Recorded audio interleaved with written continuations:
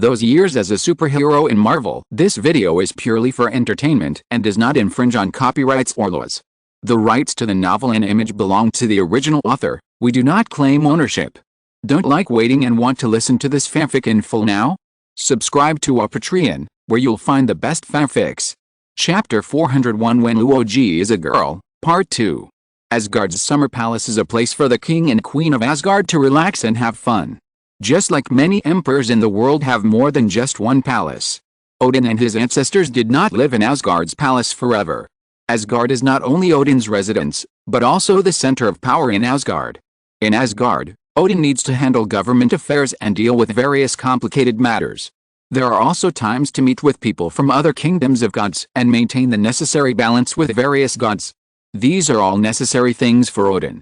So living in Asgard, Odin has to maintain a state of high mental tension at all times. But even for a god who can live for 5,000 years, if he has to be in such a busy and high-speed state all his life, even the gods can't stand it. So the gods have their own ways to relax, such as drinking and moderate fighting. But most of those ways belong to men, or more precisely, to those who are rude and violent. Odin's wife, the Phantom Queen Frigga, doesn't like this way of relaxation. Whether it's drinking a lot or watching gladiatorial combat. For her, it was a very, very boring thing. Frigga was a goddess who was proficient in magic, and knowledge was a prerequisite for becoming a magician. Rational thinking made Frigga instinctively dislike drinking, and even more dislike watching violent fights. She preferred to take care of the fairy grass she planted in the garden and read various books that could bring knowledge. This was her life. When the War of the Frost Giants ended, Asgard ushered in a long period of peace. The string that had been tense for a long time because of the war could finally be relaxed. As Frigga said, Odin needed a rest, and Asgard also needed a rest. Ruling by inaction was what Asgard needed at this stage. So Odin followed Frigga to live in the Summer Palace, a smaller and more exquisite palace, and began his rest. Here, except for the puppet servants made by Frigga, outsiders could not enter the Summer Palace. Compared with the Fairy Palace, this place is more private for the family and more like a home. The 8-year-old Loki has grown into a lovely and beautiful little girl. She has beautiful long black hair, as intoxicating as the quiet black in the night sky. She also has a pair of sapphire eyes, which makes her look so different. Mother, how should this section be pronounced? Loki sat in Frigga's arms, holding a thick book, pointing to a paragraph of text that she couldn't understand and asked. This is a book about illusion magic. For children of Loki's age, such a dull and boring book should not be popular. But Loki is very addicted to the ocean of these books. For her, spending time on meaningless play is far less interesting than wandering in the ocean of knowledge. Frigga gently stroked Loki's soft long hair and said in a doting tone, "Loki, you have been reading books for a long time. Don't you want to take a break? I still feel very energetic." Loki rejected Frigga's idea of letting her rest, and continued to pester her mother and ask various questions.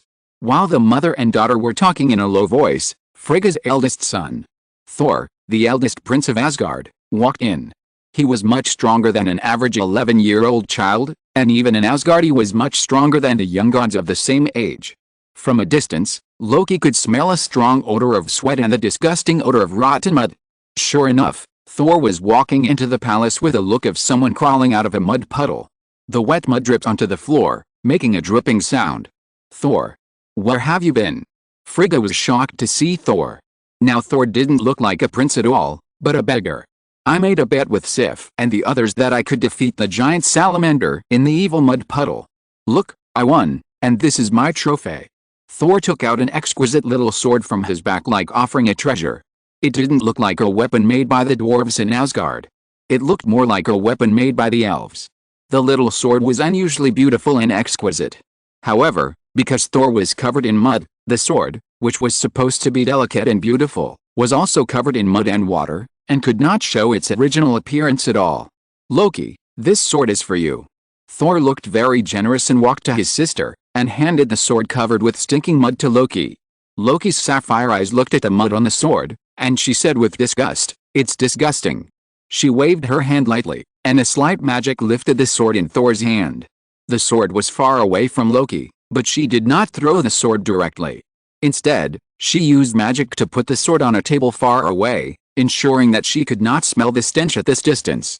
Then she looked at Thor again and whispered to Frigga, "Thor stinks. Can you help him take a bath?" "What?" Frigga looked at Loki, a little confused. Then Loki quickly explained what she meant by taking a bath. She snapped her fingers gently, and a large ball of water element appeared out of thin air, then directly wrapped Thor and began to spin rapidly. The whole process was like throwing Thor into a washing machine. Before Thor could struggle, Loki had already washed Thor clean with the water element. Then she controlled the water element to fly out of the window with the remaining mud and fell into the river outside the palace. Thor felt uncomfortable with the process of being thrown into a washing machine just now, and he couldn't help coughing several times. But at least now there was no mud on his body, from head to toe, from clothes to hair ends, he was washed clean. Because Loki controlled the water element to bathe Thor, there was no real watermark left on Thor's body. It was just that the skin all over his body became a little red because of the fierce scrubbing just now. It was not until then that Loki took a heavy breath. It felt that from the moment Thor came in until now, Loki didn't dare to breathe at all. Frigga patted Loki's head in a somewhat annoyed and amused manner. "He is your brother, you can't treat him like this." "But he stinks," Loki said seriously, and carefully looked at Thor and the elven sword on the table in the distance. She put her mouth close to Frigga's ear and whispered, making sure that her voice would not be heard by Thor, "And Thor is too stupid. The evil giant salamander is a very difficult monster, as recorded in the book. Even the elite soldiers of Asgard need to form a team and have appropriate tactics to destroy it. The value of an elven hidden blade is not worth doing this, he is too stupid," Loki whispered to Frigga. She looked at Thor, who was still coughing. Frigga stroked Loki's face. "Thor wants to give you a gift to make you happy." Loki frowned and listened to such words. She still insisted, "But it's too stupid. We should go back to Asgard, Frigga." Odin sat on a chair in front of the fireplace at night, looking at the blazing fire in the fireplace and said, "I'm a little worried, Odin." Frigga walked to Odin and said a little uneasy, "What are you worried about?" Odin gently hugged Frigga. "Loki, she is too outstanding. Her mastery of magic is far beyond the standard that her peers can achieve. Her sapphire-like eyes are as deep as the blue magic stone. You should know why I have never let her leave the summer palace." Frigga also hugged her husband and said, "She has the blood of Asgard and the frost giants. She has the advantages of both races, but no obvious disadvantages. The more outstanding she is, the more attention she will attract. You know what this means." Frigga gently patted Odin's shoulder. Odin nodded gently. Now Loki's mastery of power is not strong enough. She is still unable to control her power as she wishes. The accidentally leaked power of the frost giants will be a problem. I am afraid that only when Loki comes of age can she control this situation. Odin nodded and said, "I will find a way. The phantom cloak that the Vanir gave me before is still in the treasury. It is a sacred artifact, and I hope it can help Loki. P.S. The flashback will not be long, it will end today, don't worry." Chapter 402 When Luoji is a girl. Why did I become like this? Loki was not satisfied with her current appearance. She put on the phantom cloak given to her by Odin. This artifact directly concealed and covered her original appearance. Originally a beautiful girl, she became an ordinary boy. Loki didn't like this very much. So she asked her mother Frigga with some doubts. "Because you are too outstanding, my baby." Frigga hugged little Loki and kissed her several times. "You are much better than ordinary children, even if they are gods. Isn't this good?" Loki was a little puzzled. "Of course not, my little Loki. It's just that this will bring a lot of trouble. For your brother Thor," Frigga explained gently. Because she couldn't tell the truth, she couldn't tell Loki because she carried the breath of the frost giant. So she had to hide herself. "For Thor's what?" Loki was still a little puzzled. Frigga smiled. She and Odin had discussed what excuses to use to tell Loki these things. She and Odin treated Loki as a child. Maybe it was because of Loki's cute appearance. Her angelic look always made people let down their guard. Frigga and Odin had no idea how much impact their poor excuses today would have in the future. "Because you are too good. Even smarter than Thor. Do you know what it means for a girl to have these?" Frigga said to Loki. Loki shook her head. She didn't know what was wrong with this. Frigga said patiently, "Because of Thor's identity, he is the prince of Asgard. The future king of the gods. He must be better than other children of the same period. Otherwise, he will not be able to convince the public." Frigga felt that Loki might not understand these things, So she changed her statement that she thought Loki would understand. As a sister, you are too good. Thor will be nothing compared to you. Just like the magic you used that day. Your control of magic is almost the same as many adult gods. No one has ever been able to do so well at your age. So, I have to be a foil for that big fool? He is so stupid. Why don't you let me be the king of Asgard in the future? Loki pouted a little dissatisfied. Silly child. Frigga smiled. There has never been a female king in Asgard. Considering that Thor can fight with a giant salamander to win the elven hidden blade in order to please you. Just let your stupid brother go occasionally. Frigga knew that although Loki was disgusted by the dagger covered with mud and water, but after washing it, she still put it in her collection. Although Loki's mouth is very poisonous, she is actually very soft-hearted. Frigga thought so and couldn't help kissing little Loki again. Compared with her real biological son, Frigga doted on Loki more. This is beyond doubt. Even Odin, who was struggling with whether to kill Loki at the beginning, began to dote on Loki in these 8 years. Because she was a girl, Odin did not have too many defenses against Loki. If it was a boy, Odin might have all kinds of defenses and would be biased towards Thor. But because Loki was a girl, Odin's defenses were naturally broken. Especially when Loki was unusually well-behaved and smart, she was more loved by Odin and his wife than her brother Thor, who was always making trouble and worrying. So Odin did not hesitate to give Loki the artifact-level phantom cloak as her 8th birthday gift. As for why Loki was disguised as a little boy, Odin had deeper considerations. His sister gave birth to a daughter for Laufey, and Odin did not dare to guarantee that no outsiders knew about it. Odin essentially wanted to completely isolate Loki from the frost giants. He wanted to treat Loki as his own daughter and a member of Asgard. If we infer the appearance of Loki from the time when Odin fought the frost giants and then returned to the god's domain, it would be too much of a coincidence. Odin did not want too many accidents. He had already calculated that it was only temporary for Loki to hide her identity and be a boy. When Thor was able to stand on his own, he would step down from his position as the king of the gods. He would pass the throne to Thor. And then it would be the day when Loki would reveal her identity. Odin made all kinds of preparations for that day. But as the old saying goes, plans cannot keep up with changes. Whether it was Odin or Frigga. As gods, the couple were extremely powerful. But as parents, they were still a little short of maturity. Odin's education of Thor was a failure. He wanted to educate Thor to be an excellent ruler, but various problems arose in the process.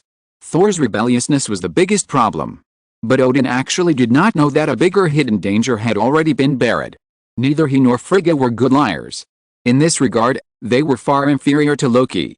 Just as the point mentioned repeatedly in the previous article, as long as it is a lie, there will be flaws. And if there are flaws, more lies will be needed to fill them, and then they will fall into a vicious cycle. Today is an ordinary day in Asgard, and the people of the god's domain live their usual lives. Loki, disguised as Loki, is drinking mead in the famous tavern, Harvest Festival, in the god's domain. It has been more than 10 years since she came back from the Summer Palace. More than 10 years ago, she returned to Asgard as the second prince of Asgard. Odin announced that this was the second son he and Frigga had in the Summer Palace. The god's domain held a grand celebration to welcome them to the second prince. In more than 10 years, Loki is no longer the ignorant little girl she was back then. She understands what Frigga said to her back then. Asgardian women cannot be kings. If she performs much better than her stupid brother as the second princess, then where is Thor's prestige? I'm afraid that many other gods will laugh at Thor's incompetence. He is the only heir to Asgard. What's worse is that if Thor is hit hard and loses confidence, can he take over Asgard smoothly in the future? These are all kinds of problems. Loki's growth is much more mature than ordinary people. She deeply understands this. After she understood this, now as Loki, as Thor's little brother, she behaved very low-key. Loki, are you drinking again? The one who came to greet her was Thor's childhood playmate, Sif, one of the Valkyries. Loki glanced at Sif, took a sip of mead, smiled and asked, "Didn't you go to see Thor today?" Loki knew that Sif liked Thor and had liked him since she was a child. She didn't understand what was there to like about that kind of fool. So she sympathized with Sif. No, Thor went to catch flying goats today. The flying goats in Sif's mouth are not just flying goats. They are real beasts, a kind of guy that is more difficult to deal with than dragons. In the historical records of Asgard, there are only a handful of gods who can catch flying goats as mounts. Capturing the flying goat is a symbol of force. But it is also very, very dangerous. Ha! Loki laughed with some disdain. Is my brother showing off his force again? Sif knew that Loki and Thor were two different people. Loki was quieter, while Thor was more active. And he liked to show off his force more. It's not just a simple show of force, Loki. Thor is preparing for war. Sif said simply. And maybe you will also participate in this war. Loki hummed without comment. But no one could have imagined that this war had a profound impact on some of Loki's inner thoughts. P.S. Well, I'm too tired. It seems that I can't finish this story tonight. I originally wanted to solve it in a big chapter so that everyone can see it. I can't hold on any longer. I'm going to sleep. Sorry, I will write more tomorrow. I'm a little tired today. Chapter 403. My value, 5,500 words. War. This word is not a strange word for any nation or any civilization. All races and civilizations that can stand tall in the world have experienced the test of blood and fire. Without bloodshed and sacrifice, there is no peace and rights. This is an irrefutable truth for many civilizations. Even gods are no exception. Those legendary wars of gods, those battles between good and evil in stories. No matter how they are beautified and modified, their essence is cruel and bloody. Asgard defeated the frost giants, but this does not mean that Asgard will never have enemies. The universe is so big that no one knows where the border of the territory is. The universe is so small that it cannot accommodate several civilizations coexisting in one star field. Asgard has enemies that need to be eliminated, because there will always be believers calling for the help of gods. Those believers enslaved by evil gods live in the abyss. They pray for salvation from the gods they believe in. Odin no longer puts on his armor to go to war. Since the last time he completely defeated the frost giants, there has been no enemy worthy of his personal attack. Now he entrusted the military power of Asgard to his son, Thor. He will inherit the throne in the future, and he needs qualifications and prestige. Otherwise, what can he use to convince other gods? Asgard is a powerful pantheon, and this strength is based on Odin's many years of wars. The evil gods he killed are enough to fill a small planet. Thor also needs to use the same means to prove himself. For example, what he is doing now, leading 2,000 elite warriors of Asgard to attack the evil god of a dead star. Asmodeus, the god of desire, is the name and priesthood of this evil god. As the god of desire, he is much more affected by his priesthood than ordinary people are by desire. When he himself sank into the sea of desire, he became a terrible evil god. The greater the desire, the stronger he is. This dead star was originally a planet dedicated to him as the main god. But now it has become a desert. No life can be seen anymore. And this is not the first planet destroyed by Asmodeus. Odin was guided by his followers and sent Thor to lead the army to attack Asmodeus. On the sun boat, Thor was walking proudly in front of Loki with his newly captured flying goat. Loki. Loki. Look, this is my newly captured flying goat. Do you want to try riding it? I finally tamed it completely these few days. Now I don't have to worry about getting hurt when riding it. He looked like he was praising me. Because you caught this flying goat, Thor was praised by other gods of Asgard. Because flying goats have violent tempers and move quickly, not many gods can really tame this creature as their mount. Loki glanced at Thor and said listlessly, "Congratulations, my brother." She sat on the deck of the sun boat, lazily reading the magic book. Oh. Loki's indifferent attitude hurt Thor a lot, and he didn't know how to continue the topic. Fortunately, his messenger came to help Thor out. "We are almost at our destination." Hearing the messenger's words, Thor and Loki both stood up. They sailed in the universe on the solar boat for nearly 3 months. The speed of the solar boat was close to the speed of light, and finally arrived at the target they were going to attack this time. A yellowish planet appeared in everyone's field of vision. The broken atmosphere and the refraction of light made the surface of this planet look bizarre from space. It was hard to believe that it was a green and vibrant planet a few years ago. At that time, Thor and Odin visited this planet together, but now the planet is lifeless. Asmodeus, the god of desire. Proficient in mind magic, with a strong ability to seduce people. It will arouse the most instinctive desires, including greed, ruthless killing and other negative effects. Loki closed the magic book and said seriously, "That's why my father asked me to help you, right, Thor?" Loki glanced at Thor with a squint. Thor nodded. That's right, because besides the Queen Mother, you are the best person in Asgard at using mind magic. Okay, I understand. Thor, help me build a defensive formation. I can quickly deal with Asmodeus. The evil god dominated by desire is not difficult to deal with. Just...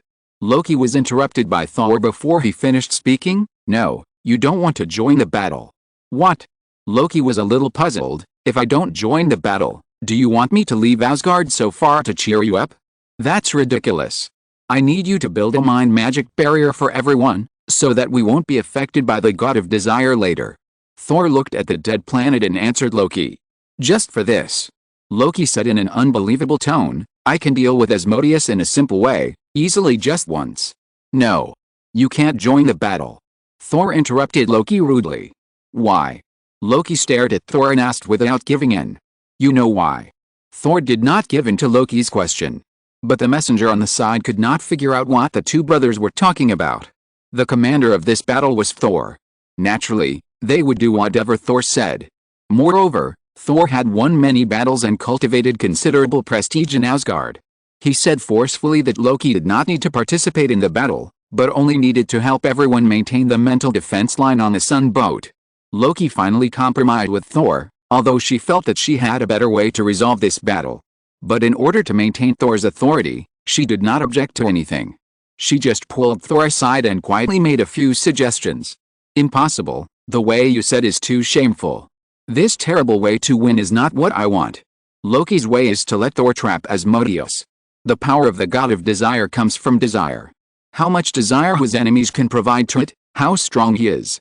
Loki let Thor trap him, and then Loki sealed and locked everyone's mind. In the form of a war of attrition, repeatedly grinding, until the god of desire is worn to death. It is an ugly way of fighting. This kind of battle is not about who is more heroic. It is about who is more careful. Thor instinctively doesn't like this way of fighting. He is the son of Odin. He should fight like Odin. He has been taught this way by people around him since he was a child. Odin will not win in this cowardly way. Even if he wins, this way is not glorious. This kind of battle will not be written into poetry and sung by the gods. Young Thor urgently needs to prove himself and prove that he is a good king of Asgard. Defeating or even killing a real god is the best way for him to prove himself. He did not adopt Loki's advice. He was confident that he could defeat the god of desire in his own way. He wanted to win an epic victory. He wanted the name of Thor, the god of thunder, to spread throughout the universe. When he left with 2,000 soldiers, Loki could only wait for the solar boat to rely on the magic circle to provide a mental barrier for everyone. The battle was very intense. Even though the solar boat stayed in outer space, Loki could feel the intensity through the atmosphere. The ground of the planet was shaking, and the air was filled with killing and despair. Loki knew that Thor did not fight according to her plan, but fought in his most usual way. The eye of the storm hovering in the center of the planet was the best proof. Thor was the god of storm and thunder. When Thor used all his divine power to build a lightning storm, the huge eye of the storm covered 1/3 of the size of the planet. Thor fought with 200% of his strength. The eye of the storm lasted for 3 rotations of the planet, about 1.5 rotations of the Earth, before slowly disappearing. When Thor carried the head of the god of desire and led the warriors back to the solar boat again, Loki was relieved. Is this the price of your victory, Thor? 381 corpses, 335 seriously injured, and 720 slightly injured. The solar boat began to return to Asgard that day. But Loki did not attend the celebration after the victory of the warriors. She just called Thor to a deserted place and questioned him in a cold tone. This tone made Thor very unhappy. Get it straight. Now it is a victory, not a defeat. They killed a veteran god. What does Loki's tone mean? Is she going to blame her? Thor was a little unhappy, but he still tried to remain calm and said, there will definitely be casualties in the war. We are dealing with a veteran god. Such casualties are not considered great, Loki. Because there was no one around, Thor called Loki by her real name. I said, if I participated in the war, or followed my method, we would not have won so badly. Loki did not give Thor any face at all. She thought Thor was stupid. There were obviously better choices, but he chose the worst one. Just like the elven sword he gave her that year, it was obvious that he could go to the store opened by the elves and get it at a suitable price, But he used the most stupid way, killing an evil giant salamander to exchange it. To Loki, both of these things seemed unreasonable. But Thor didn't think so, or his mode of thinking was fundamentally different from Loki's. He thought some things were necessary, or even essential. For example, the way of winning. Thor didn't think his way of winning was ugly. Ugly. Thor's mouth twitched. Do you know how powerful the god of desire is? When we were fighting bloody battles, you were just maintaining magic on the sun boat. What qualifications do you have to blame me? I said, I can join the battle. I have a way to deal with the god of desire. I only need to use mind purification, just once. He will lose the ability to resist. Loki said his method, but this angered Thor. Enough. I know you are excellent. You have always been excellent, and you have been smarter than me since childhood. But you can't tell me what to do in everything. You can't join the battle. Thor said decisively. Why? Loki was also on the verge of going berserk. If Thor didn't give a reasonable explanation, she would make Thor look bad. Because you are a girl. Thor said this as if it was natural. But it completely angered Loki. Magic power surged in her eyes, and a huge palm appeared in the void. Bang! The huge palm clenched into a fist and smashed towards Thor. Thor was exhausted from fighting the god of desire and had no way to avoid this attack. He was hit hard and flew dozens of meters away, breaking several walls. Thor. You are the most shameless bastard I have ever seen. Loki only left a curse and the person was far away. She decided to report this matter to Odin after returning to the god's domain. In the god's domain, Odin and his wife were waiting for Thor and Loki to return. Thor paraded the head of the god of desire as a trophy in the god's domain. Countless gods and people cheered for him. But Loki had no interest in participating in this kind of parade. She thought this kind of thing was stupid. This way of war was stupid, the way of celebration was stupid, and the people who celebrated were even more stupid. Odin and Frigga did not participate in the parade, as that was Thor's stage. They needed Thor to perform on his own. The couple had been waiting for Loki's return in her bedroom early in the morning. Do you think she will like this gift? Odin asked his wife Frigga, holding a small bamboo basket in his hand. She will like it. Thor has a flying goat as a pet, and she needs one too. This black cat sent by the ancient Takeo is just right. It is the best pet for the wise mage. Frigga patted her husband's palm. For a girl named Loki, Odin and Frigga's favor is beyond compare. Whatever Thor has, Loki will definitely have. And it will only be better than Thor, not worse than Thor. And whatever Thor does not have, Loki will also have. In the entire Asgard, only Odin and his wife, and Thor, knew Loki's true gender. So although everyone clearly felt that Loki was favored, Thor never felt jealous. Because in his mind, it was natural to give in to his sister. When Loki returned to Asgard and met Odin and Frigga, she couldn't help but tell them everything that happened on the way. Thor's decision is too stupid. It's a waste of the lives of Asgard's warriors. Loki's words silenced Odin and his wife. After a while, Odin spoke. Do you think Thor did something wrong? He is too arrogant. He always thinks that bravery can solve all problems. But this is a gamble with the lives of Asgard's outstanding warriors. Everyone will have to fight with him. He can't do this, father. Loki said seriously. I know Thor is the future king of Asgard, but he can't act so easily and rashly. I asked to let me lead an army alone in the future. I don't ask for more power than Thor, but I want him to know that there will always be a suitable way to fight. He can't joke with the future of Asgard. Do you know what you are talking about, Loki? Odin looked at Loki in surprise. Do you know what this means? If you really do this, others will think I want to make you king. Why not? Loki didn't think there was anything wrong with this. Will I do worse than Thor? At least I won't use the lives of warriors to fulfill my glory. This is an absurd and wrong thing. Odin and Frigga were silent at this moment. If Loki was really his biological son, not his niece, Odin would train Loki instead of Thor. Loki is better and smarter. In comparison, Thor is more suitable to be a war god than a god king. But there is no such thing as if. Putting aside Loki's life experience, just her identity as a woman cannot inherit the throne of the god king of Asgard. You must know that although Asgard is in the hands of Odin, the ancient gods have set the rule that women cannot be kings. They formulated the original rules that do not allow women to inherit the throne. This is like an iron rule nailed to the rules of Asgard. And Odin does not think that women are suitable to be god kings. So he answered almost without thinking, Asgardian women cannot be kings. Shouldn't being a king depend on ability? If Thor is really capable, what do you have to worry about, my father? Loki seemed to be very persistent about this matter. Rules are rules.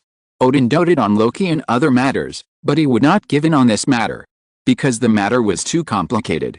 In fact, the seeds had been planted as early as when he and Frigga lied to Loki. What you sow, what you reap.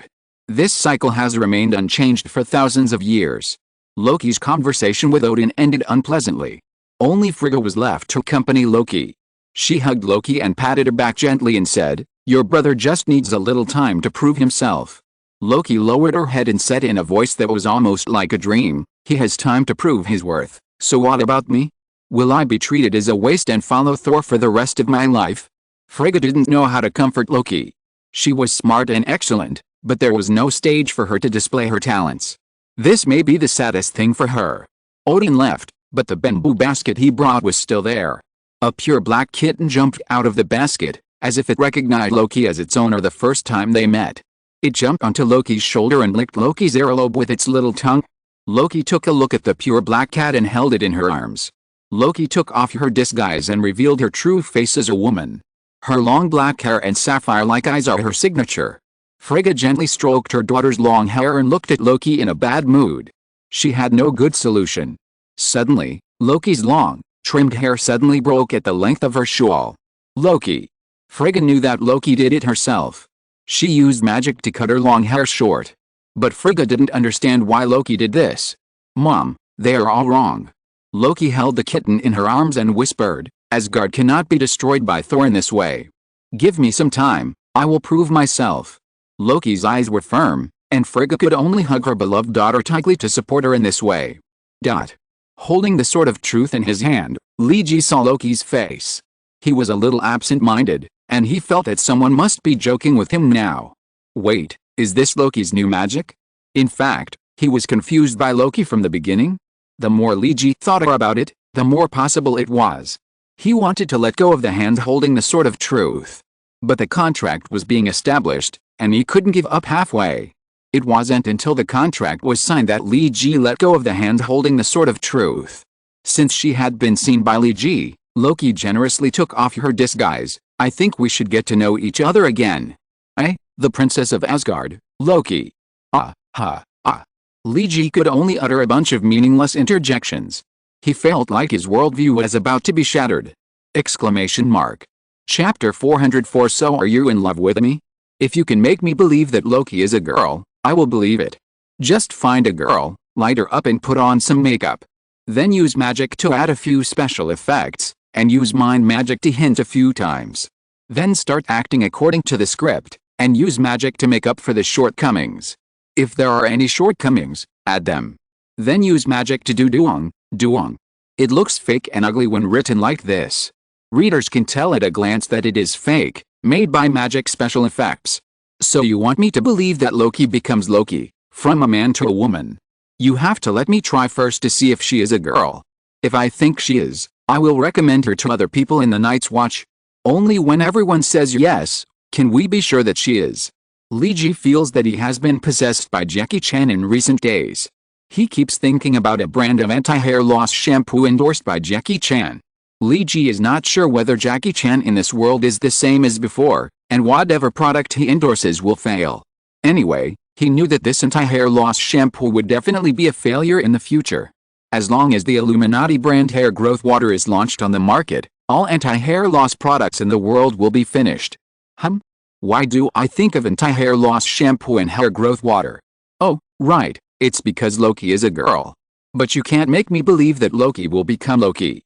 I will believe that he will become a girl if he changes from a man to a woman. I want to. The above situation simply describes Loki's mood in recent days. He felt that his three views were shattered. It was the kind that if you pick it up from the ground, you can't stick it together even if you use the method of anti-glue and talcum powder. Note? Since he knew Loki. Oh, no. It was Loki who was actually a girl. Loki felt that everything was beyond his control, and the deviation was serious. All the previous arguments, including the plan, were useless in an instant. So do you really want to be the king of Asgard? Loki asked cautiously. This was the 20th time that Loki had secretly talked to Loki in recent days. There was only one purpose for the conversation, to prove that he really didn't dream that day. Loki did sign a treaty with him, and he did promise to help Loki ascend the throne. Just now, Loki arranged 5 mixed teams of 200 elves in Asgard to scout the front line. This is what she does every day. As a commander, she shouldn't be in charge of everything. But she had to do it. Because Odin and Thor left a strong imprint on the Asgard army. This style seemed to Loki to be what fools like to do, that is, to find the enemy's main force. Then rush in a wave without thinking. Although finding the main force and then fighting a decisive battle in one breath for a refreshing victory is the best way to win. But all this is based on the fact that the opponent fighting against Asgard is crushed by Asgard in terms of strength. This can only be done by using a unified army to fight a panicked enemy.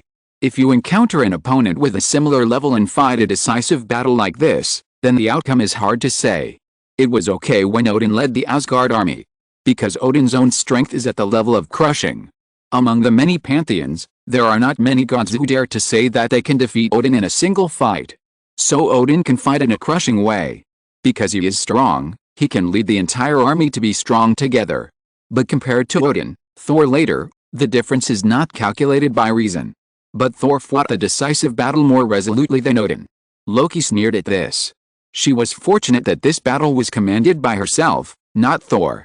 Because the opponent now is not a opponent that can be needed casually, but a coalition of Asgard's sworn enemy, the Frost Giants, and the Dark Elves. Back then, the Elves formed a coalition with Asgard to defeat the Dark Elves. For the Dark Elves, Asgard is an equally annoying existence. These two opponents are not easy to mess with. The only good news is that the main general on the opposite side is not the leader of the Frost Giants, Laufey, or the king of the Dark Elves, Malekith. If either of these two people came, then the leading power of this battle would not be Loki or Thor. Instead, Odin and the Elf Queen would go out together. It is precisely because the opponents who came out are not strong enough for young people to deal with, so Odin and the Elf Queen organized this war with the idea of training young people. In fact, war is very similar to playing in the NBA. Even if you are the top pick in the draft and sweep all opponents in the college league. But in the NBA, you are still a rookie. You still can't play in this venue. You still need to learn from scratch. It takes time to train a rookie. And war is more cruel than the NBA, because in the NBA, if you don't play well, at most you will lose your job, but here if you don't fight well, you will lose your life. This time, the friction between the Dark Elves and the Elves is not at the level of a full-scale war. But it has reached the level of a high-intensity war. The Dark Elves and the Frost Giants are testing. They are testing whether the long-term comfortable life has caused the combat effectiveness of Asgard and the Elves to decline. As long as these two kingdoms show a little sign of decline, then Malekith or Laufey will definitely lead the army to attack. A full-scale war will definitely break out. However, from the beginning of the war to now, Loki has given everyone a perfect answer. Skillful tactical coordination, luring the enemy deep into the enemy's territory, and then cutting off the enemy's territory is a strategy that Asgard has never used before. A few thousand people can completely wipe out tens of thousands of vassal troops. 1,000 people can break through and cut off the middle connection of an army of 10,000 people, and then the front and the rear will not be able to take care of each other. The strategy of blooming in the center, using 3,000 Asgard soldiers plus 1,000 Elven soldiers, can completely defeat the coalition of 10,000 Dark Elves and Frost Giants. Loki has completely reversed the war strategy that Asgard used to like to use. The main force decisive battle strategy is the most orthodox and correct strategy in war. But this is based on the premise that it is worth fighting like this. Loki does not think that the current war is worth fighting like this. This is not a full-scale war, and she does not need to use the soldiers of Asgard and the elves to achieve her glory and reputation. Her strategy is not beautiful, nor glorious. She does not meet the conditions for any epic to be sung, and no poet will write songs for her. But Loki does not care. What she seeks is always the essence, not the false name. And this essence is to become the king of Asgard. She believes that the soldiers know who is the better commander. The commander who dies in the war and gains a false name. Or the commander who wins the war and survives, so that they can live and enjoy the glory. So when Loki once again raised the question of whether she really wanted to be the king of Asgard, Loki was a little angry. Lee, if you still want to talk nonsense, or something. Please shut up when you sleep. How can you talk nonsense with your mouth closed? Lee Ji bared his teeth. It's just that there are many things I suddenly don't understand now. Loki. Loki. Lee Ji is still not used to the fact that Loki is Loki. There are some things you don't need to figure out. Just let Thor stay on Earth. When he recovers his divine power, let him be the patron saint of the Earth. He can become a branch of the Asgard pantheon. This is good for Asgard and for him. Loki said quickly. She had a lot of things to do. Do you have anything else to do? If not, please get out. Okay, okay. Lee Ji said hurriedly, just one thing. Because you gave me the Thunder Blade before. Now I can't figure out why you gave it to me. All of Lee Ji's previous speculations were based on Loki being an ambitious man, and after Loki became Loki, many speculations were no longer valid. The things he couldn't figure out made him toss and turn and couldn't sleep. I thought you gave me the Thunder Blade before, so that I could help you deal with Thor in the future. But now it doesn't seem to be the case. Your relationship with Thor is not that bad. So, Loki took over before Lee Ji finished speaking. So you are guessing, because you won my favor when I first met you. You made a beautiful and intelligent goddess fall in love with you. So you made the dwarves make a quasi-artifact to give to the object of their admiration. Luo Ji had a smile on her lips, and her eyes were a little weird. Lee Ji didn't know how to describe Luo Ji's expression now, he could only nod sullenly. Yet, Lee Ji looked like a fool now. Because Luo Ji's gender reversal had a huge impact on him. His IQ plummeted in the past few days. It has now reached the lowest point in his life. Now Lee Ji has no clue, because the matter is too strange, and he knows very little about female Luo Ji. She is completely different from male Luo Ji, so Lee Ji can't make an effective judgment. Luo Ji looked at Lee Ji and nodded shamelessly, and she said mockingly, "You are the most shameless and narcissistic man I have ever seen. So, why did you give me that thunder knife?" Lee Ji didn't care about Luo Ji's ridicule. Anyway, being ridiculed by a beautiful girl, oh no, a beautiful goddess, wouldn't lose a piece of meat. He was more concerned about the purpose behind Loki. But it was obvious that Loki would not tell Lee Ji her true intentions. She curled her lips slightly and said, "Guess." Then Lee Ji was driven out of the room by her. "Oh, by the way, aren't you going to collect the combat data of the Dark Elves? I will arrange a patrol team tomorrow. You can go with them. But the premise is that your IQ returns to normal." Loki suddenly opened the door and said something to Lee Ji, then closed the door again. "Okay, let's put aside the issue of Loki or Loki for now. When we get back to Earth, ask Thor.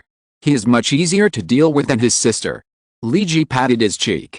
"Cheer up and go hunt the Dark Elves tomorrow. To introduce such strange creatures, you must first know their weaknesses. Comma.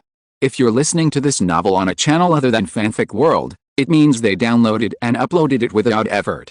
We cordially invite you to visit our channel, Mundo Fanfic Novelis. There you'll find the original version of this story and you can explore many other novels of various genres. We're waiting for you to immerse yourself in a world of incredible novels. Chapter 405 Elves and Titans. Excerpt 1 from The Past of Elves, Origin and Divergence. The Dark Elves originated from the Elves. They were originally just a branch of the Elves, just like the different skin colors of humans. They are of the same origin, but they have some differences. The opposition between the Dark Elves and the Elves is not simply instigated by a certain ambitious person, or caused by similar things. There are deeper reasons for the division of this ethnic group. If the opposition between the Dark Elves and the Elves is described in detail, I am afraid that a huge book can be compiled. That is a story that started tens of thousands of years ago on Earth. It starts from the story of Drow, Dunmer. Note 1. Various things have occurred in the changes of tens of thousands of years of history. I will not go into details here, but just make a general statement. There are many different opinions on the origin of the Elves, but some scholars, especially the wise men and librarians from Eternal City, Note 2, once believed that they had found the most logical origin. The Elves may have a deep connection with the Eternal Clan. The giants of the Eternal Clan, people prefer to call them Titans, are the earliest known civilization in this world. Including the Eternal City, they are all gifts left by this group. Although they did not leave detailed written records, cosmologists know from the few words and various speculations that the Eternal Titans are the earliest founders of this world's civilization.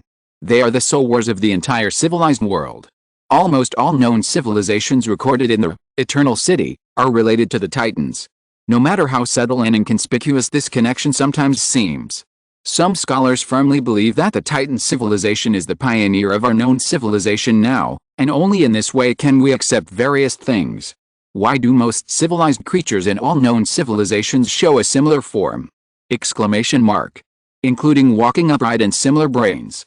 Most creatures show a human-like form. This is incredible. And there may be only one explanation, that is, the vast majority of known civilizations are actually created by a more advanced civilization, similar to the Eternal Titans, according to their own templates. There are quite a few scholars who hold this view. Most of them believe that Titans have an important connection with the extinct ancient gods. Titans are likely to be direct descendants of the ancient gods. Although the author of this book, the librarian number 10,126 from the Eternal City, holds the opposite opinion. But this cannot erase the great influence of Titans on this world. The story of Titans can be found in the library archives, book number 99,999, The Eternal Family. The author will not describe it here. A considerable number of people believe that the birth of elves and dark elves is not constructed by similar Titan civilizations. It is even possible that elves were born directly from the corpses of giants. They are the product of the power of giants, not simple creatures. However, this speculation has been questioned and criticized because no one has ever seen the true appearance of Titans. However, the differences between elves and dark elves also began with the shaking and differences in their self-beliefs and birth cognition. The elves claim that they are creatures transformed from the world tree. The earliest purpose was to protect the tree elves of the world tree. The dark elves disagree with this statement. They were more inclined to believe that he was born from the energy of the Titan's corpse. Because of their completely different understanding of self-worth and self-belief, the two parties began to drift apart. Until Drow came to power and became the ruler of the Dark Elves, the rift became larger and larger. Here is the reference: Elegant War, Elves book number 6,034,026. The Dark Elves advocated looking for the Titans and their former masters. But the Elves did not agree with this. Because from all indications, the Titan civilization has long disappeared in the universe. Perhaps the Eternal Clan has been destroyed. From the little information available, the Titans like peace. They don't even know what killing is. They have the power to create and destroy the world, but they prefer to live in peace with their own peace. If the Titans don't want others to find them, then no one will be able to find them. So the Elves think that the Dark Elves' ideas are very stupid. When the faith and value have an unhealable rift, and it is getting bigger and bigger, the Elves are completely divided. The Dark Elves left the Elf Kingdom and began their own journey to find the Titans. They believed they would find it. And the hidden dangers buried by this split also buried deep hidden dangers for the final war between the two tribes. The above content comes from the past of Elves, origin and divergence. Li Ji's eyes were almost blurred after reading this short paragraph. This is a small book that Luoji gave him before he went out today. It is very damaged, with a large number of pages missing and traces of being burned. Luoji told him that there are quite a few stories about Dark Elves in it. So Li Ji took the time to read the contents of this book while following the patrol team to find the Dark Elf spies. The content of this book is too obscure. Many of the things mentioned in it are completely unknown to Li Ji. He can only understand what is written in this book by reading the other documents mentioned in the book together. The only thing that can be understood is the relationship about why the elves split. This is a difference in beliefs and values, a matter of self-identity. This kind of difference is the most difficult to integrate because of the different value demands. Therefore, the elves and the dark elves will also go in opposite directions in their ways of doing things. Compared to the inexplicable things that the dark elves did in the Thor movie I watched in my previous life, and those illogical things. Now many things have a reasonable explanation. And the war between the dark elves and the elves is understandable. Is this what humans call a holy war? Then because of the beginning of the war and the inability to find the whereabouts of the Titans, their self-worth and beliefs have become increasingly gloomy, so the dark elves have become more and more distorted, so that now there is only destruction in their minds? Li Ji didn't dare to make this judgment because he knew too little information. However, he only needed to know the general situation of the dark elves and the elves, and didn't seek to understand it in detail. Anyway, he is not an elf, and the things he has to solve are always about humans and the earth. Following the patrol team of Asgard and the Dark Elves for almost 2 days, They finally found a place where the Dark Elf scouts settled. Li Ji held a long sword made by the dwarves in his hand, and the Thunder Sword was ready to use at any time. He had to know the strength of the ordinary Dark Elf warriors before deciding how to introduce the Dark Elves to the Earth in the end. Drow and Modern are the names used by the gods to refer to the Dark Elves. Here I have made some appropriate changes and set these two names as two important leaders in the history of the Dark Elves. Note 2, the Eternal City was mentioned in a long time ago. Loki used to go there to borrow books. The news including the Midgard Serpent came from the library on this planet. I will talk about this place in detail later. I will only update one chapter today. I am a little tired, so I will take a leave. Chapter 406 Power and Tools. For Li Ji, fighting is fine. After gaining reputation, exchanging for skills or technology drawings is fine. In essence, all of these are just external objects and tools for use. He has never thought of crushing the Marvel Universe, or pursuing the idea of invincible power. In Li Ji's subconscious mind, he always feels that if he really does this, the consequences may be very bad. For example, in the past life and this life, there is a famous online novel website in China across the ocean. The protagonists in those novels are always going to go against the will of heaven and destroy the heaven or do similar things. Li Ji has never figured out what the heaven owes them. And in those stories, it is easy to practice for decades at a time, and hundreds of years at a time. Then practice to become a peerless strong man with the same lifespan as the heaven and the earth. In Li Ji's value system, what is the meaning of not being able to figure out such things? Well, you are strong. You are getting stronger and stronger. You are invincible. Then what? What did you get? You are invincible, and what is your contribution to the world? If you think about it carefully, I am afraid there is no contribution. And in the process of pursuing supreme power, no one can tell what is lost. When a person chooses power over emotion and gives up emotion, can this person still be considered a person? A so-called strong man lives for thousands of years, but he doesn't even have a friend. Is this life really valuable? In this world, even a god as strong as Odin still has his own friends and his own family. The most powerful human on earth, Master Gu Yi, also has his own social circle. They have never been a closed and narrow group. They are not the kind of people who ignore worldly affairs for hundreds of years once they practice. Their entire lives and lives are entrusted to the great cause of practice. But this kind of practice is clueless, and they don't know why they become stronger. In order to become stronger, they can bully people who are weaker than themselves. Or when killing people for treasures, if others dare to glare at you, you will kill the whole family. Li Ji has always sneered at this concept. Odin's strength comes from his belief in Asgard. It is Odin's obligation to support Asgard, so he made himself stronger for this matter. And for Gu Yi, the reason why he became stronger. To protect the earth, his hometown, he has been supporting the earth as a protective umbrella for more than 500 years. For them, power is always just pure power. One's own strength is just a means, a way, and a prerequisite to achieve the goal. Becoming stronger in order to change the world is not changing the world in order to become stronger. There are many people who cannot sort out the cause and effect relationship between them. Why can Li Ji connect so many forces and make many people convinced and infected by him? Because he is a representative of this spirit.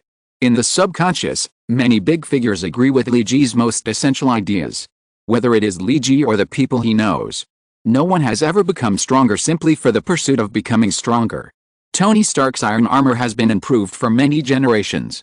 Before Li Ji came to Asgard, he had heard that Tony's nano-metal deformable steel armor was close to experimental success. Tony did not do so many things simply to show his strength. For this kind of people, leaving something for this world is far more important than taking something from this world. Ancient One has never thought about immortality, Odin has never thought about immortality, and Xitigarbha has never thought about immortality. Li Ji only knows Dormammu who really wants immortality, but is he still a person now? Dormammu constantly takes things from various worlds and leaves everything to this world. He just lives for the sake of living. It is difficult for Li Ji to imagine the meaning of this length of life. Is this the ultimate life form pursued by the strong in countless novels? If so, Li Ji would rather live only to 60 years old. The quality of life is far more valuable and meaningful than the length of life. Do you want to live a year of 365 days, or do you want to live a day repeated 365 times? In Li Ji's view, Most of those who practice all day and kill people for treasures belong to the latter in life. What these people can feel in 6,000 years is probably not as much as what they can feel in their 60 years of life.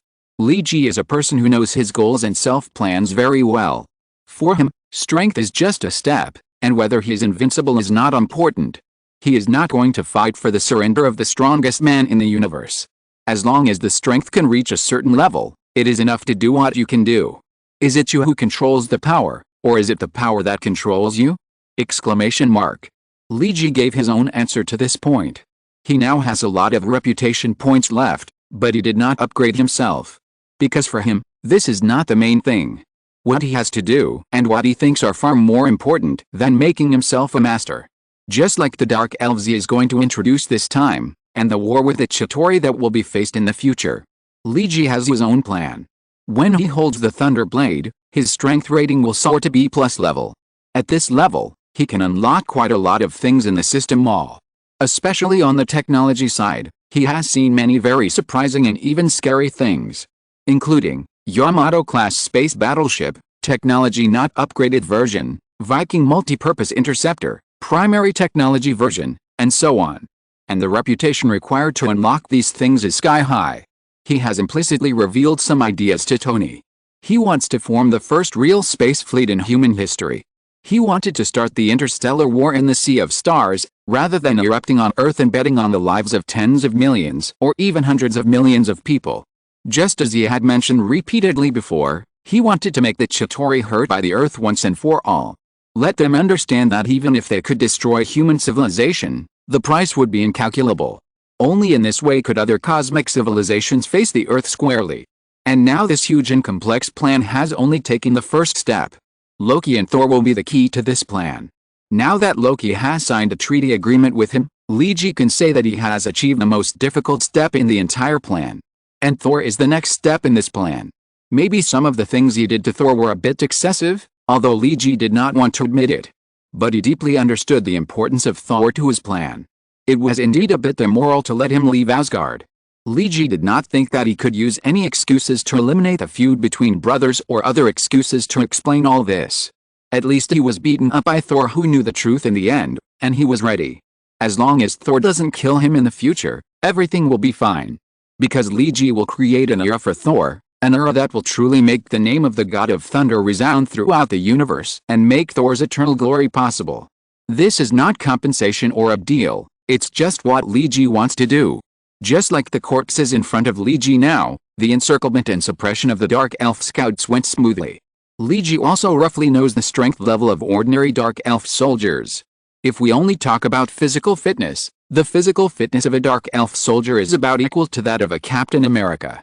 If it is an elite soldier, it is about equal to 2 to 3 Captain Americas. And for the Doomslayer, who is an elite soldier, the combat power of the Doomslayer seems a bit too much if Captain America is used as the unit of measurement. Li Ji made some appropriate modifications on the notebook he took out. The notebook has a rough image of the Dark Elf. Behind the head of a Dark Elf is an equal sign and a shield, which represents Captain America. Behind the stronger Dark Elf is 2 shields. Li Ji had dealt with Captain Rogers many times and knew the limit of his physical fitness. The speed of running at full speed with his legs was about 60 kilometers per hour, and the strength squeezed to the limit was about a ton. But this was just a comparison of physical fitness. It was hard to say what the result would be if Captain Rogers and the Dark Elves really fought. Maybe it was not a simple 50-50 match, but it was possible that Captain Rogers would crush them. Because there were too many things to consider in a battle, and physical fitness was only one aspect. Li Ji did not encounter the Doomslayer this time. He just listened to the patrol team members talking about this kind of warrior. Li Ji had a rough assessment of this. Now he could only roughly draw 6 shields behind a Doomslayer and put a question mark behind it. He did not intend to throw the Doomslayer into the earth, which seemed a bit stupid. He did not want the earth to be destroyed. Since Loki became the leader, the war has become much easier to fight. An Asgardian warrior in the patrol team chatted with the elf warriors after the battle. Li Ji was recording the battle just now while listening to their conversation. Loki cast a translation magic for him, allowing him to understand Asgard and Elvish to facilitate communication. Yes, we can gain something every time we go out. Especially in the several major battles, Loki's command is very good. After receiving the battle report, the Queen believes that Loki will become the best commander in the history of Asgard. The elf archer agreed with the Asgard warrior. Yes, he is different from Thor. It is difficult for me to say whether Thor is better or he is better. But if I have to choose, maybe I will choose to be a warrior under Loki. Loki smiled silently when he heard the words of the Asgard warrior. Loki has begun to gradually grasp the military spirit of the lower-level soldiers in Asgard. Loki, who was far away in the central army tent, did not know what happened to Loki. She now has important things to do. Just like she did the same thing several times before. She wore the Fihong boots given by the Elf Queen and disappeared silently in her bedroom without a trace. P.S. I don't plan to spend time writing about a battle with the soldiers. It would be a waste of words and traffic. So I'll just write about the result. The protagonist's current plan is coming to light. There will be 3 updates today. Chapter 407 Father and Daughter. The Elven Kingdom is actually not adjacent to where the Dark Elves live now. On the contrary, the Dark Elves who escaped from the Elven Kingdom are now living in a place that is actually very far away from the Elven Kingdom. The place where the Frost Giants live is also several cosmic dimensions away from Asgard. But for these 2 races, the length of the distance does not mean much to them. As a high-level magic civilization, they have various ways to reach the other side instantly. Just like Asgard has the Rainbow Bridge for long-distance transmission and the Sunboat for short-distance transportation. The Dark Elves and the Frost Giants have a way to cross into the dimensions of most of the 9 worlds. For example, when invading the Elven Kingdom, they rely on the gap between Vanaheim and the Elven world as a springboard. They found a place to jump from the narrow gap between the 2 dimensions. The 9 worlds are moving, and generally speaking, different dimensions maintain a considerable distance. It's just that at certain times, 2 large dimensions may be very close to each other, and at this time, the gap caused by the friction between the dimensions is the best opportunity to enter the dimension. Otherwise, these dimensions are not defenseless. Especially the Dark Elves and Frost Giants, these 2 races are very angry. However, even if they rely on the gap between dimensions to enter the Elven Kingdom, it takes a lot of energy to maintain the space gate between dimensions. This is not just a small amount of power consumed by teleporting a few or a few hundred people. It is to teleport a huge army with more than 150,000 people, including the servant army. The energy consumed is difficult to estimate, and even the gods cannot do this alone. In order to maintain this space gate, the Dark Elves and Frost Giants need to pay huge expenses every day. War is a war of attrition for any race and any civilization. So for Loki, she will not rush to find the enemy's main force for a decisive battle. All she needs to do is to do her best to defend and use time to wear down the opponent. This way of fighting and philosophy must be difficult for Thor to understand. But Loki is a real rationalist, and she has been this way since she was a child. She is more rational than Thor in calculating gains and losses. Sometimes Odin often thinks that it would be perfect if the personalities of the brother and sister were reversed. But there will never be anything perfect and satisfying in this world. Just like the lie told by Odin and Frigga. They didn't have such a clever trick, but they wanted to deceive Loki, the god of mischief and lies, which itself seemed absurd. Because they were parents, and Loki was the couple's most beloved daughter. So Odin and Frigga didn't actually find that many things had changed quietly without them realizing it. It actually exceeded their expectations and control. And no one could tell whether this change was good or bad. Just like what Loki did now, she used the Fihong boots to disappear directly into her bedroom. Usually this time period was also her rest time, so no one would disturb her in this world. She disappeared silently in the territory of the Elf Kingdom without anyone knowing. As a divine weapon, Fihong boots naturally has its own ability, and its biggest feature is that it comes and goes without a trace. And in the dimensional angle between Vanaheim and the Elf Kingdom, there is a zero-time space formed by dimensional friction, which is an unstable space. Because the 9 worlds are moving, the friction between dimensions can shatter the entire space at any time. Dark Elves and Frost Giants never venture through this space. They only enter and exit from the space gates they opened. And Loki, holding the Mind Scepter, wearing a phantom cloak and flying rainbow boots, appeared silently in this space. This space is dark and magnificent, because this is the angle generated when the dimension is running, and there is essentially no life in this angle. But in the gap of this dimension, you can glimpse the whole picture of Vanaheim and the Elf world. These 2 worlds are like galaxies in the universe hanging upside down in the air. There is no land here, and Loki walks slowly forward on the void. She knows that there must be someone waiting for her here. If it weren't for this person using his power to temporarily stabilize this space, I'm afraid this place would have been like bubbles on the lake, and thoughts suddenly appeared and disappeared suddenly. This is a giant with blue skin all over his body. The strong frost breath can be felt even from a very far distance. His appearance has the traditional fierceness of the giants, and the armor with barbed wires further enhances this fierce impression. He sat quietly in the void, waiting for Loki's arrival. And he was the leader of the frost giants and Loki's biological father, Lao Fei. You came later than I expected, Loki. When Loki arrived, Lao Fei, who had been sitting cross-legged with his eyes closed, opened his eyes. Ice blue eyes, the symbol of the frost giants. These eyes are like the purest sapphires. Every time Loki saw these eyes, his heart would skip a beat. It's just that you arrived earlier, Lao Fei. Loki looked at Lao Fei calmly. I thought Odin had killed you last time, but I didn't expect you to be alive. And so healthy. Not so healthy, Loki. Odin's thunder of destruction has been running wild in my body, and I need to spend a lot of effort to control them. Lao Fei spoke to Loki in a gentle tone. Although the giants' voices were always rough, you couldn't tell whether they were talking to you in a friendly way or threatening you before killing you. You still don't believe everything I said. Lao Fei looked into Loki's eyes seriously. Believe what? Are you my father? This is a bit absurd. I am the prince of Asgard. Loki refuted Lao Fei's words without thinking carefully. I know you are a girl. I watched you being born. You are exactly like your mother, no matter how you disguise yourself. But there are some things you can't deceive me. Lao Fei gently raised his left hand, and the azure frost energy began to condense in his hand. In contrast, Loki's body also showed corresponding changes, which were almost out of Loki's control. Her body began to change. The frost power hidden in her body seemed to cheer and jump as if it had found a companion. It wanted to burst out of her body. Loki controlled the phantom cloak with all his strength and suppressed the frost power in her body. Her eyes stared at Lao Fei fiercely. Lao Fei has already done what he wanted. He didn't want Loki to lose control of her power and make a fool of herself. So Lao Fei stopped summoning the power in Loki's body.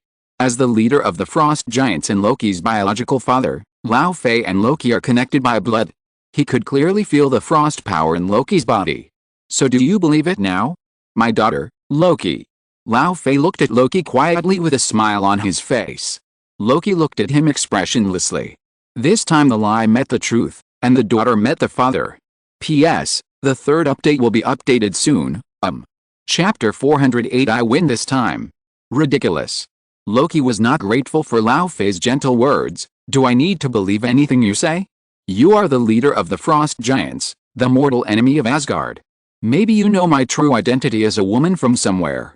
After all, Lao Fei, you are very powerful, so powerful that no one in Asgard dares to say that they can defeat you in a single challenge except Odin. You may have various ways and abilities to understand me, or even deal with me. What is your purpose?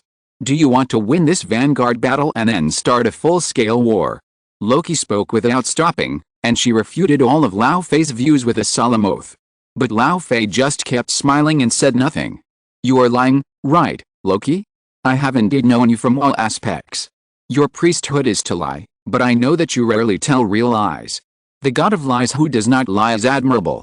Because you have never used lies before and can weave all kinds of fictitious things and mislead others. Lao Fei did not seem to be inappropriate because of Loki's rebuttal. He talked to Loki like an old friend. I noticed that you did not bring the sword of truth today. Will the sword of truth prevent you from lying? To be honest, you are more suitable to lie with the truth, rather than with such a clumsy lie. You seem to be too tasteless. When you were born, your mother and I thought of a good name for you, called Ida, meaning noble. But your performance today is not worthy of this name. Lao Fei smiled, although he looked very fierce. But this time, a hint of pampering could be felt in his smile. I think you have probably guessed some of the truth before, or your heart has been shaken by Loki. You know the whole truth of the matter, which is a self-consistent and flawless logic. You can't find any place to refute or overturn, so you don't wear the sword of truth. Because you are afraid of exposing your true thoughts, right? Lao Fei's wisdom is completely inconsistent with his appearance. How can a giant like him have such good reasoning ability and wisdom? Your words are very touching, Lao Fei. Loki still said expressionlessly, I am now doubting whether you are the frost giant Laufey. Or are you actually Malekith, the leader of the Dark Elves? Generally speaking, the frost giants, or the entire giant race, are not very smart. Including fire giants and hill giants. Laufey said lightly, but every race sometimes has outliers. Your magic talent is inherited from your mother, but your ability to lie and manipulate the mind is inherited from me. I am an outlier among the frost giants. I don't want to be as stupid as my fellow tribesmen. That's why I asked Asgard for marriage and used peace in exchange for your mother's marriage. The days with your mother were the happiest time of my life. She was a good woman. Laufey's eyes revealed a nostalgic expression. Enough. You are not allowed to talk about my aunt. Loki looked furious. This was the first time in a long time that she lost control of her emotions. As a leader in practicing mind magic, this was unique in Loki's career. Okay, you are angry. I guess the reason for your anger is the same as I expected. Laufey glanced at Loki and stopped talking about anything about Loki's mother. In fact, you don't need to be so wary of me, Loki. You should have guessed who was delivering the information for you during those days. Who told you that the frost giants and dark elves were going to attack Asgard together? Laufey looked at Loki calmly and began a calm statement. Who made you get the news at the most appropriate time, and then became the leader of the army before the war started? Then, you became the leader of the coalition as soon as the war started. Laufey seemed to be talking about something that he didn't care about. And who told you that this was just a tentative attack, not a prelude to a full-scale war? All of this is the premise of the designated battle plan. And your plan is very successful, and you will win every battle. Loki's little finger twitched. Is all this a coincidence? Actually, it may not be. Laufey said this, looking at Loki seriously. What do you want to do? Laufey. Do you really want to recognize me as your daughter? Loki looked a little indifferent, but it was hard to say whether her heart had been shaken. Don't say you don't care about me, Loki. You can deceive anyone because you are the god of lies, but you can never deceive your own heart. Laufey stared into Loki's eyes and said. In fact, there is nothing wrong with being a hybrid of frost giants and Asgard, right, Loki? As a girl, you will be doted on twice as much? Maybe you are a little dissatisfied with Thor's stupidity, but you must clearly understand that you should be grateful for being a girl. If you were a boy, I'm afraid Odin would have killed you back then. I know you want to do a lot of things, and you are much better than boys and girls of the same age. This is good, very good. I am very proud of this. Laufey said to himself, but Loki didn't want to listen to him talking about these nonsense. Laufey. What is your purpose? You keep asking me out just to tell me my ridiculous life experience? I won't believe you just because of your few words. Loki was still a little stubborn. Because I am dying, Loki. So I want to see you, in the name of my father, and also in the name of the leader of the frost giants. Loki wanted to argue, but Laufey did not give her a chance to speak. Since I was attacked by Odin many years ago, my condition has been getting worse day by day. The bodies of frost giants are very strong, but it does not mean that we can escape death.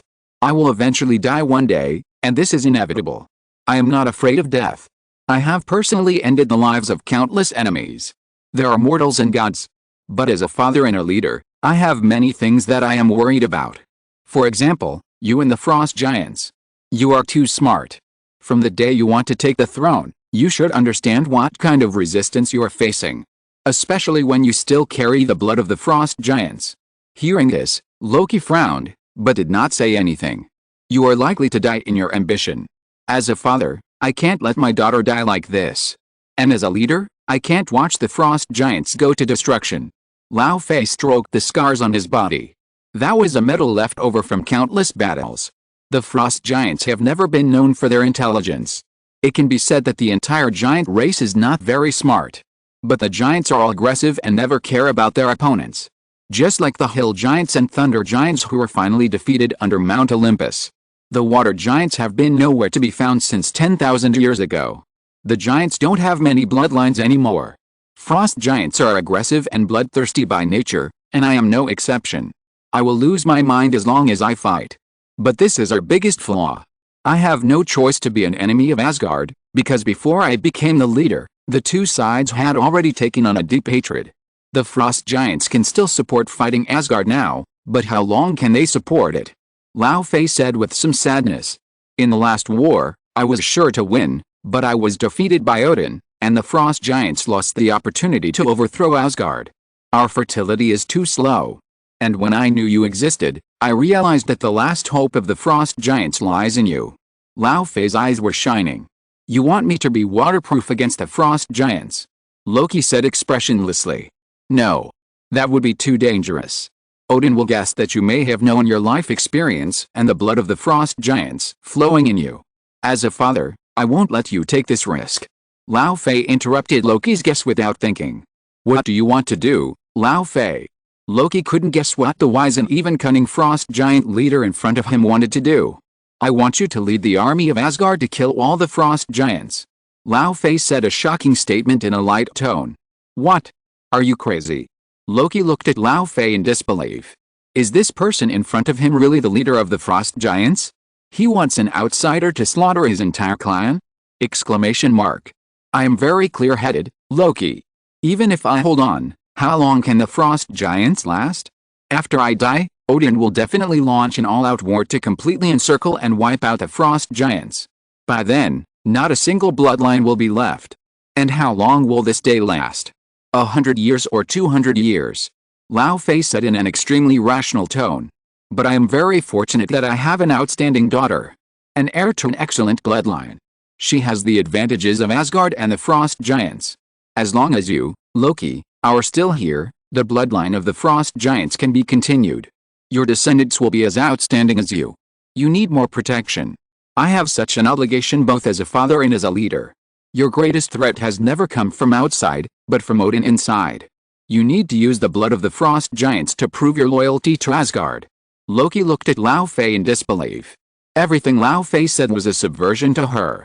The more frost giants you kill, the more secure your position in Asgard will be. When the time is right, I will offer my own head as a trophy, and it will become the most dazzling pearl on the crown when you ascend the throne as the king of Asgard. Lao Fei looked at Loki quietly, and you will become a hero who destroys the frost giants, a hero king who kills the frost giant leader to avenge Asgard. Then no one can stop you from becoming the king of Asgard. And the frost giant blood flowing in your body will eventually be able to pass on safely and peacefully. For you, I am willing to give everything. Lao Fei looked at Loki calmly. I thought you just wanted to recognize a daughter. Loki twitched a corner of her mouth, trying to make a smile, but failed. Her facial muscles were as stiff as if they were frozen. Yes, I want to have a daughter. But this daughter can only exist as long as our conversation. Please be sure to forget this when you leave here. Lao Fei showed a gentle smile, although it was very inappropriate for a giant to make such an expression. What you need to remember is that you will always have only one father, and that is Odin, the king of the gods in Asgard. And you also have only one home, and that is Asgard. I told you all this recently, just to remind you not to make irreparable mistakes inadvertently. Loki looked at Lao Fei calmly for a long time, and the two exchanged glances. In the end, Loki left here without saying a word. When Lao Fei watched Loki activate the Fihong boots to leave this space, his eyes revealed a kind of reluctance and determination. Take good care of Loki. And Odin, I won this time. The story of the realm of the gods has come to an end, and the protagonist should go back. Chapter 409, When Hydra and the Brotherhood of Mutants love and hate each other. Liji did not stay in the Elf Kingdom for too long. Because it is now in a war stage, there is no need to consider visiting exotic customs. Moreover, he did not have any acquaintances here. The only people he could be considered to know were Loki and Valkyrie. However, Loki now has to arrange various things every day, and Valkyrie, as a martial god, must also be loyal to her duties and have work to do every day. So after collecting intelligence on the Dark Elves, he said goodbye to Loki and prepared to let her send him back. I think it's almost time to go now. Loki. In Loki's bedroom, Liji greeted Loki. But she did not respond quickly, and she looked a little absent-minded. So Liji called again, Loki. What? Oh. It's almost time for you to go back. Loki seemed to react at this time and said, Is it too stressful recently? Liji asked, looking at Loki's appearance. Fortunately, nothing. Now I think you should really go back. I understand your plan. But I think it can be appropriately modified. Loki said this before Liji was about to leave. What kind of modification? Liji was a little curious. What new method did Luoji think of? You said that I should deliberately lure a group of dark elves into the battle, and then inform Ancient One to open the magic circle and teleport hundreds of dark elves to Earth after leading them into the encirclement. Luoji was talking about Li Ji's initial plan. I don't think this is very appropriate. You don't know if there are Doomslayers or other powerful characters hidden among these dark elves. This is too risky. Luoji actually thought that this was too risky? Li Ji suddenly felt an inexplicable surprise in his heart. He felt that Luoji's thinking mode today seemed to be different from the past, but he couldn't tell where it was different. This was a very strange feeling. I will capture a group of prisoners, and after screening them, give them a chance to escape. Let them think they have escaped from Asgard's surveillance, and then bring them to Earth. This will be safer. Li Ji frowned when he heard Luoji's words. It's not that he thinks this plan is bad, on the contrary. This plan is actually the best. But it's not easy to capture dark elf prisoners. Li Ji, a scout, knew about this since the last time he met the dark elves. This is not a race that will surrender easily, so he said, this may be a little difficult for you. Dark elves are not so easy to be captured alive. Unless I win a complete victory in the next war, only a complete victory in this battle can guarantee the feasibility of this plan, right? Luoji knew what Li Ji wanted to say, so she spoke first. You said what I wanted to say. Li Ji shrugged his shoulders to indicate that all the lines were taken away by Luoji. As for this, you can rest assured that I will win an absolute victory in this war. There will be no mistakes in this regard. Luoji said this sentence decisively. Luoji is a little too confident, isn't she? Li Ji didn't know how to exchange opinions with Luoji in this regard, so he simply didn't speak. After a moment of silence, he said, if possible, then do it your way. This is the best. Li Ji had no reason to oppose Luoji's plan, he just always felt a little weird in his heart. Before leaving the Elf Kingdom, Li Ji said to Luoji, don't worry about Thor, I will help you. From this aspect, you are indeed much better than Thor. Luoji wanted to smile when she heard Li Ji's praise, but she didn't laugh. She finally summoned Adam with an expressionless face to teleport Li Ji back to Earth. One of the Bermuda Islands in the Pacific Ocean. This is another base established by Hydra after the defeat of World War II, mentioned in the previous article. The nine-headed snake is dead but not stiff. Before the defeat of World War II, the Red Skull had already reserved a retreat for himself. The seeds of Hydra had been spread all over the world by him before the end of the war. Hydra has appeared in different fields and industries. There are even many companies or forces that don't know that there is a huge organization behind them, and this organization is Hydra. Since the last time the Red Skull decided to abandon some of their people in SHIELD, his control over the internal Hydra of the new era has become stronger. Because the Hydra members, especially those in SHIELD, are not very obedient to the Red Skull's orders. Because this guy is an old guy from more than 70 years ago. Do we have to listen to such an outdated old guy? The Red Skull did not express much about this. For him, it is better to die for disobedient subordinates. Especially when some stupid guys may expose more targets of Hydra. He would rather take these guys to die. The superiors never care about the gains and losses of a city or a pool. For the Red Skull, the smooth transition of power is much more important than keeping a group of disobedient guys. So when he knew about the SHIELD's action, he still deliberately did not report it. He just let Crossbones Bullock make a little mess. His original intention was to make SHIELD also seriously injured in this operation. And losing some dark players in SHIELD is not a serious injury to Hydra. The current power of Hydra is far from what the group of idiots lurking in SHIELD can know. There are quite a lot of forces that only Red Skull knows about, and only he can mobilize them. It can be said that Red Skull's abandonment of the hidden man within SHIELD has achieved considerable results. SHIELD has not really caught many Hydra's top people. Because of the New York prison riot and the fall of SHIELD headquarters, many people found opportunities to escape. And Nick Fury's resignation is also good news, not to mention the various losses suffered by SHIELD's incomplete operation this time. Red Skull also used this method to knock those disobedient guys very well, letting them understand that in this organization, no matter how long it has been, they have only one leader. That is the Great Red Skull. Originally, everything should be so perfect. Red Skull should eat hot pot and sing songs, and casually come up with a few conspiracies and tricks to send SHIELD and Captain America into the abyss. But recently Red Skull encountered a troublesome thing. On his desk is a cipher. Described in a special code, only a few Hydra executives can know what it means. The Red Skull looked at the contents of the cipher text with a slightly out-of-control expression, because an opponent who was not in his plan, at least not in his plan at this stage, came to his door. 70 years ago, the Red Skull had dealt with this guy. But at that time, the opponent was just a little guy. But now this little guy has grown into a shrewd and powerful guy. And this former little guy began to remove the underground secrets of Hydra one by one.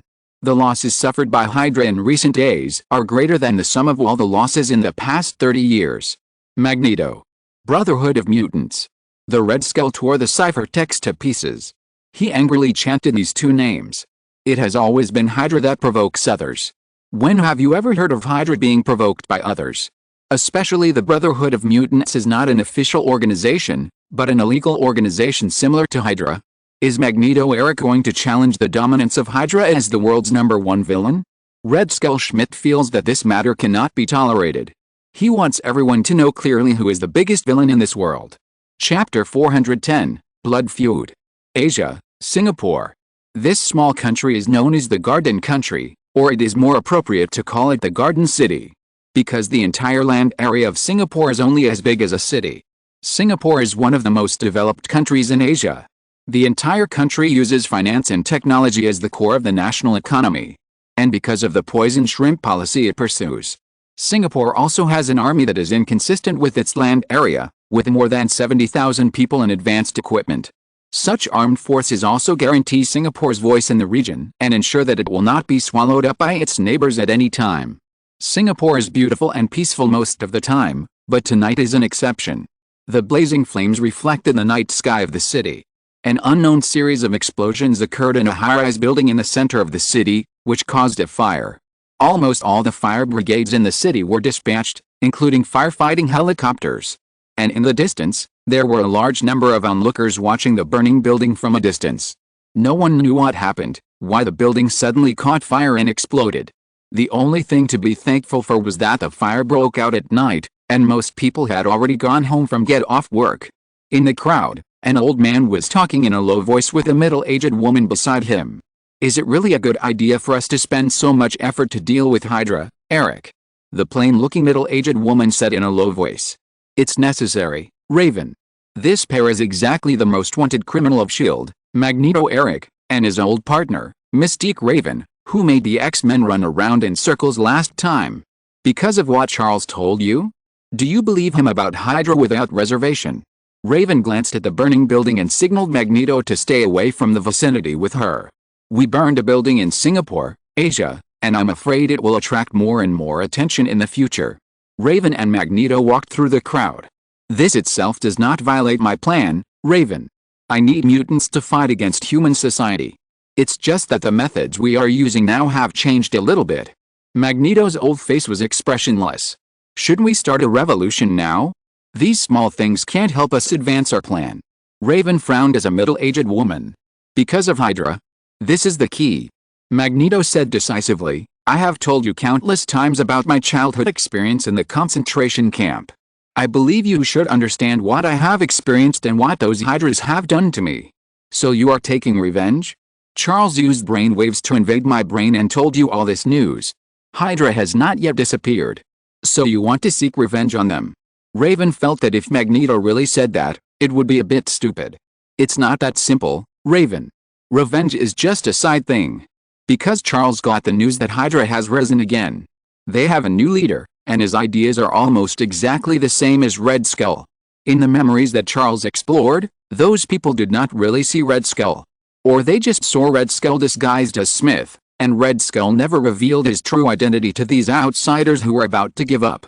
So almost all Hydra agents think that this is just a person who inherits Red Skull's will. The biggest guess is that it is a clone or something like that, and they will not associate it with Red Skull himself. And the Red Skull is a supremacist. If we start a revolution now, the mutants and the human government will start a protracted war, and both sides will consume all their strength.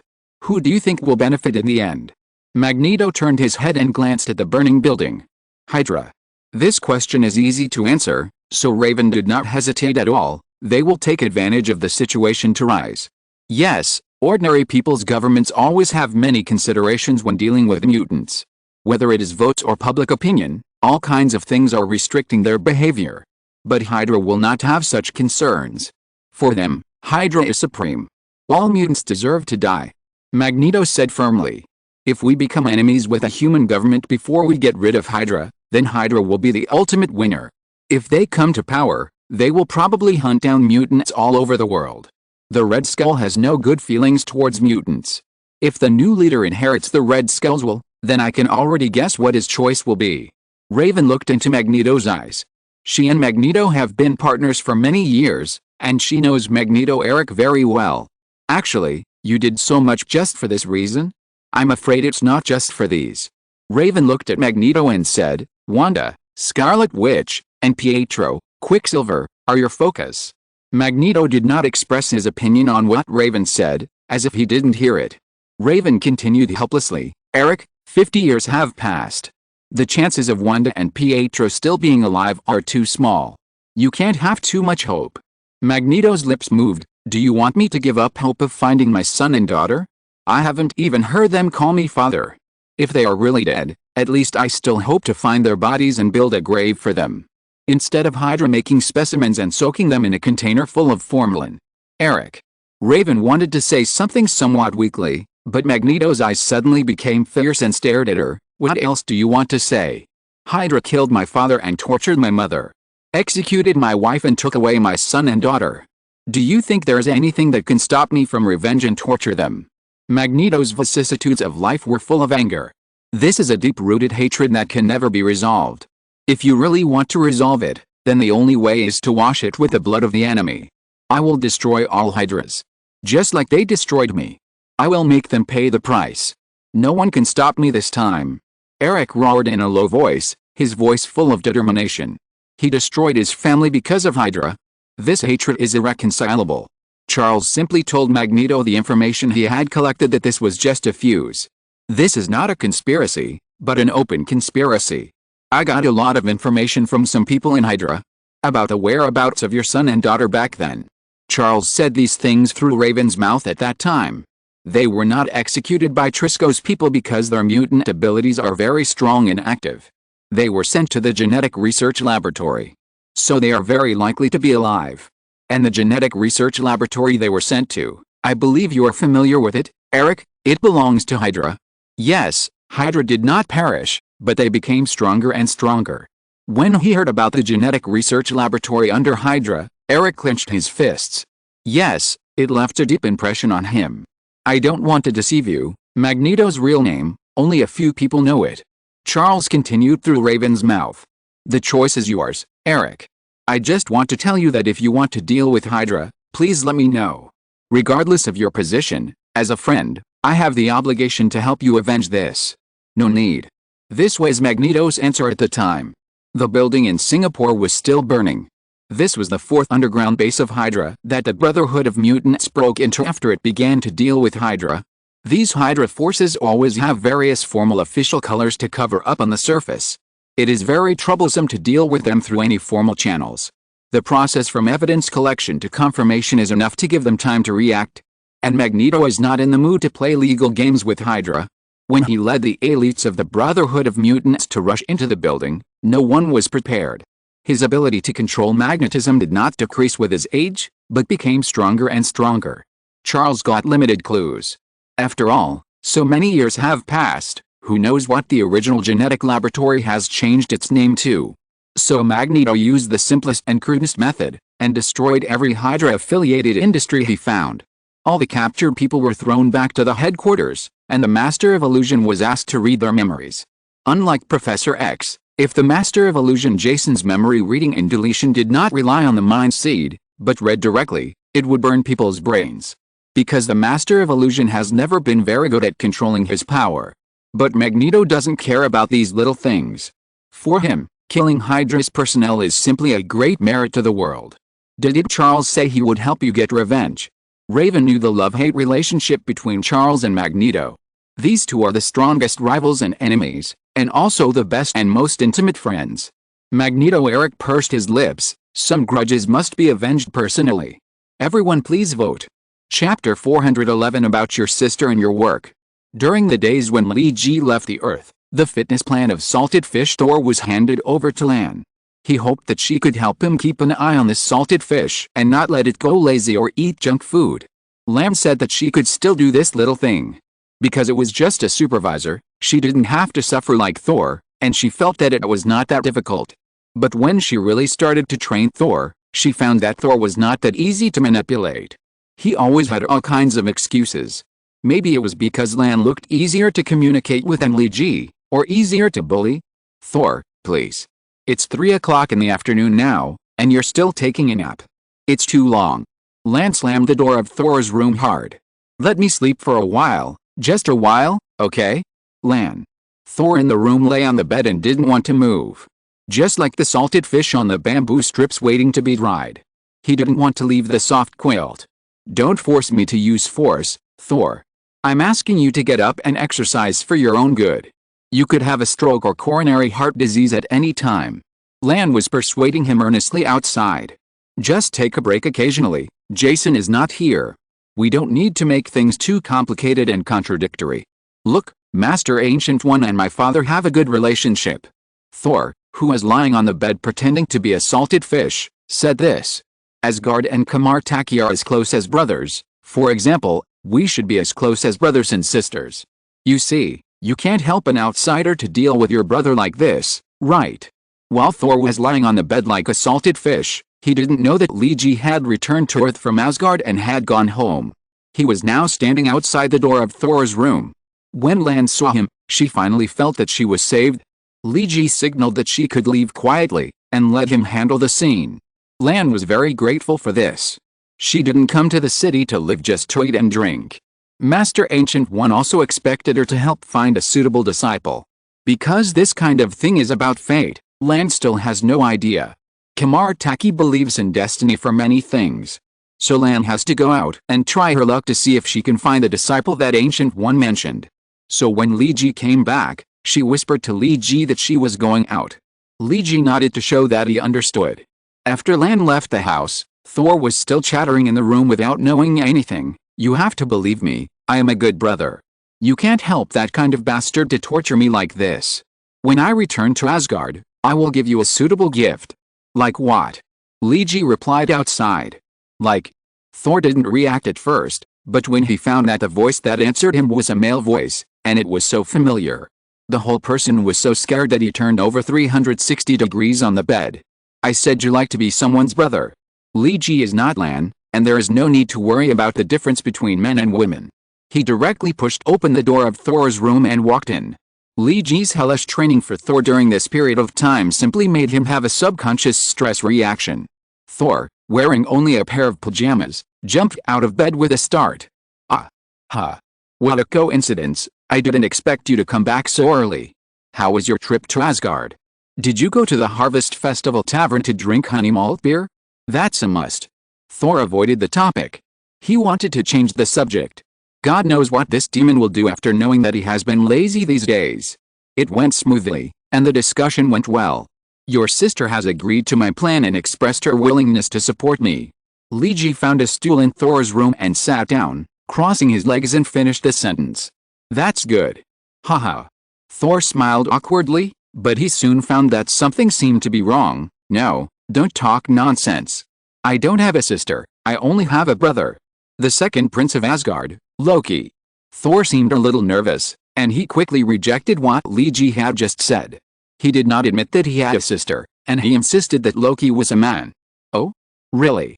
Li Ji raised his eyebrows. He suddenly found it interesting to see Thor's nervous look. So Loki doesn't exist. Thor had a blank expression and said nothing. Thor, tell me the truth. I have met Loki, and she revealed her true identity. I know she is a woman. Hearing Li Ji say this, Thor lowered his head and cursed a swear word, and Li Ji pretended that he didn't hear it. So you know all this and come to tell me this. Do you want to mock me for not being as good as my sister? Thor raised his head and looked at Li Ji seriously. Well, although it is true, this is not the reason I want to talk. Li Ji admitted mercilessly. He felt that Thor was indeed not as good as his sister. So what do you want to say? Thor sat on the edge of the bed and asked with his big belly. I'm just curious, why did Loki become like this, huh? Such a girl. Leiji considered his words. She is a little eager to show herself? This is a bit strange. Leiji had a lot of things that he couldn't figure out, because Loki was born as a girl in this life, and in fact, her life was much better than Thor's. It can be said that in terms of material, Loki got the best things that Asgard could get. And Thor didn't have such a good treatment. So Leiji believed that Loki definitely didn't want to become the king of Asgard simply because of jealousy of her brother. And Loki also implicitly expressed that she didn't want to do anything to hurt Thor. She expected Thor to create a branch of the Asgard pantheon after becoming the protector of the earth. If possible, Thor would even create his own kingdom of God. So Leiji was a little confused about the brother-sister relationship between the two, and he needed to know more information, so that he could make plans for how to deal with Thor and Loki next. Eager to show off? No. Not eager to show off, Jason. It's that she never had a chance to show off. Thor took a deep breath. She has always been excellent and outstanding. If she were a boy, I would definitely be a little afraid of such an outstanding brother. Because this may threaten my position. Leiji rolled his eyes. If you really have a boy brother, I guarantee that he will not threaten your position, and Odin will kill him. This girl's Loki is the one who really threatens your position. Thor continued to whisper. She has been smarter than children of the same age since she was a child. I'm afraid she has read more books in a year than I have read in my entire life. So this is why your IQ is not as good as hers, young man. Leiji silently complained in his heart. Why does she want to dress up as a man? This is too strange, Thor. Loki is a very, very beautiful goddess. I don't quite understand why she wants to hide herself. Leiji felt bad after saying this. Because Thor stared at him with a tiger-like look, as if he was going to devour him at any time. Leiji felt that he did not say anything wrong. Thor stared at Leiji fiercely for a long time, then slowly said, "This is the crux of the matter, she is too beautiful." Huh? Leiji was a little confused. You should know what a political marriage is. Asgard has made such a mistake before. One of our goddesses was sacrificed in exchange for peace. Thor's tone was a little heavy when he said this. So Odin decided to hide Loki's appearance and gender. After the two of us grow up to be able to protect ourselves and be able to stand alone among many gods, he will announce the true situation of Loki. When Thor said this, his eyes were still staring at Leiji fiercely. He said to Leiji word by word, before this, she should not reveal her true appearance to anyone other than her family, especially men. Huh? Leiji's expression was a little stiff. He felt as if Thor had misunderstood something. Shall we change the subject? I think you seem to have misunderstood something. Your eyes are a little scary now. Can we talk about Luoji's childhood? Tell us some of your childhood stories so that we can ease the atmosphere. Leiji felt that he was a little confused by Thor's stare. Although Thor had been showing a fierce attitude since Leiji said that he saw Luoji's true face. But he cooperated with Leiji unusually. Leiji wanted to know some things about Luoji. As long as it did not involve privacy and confidentiality, Thor told it without too much reservation. But after each story, he would stare at Leiji fiercely with murderous eyes. Thor started with a story of their childhood when Luoji was in the summer palace. He then talked about the first time Luoji went to the battlefield and then had an unpleasant incident with him. It was from this incident that a gap began to form between the brother and sister. She did not agree with Thor's approach, which made Thor a little sad. Sad? Wait a minute. Obviously, Loki's approach is better. Wouldn't it be better if you followed her advice to fight? What qualifications do you have to be sad? Leiji felt that Thor was making fun of him. Didn't you hear clearly, idiot? We are dealing with Asmodeus. Thor looked at Leiji with a look of mental retardation. Don't call me an idiot. Leiji retorted, but then asked, so what about Asmodeus? This brain is just like being fucked by a male dog. Loki dared to let him know the truth. Thor cursed in a low voice, and he did not hide the volume, so Leiji could hear it clearly, so he had to remind Thor, hey. Let's talk about business. Asmodeus. God of desire, subjective killing desire, greed desire. But his most powerful priesthood is not these two. Thor looked as if it was embarrassing to chat with you. So what? Leiji pretended not to see Thor's expression. It's lust. Asmodeus' strongest ability is the control of lust. Why do you think I led 2,000 Asgard soldiers but didn't lead other Valkyries, especially the Valkyries, to fight Asmodeus together? Hearing Thor's explanation, Loki suddenly felt as if he had suddenly realized something. So you don't agree with Loki's approach? Nonsense. Loki requires that the desires in everyone's hearts be completely closed. Fighting Asmodeus in a war of attrition, do you think you can agree as a man? Thor still looked at Loki with the eyes of an idiot. Loki sniffed. I'm afraid not. It should be said that I absolutely disagree. Thor had an expression that said, as for letting Loki join the war, let her go down to the surface of the planet and fight Asmodeus head on. Do you think it's a good idea? I suddenly think this idea is terrible. At this moment, Loki suddenly felt very sympathetic to Thor. It seemed that his brain was not full of muscles, but he was just a little slow to react sometimes. Yet, it's terrible. That's an old god. Who can guarantee that Loki can withstand his mental offensive? You know, she is the only girl, and she is also my sister. If it was your sister, would you allow her to do this? Thor asked Loki in return. Loki asked himself, I'm afraid it's not possible, so you use such a lame excuse to tell Loki, because you are a girl. You use this way to respond to her doubts. Thor was a little helpless. Otherwise, tell me how I should answer her doubts? I am a brother, not a sister. There are some things I can't say. Loki looked at Thor with new eyes for the first time. He sat beside Thor and patted his chubby shoulders, but some things can't be undone once they are spoken. Some impressions are left, and they will take root forever. Thor nodded a little depressed, and Loki pressed his fleshy shoulders and said, Thor, I don't want to lie to you. No matter what happened before, but now Loki really looks much better than you. Loki told Thor about his experience with a patrol team and the mentality of those grassroots soldiers. He did not delete or modify these words, which were the true mentality of those grassroots soldiers. Most people would rather follow Loki than Thor. Thor seemed a little depressed when he heard this, but he could do nothing about it. There is no way. If we only talk about fighting, Loki can't compare to me. But when it comes to intelligence and strategy, I can't compare to her. Loki patted Thor on the shoulder. Don't say those discouraging words. I suddenly feel that I have misunderstood you. I won't pursue your laziness these days. Starting tomorrow, I think I need to help you complete Odin's task and restore your divine power. Since Asgard has such an excellent Loki, why don't you just prove yourself on Earth?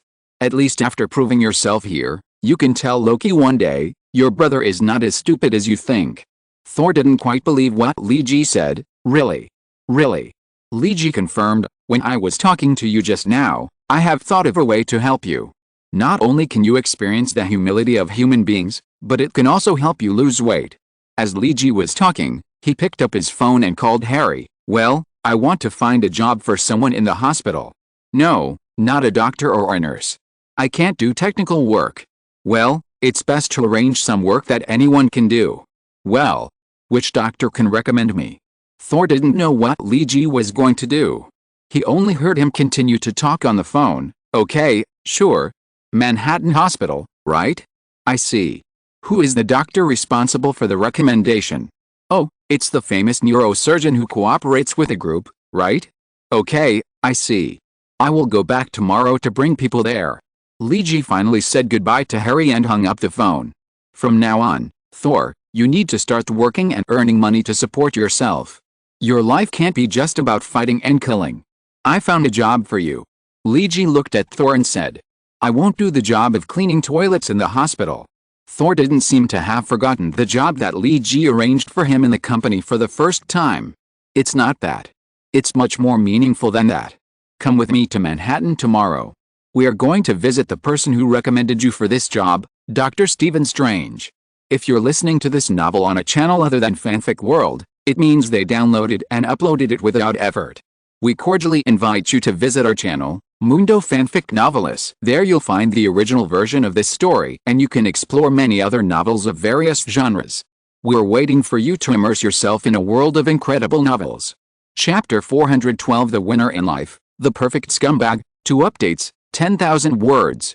Since the launch of the limb regeneration plan of the Osborn Group over the past 6 months, the company has achieved initial results worldwide.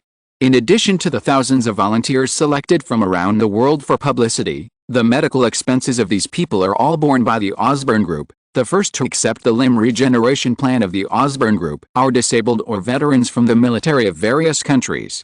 All countries, including the 5 permanent members of the United States, China, Russia, France and the United Kingdom, have shown an attitude of admiration for the limb regeneration technology mastered by the Osborne Group. Even China and Russia, which have always been in a delicate state with the United States, have given the green light to the limb regeneration plan of the Osborne Group. Especially China. The Chinese government has always been indifferent to the genetic engineering technology mastered by foreign companies. Unless they are willing to disclose technical indicators to the government, the Chinese government will at most place 1 or 2 designated units for experiments, and it is impossible to promote it publicly on a large scale across the country.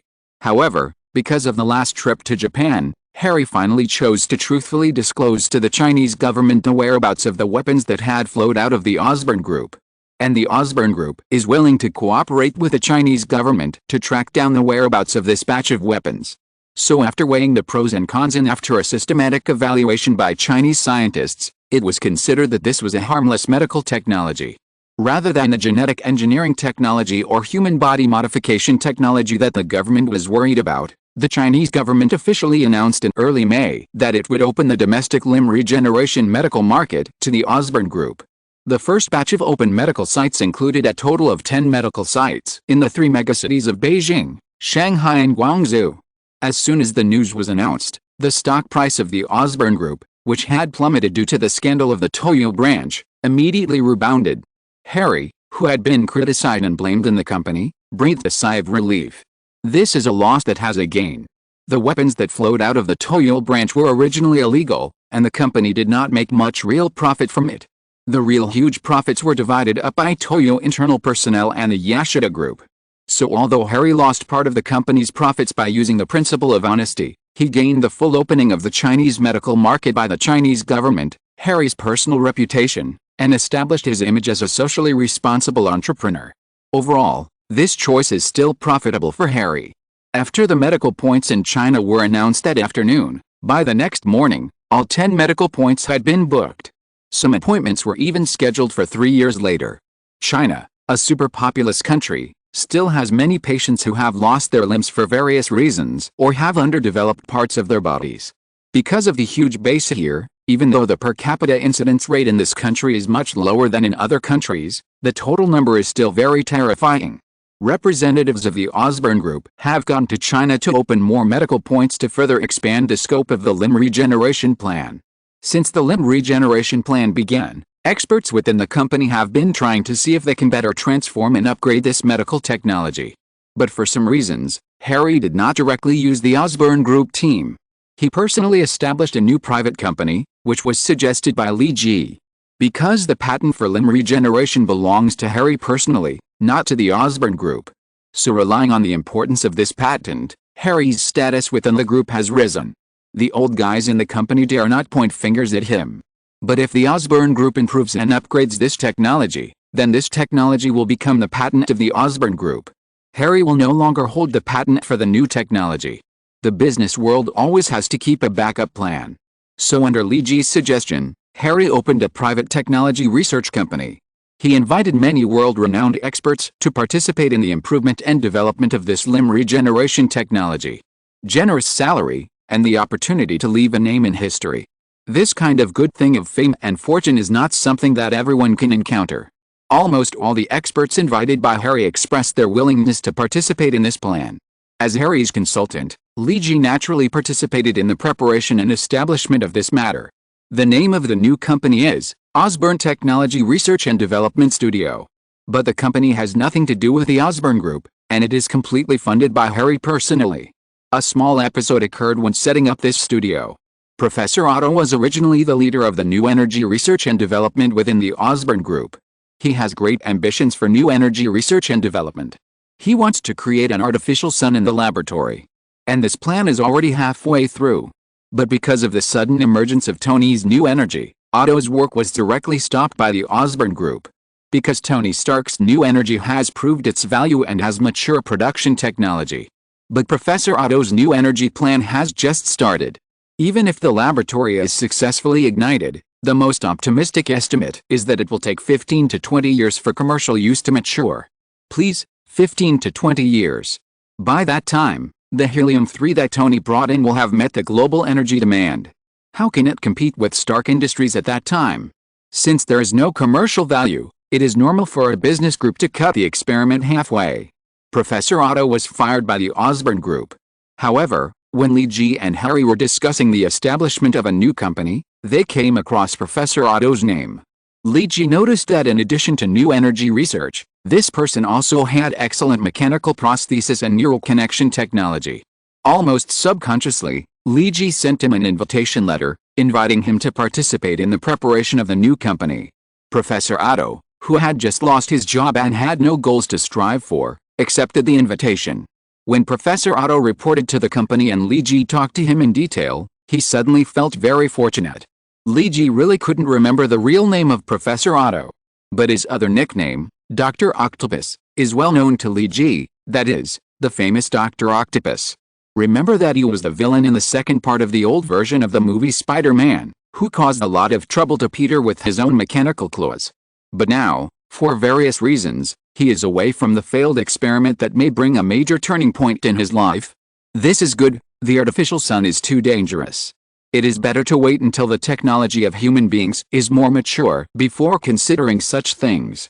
Li Ji decided to let Dr. Octopus make good use of his expertise to help Harry develop mechanical skeletons to assist the human body in the new company, and help those who are old or weak and basically cannot regenerate bones to make suitable mechanical skeletons.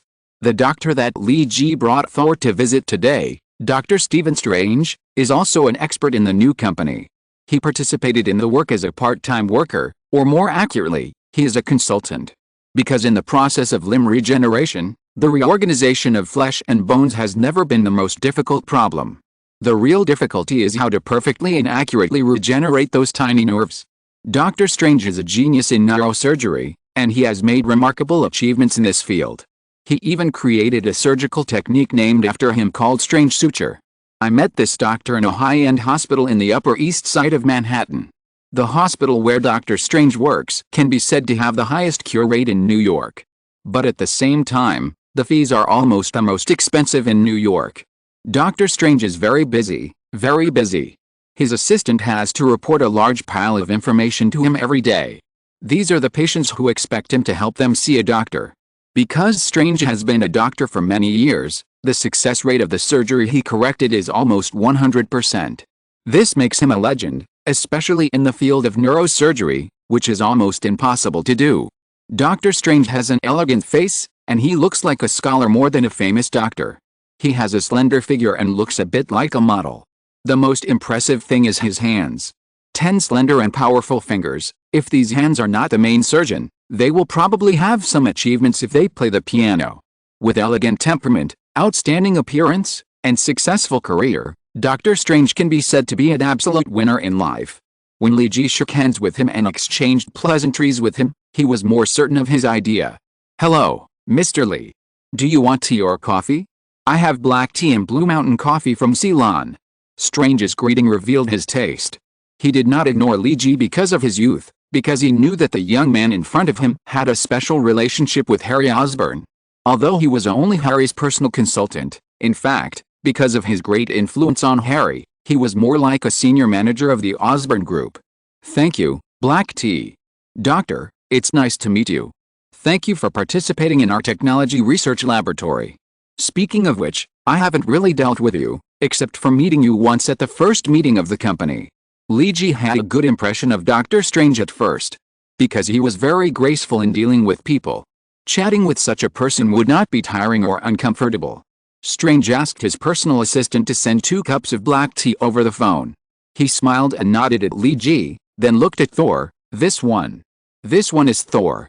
He is the one I mentioned to you on the phone. For some reason, I hope he can find a job in the hospital." Li Ji pointed at Thor. Thor forced a smile, which was considered a response to Strange. Dr. Strange looked Thor up and down, pursed his lips but soon loosened them, without any rude behavior. "Does Mr. Thor have any knowledge and experience in medical care?" Strange raised his eyebrows and said with a smile. "I know battlefield first aid, bandages and simple trauma treatment and rescue." As a soldier, injuries are always inevitable. Thor did learn some simple first aid measures on the battlefield. But don't count on him for something too difficult. After all, Asgard has special therapists. Thor's few tricks are only used to simply treat wounds when the therapist is not available. Battlefield. Hearing this term, Strange was a little curious. Mr. Thor was a soldier before. To be precise, I was the commander. Thor was a former military leader of Asgard. Strange looked at Loki with some confusion. Loki could only help Thor to speak. His nickname in the army is the commander-in-chief. After all, a soldier who doesn't want to be a general is not a good soldier. Strange showed a formal smile. So Mr. Thor doesn't have a relevant medical certificate? But he learned basic trauma rescue knowledge on the battlefield, right? Yes. Loki asked Thor to nod. After all, he is not here to apply for a technical job. I said it on the phone before. Well, I understand. Strange smiled at Thor. Thor didn't like the way he smiled. Because every time Strange smiled, he would remind him of Loki's smile to deal with him, and Strange's smile was not as good as Loki's. So Mr. Thor's job is to be a stretcher bearer on the ambulance, okay? This job does not require too much medical technology. As long as you can help the doctor on the vehicle to fix the injured, and know the most basic trauma bandage and cardiopulmonary resuscitation, it will be fine. The main job is to carry the injured and deal with some more physically demanding work. Loki originally wanted this kind of job, and he felt that this kind of job would be more meaningful to Thor. He couldn't just eat and wait for death at home every day. He needed a formal job. Let him understand that life is not about fighting and killing, and it is also important to rely on labor to support himself. Okay, I don't think there's any problem. Loki glanced at Thor and exchanged glances. Thor did not show any dissatisfaction. Being an emergency worker? Thor thought this kind of job was not bad. It was better than being a cleaner. And after going out to work, he didn't need to face Loki's hellish training every day, so he didn't refute the choice Loki made for him. Then it's settled. I still have a little say in this hospital. I will say hello to the people in the emergency department, and you can report to the emergency department tomorrow, Mr. Thor. Now the emergency department is short of people. While Strange was talking, his assistant came in with 2 cups of black tea. The assistant put the black tea down for Loki and the others and did not leave. He still had several documents under his armpits. He glanced at Dr. Strange and indicated that he had something to talk to him. Excuse me. Strange smiled at Loki and the others, and he pulled the assistant to a corner of the office. In a very low voice, making sure that Loki and the others could not hear, he whispered, "What is it? These patients have been scheduled for 3 months, and they have been waiting for you to confirm the time of the operation, doctor." The assistant also answered in an equally low voice. He handed the information tucked under his arm to Strange. "I have said many times, don't give me this kind of information." Strange quickly flipped through the information and said to the assistant in an unhappy tone, "This person's spine is comminuted fractured, and the bone spurs have cut off all the nerve veins in the entire back. This is a fatal injury. Even with Osborn's latest limb regeneration technology, his entire spine must be extracted to ensure the smooth regeneration. How much risk will I take for this operation? What about my 100% success rate of the operation? I said that I would not accept this kind of patient. Unless he is the Secretary of State of the United States. And this one, a Mexican immigrant. The nerves in his left hand are necrotic. This operation is not difficult, but why doesn't he just go to the Osborn group to regenerate a novice for him?" Strange quickly flipped through the information and asked. "Because the price of Osborn Group's limb regeneration technology is too high." The assistant answered truthfully. Strange looked at his assistant as if he was a fool. "Listen, Tom, I don't want to swear. But I want to confirm, did you bring your brain to work? The information says that he was running a hot dog stand, and because of an operational error, he was hit on the hand by a heavy object, which caused this injury. He can't afford the money for the limb regeneration plan. Do you think he can afford the money for our surgery? I don't even know how much of his medical expenses can be reimbursed by his medical insurance. Hospitals open their doors to make money." Dr. Strange said this openly. "Do you want the hospital to bear a bad debt? Hospitals want profits, and doctors want reputation. And you didn't take care of both. This is the last time, Tom.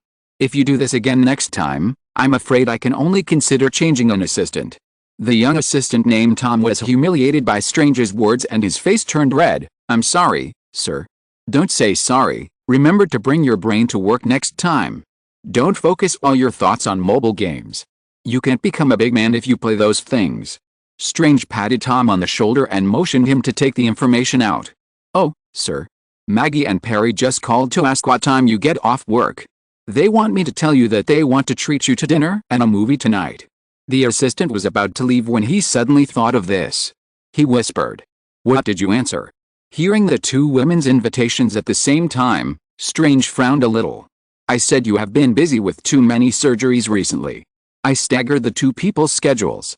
Maggie's lunch invitation was changed to Wednesday, and Perry's movie was changed to Saturday night." Tom reported truthfully. "Good job, Tom." Strange heard Tom's response and patted him on the back, indicating that he did a good job. "Go to the flower shop later and help me deliver 99 roses to each of them." Strange's office is actually very large. He and Tom are also standing more than 7 or 8 meters away from Li Ji, talking in a very low voice. Normal people can't hear the sound of their voices at this distance. But Li Ji's 5 senses have become sharper since he practiced the exercises. Although the two men lowered their voices, Li Ji still heard their conversation clearly. Because there was no other noise in the room to interfere with Li Ji's hearing. Now his good impression of Doctor Strange can be said to be gone. He even felt uncomfortable sitting in his office. When Strange returned to Li Ji and Thor again, Li Ji asked to leave. Strange sent the two out of the office with a smile on his face. "It's nice to meet you today, Mr. Li." "Oh, of course, and Mr. Thor." At the door of Strange's office, the famous doctor shook hands with the two and said goodbye. "You are too polite, Dr. Strange." Although he hated this guy very much, Li Ji still put on a formal smile. When Li Ji and Thor had just taken 2 steps, they heard the voice of Doctor Strange and another person greeting each other behind them. "Christine, do you have time to have dinner together tonight?" Li Ji looked back and found that Strange was greeting a female doctor in an emergency department uniform and inviting her to dinner. This female doctor was very beautiful. It was natural for a man to pursue a woman, but after hearing the conversation between Strange and Tom, Li Ji felt that this guy was simply a scumbag when he saw Strange's actions. In comparison, Thor, the god of salted fish, was simply a pure and lovely little angel. Li Ji quickened his pace and left the hospital. Fortunately, Thor did not work under this scumbag. Otherwise, he would definitely be ruined. After Thor left the hospital with Li Ji, he said, "I don't like the doctor I saw today very much. He gave me a hypocritical feeling. Just like some gods I have seen before. Those false gods who only say nice things to believers and promise many things they can't do to deceive believers' faith and piety. Strange gives me the same disgusting feeling as them." Li Ji did not refute Thor's words. He just looked back at the huge hospital. He remembered that Strange's office was on the 15th floor near the east window. From Li Ji's angle, he could just see, yes, there are such people in this world. Doctor Strange happens to be the winner in life, the perfect scum. Where is the ticket? Chapter 413 New Job, Female Doctor. As a modern society, especially densely populated megacities, such as New York, are actually facing a very realistic and serious problem. That is the lack of public medical resources. Almost the larger the megacities are, the more crowded the population is. In fact, since the history of human civilization, the medical problem has never been truly solved. Regardless of any civilization or country, almost all races face the problem of insufficient medical resources. Because the profession of doctors is to save lives. Therefore, in any era, doctors are a profession with a high social status, and there has been no change since ancient times. In modern society, although the development of different regions has caused a serious imbalance in medical resources, a few large cities have most of the high-quality medical resources, which is extremely criticized. But even so, in fact, medical resources in megacities are still quite scarce, because everyone has the possibility of getting sick and injured. Especially with tens of millions of people crowded in a narrow city, this ultra-high-density living state is actually more prone to various urban diseases and injuries. This is not alarmist. Countless actual examples have proved this. Most people are pursuing various hidden benefits in large and developed cities. For example, medical care, such as education. This is also the main reason why most people leave their hometowns and come to big cities like New York or Shanghai to make a living. Because of the uneven distribution of resources, many people have to do this. But many people don't know that they are pursuing invisible benefits such as medical care. In fact, the medical system in big cities has long been overwhelmed. Take Shanghai, China as an example. It is one of the most densely populated cities in the world. The population is 26 million, but the actual population is far more than this number. In such a large city, the number of emergency 120 ambulances running in the city every day is less than 500. Many people actually cannot get emergency care when they really need it. And Shanghai is not an exception. Because New York, the United States, is not much better than Shanghai. Public emergency resources are also scarce in this world-famous city. Thor was able to successfully join the rescue team in Strange's hospital and become a stretcher bearer, and a big reason for this is because of it. Because there is a real shortage of manpower. Stretcher bearers do not need much special professional knowledge. The main thing is that they need to be strong and able to move the wounded. Especially in the United States, a country where the people are generally fat. Then it is necessary to master the most basic means of external wound dressing and be able to help emergency doctors deal with simple wounds. It can be said that Thor met the requirements in both points, so it is not surprising that he was selected as an ambulance stretcher bearer. The standard configuration of an ambulance is a driver, a doctor on board, and a stretcher bearer. The driver sometimes needs to play the role of a stretcher bearer to help the stretcher bearer transport patients. Especially when the doctor on board is not physically strong enough. It sounds like the job of a stretcher bearer is quite simple, but why can't anyone be recruited? In the final analysis, this is a very stressful job, and the working hours are very irregular. Many people think that when the ambulance is not working, it is parked in the hospital, and a group of people chat in the lounge. It is only dispatched when a call is received. This idea is far from the actual situation. Because of the shortage of emergency resources, in fact, as long as a regular ambulance starts running, it is impossible to stop and rest. Sometimes there is no fixed meal time. And Thor joined such a job. He thought that after getting rid of Li Ji, he could relax a little. But in fact, he will find that he is still too naive. In fact, the difficulty and pressure of the work would make him feel that it would be easier to do Li Ji's health training. "Dr. Christine, are you the onboard doctor today?" said Rosen, the driver of Thor's ambulance team. Rosen is a typical American in his 50s with a sturdy appearance. The doctor he asked about, Christine, is a beautiful doctor with long black hair. Christine tied her long black hair into a ponytail, looking smart and capable. She was biting half a piece of toast in her mouth, and it seemed that she had not had time to eat breakfast. Thor had a little impression of this female doctor. This female doctor seemed to be the doctor that Doctor Strange wanted to date yesterday. "Yes, Rosen, because Amand quit. We have fewer and fewer emergency doctors," Christine said helplessly. This is the helplessness of emergency doctors, because they are under great pressure to work on the front line of emergency for a long time. But because they always deal with the first-time emergency, they will be handed over to the corresponding expert doctors after the emergency. This makes the reputation and income of emergency doctors far less than that of expert doctors. Because the pay and reward are not proportional, many emergency doctors will eventually choose to change their careers. This is the case with Dr. Amand. A small hospital was willing to hire him as an attending physician, and he immediately quit his job there. Christine couldn't make any comments on this. "Oh, by the way, Dr. Christine, this is our new stretcher bearer. His name is Thor." The driver rose and introduced the two. "Hello." Christine simply greeted Thor. "When you need to do something later, remember to be faster." You should be quite strong." Christine looked at the fat Thor with some uncertainty. Thor tried his best to pose in a strong posture. "Just leave the hard work to me." Although Thor is fat, he has a solid foundation after all. His strength and speed are actually not slow. It can be said that he is a bit like Sammo Hung when he was young. He is also a fat man who is flexible, fast, and very strong. Christine just nodded at what Thor said. She looks like a very capable woman, without too much nonsense.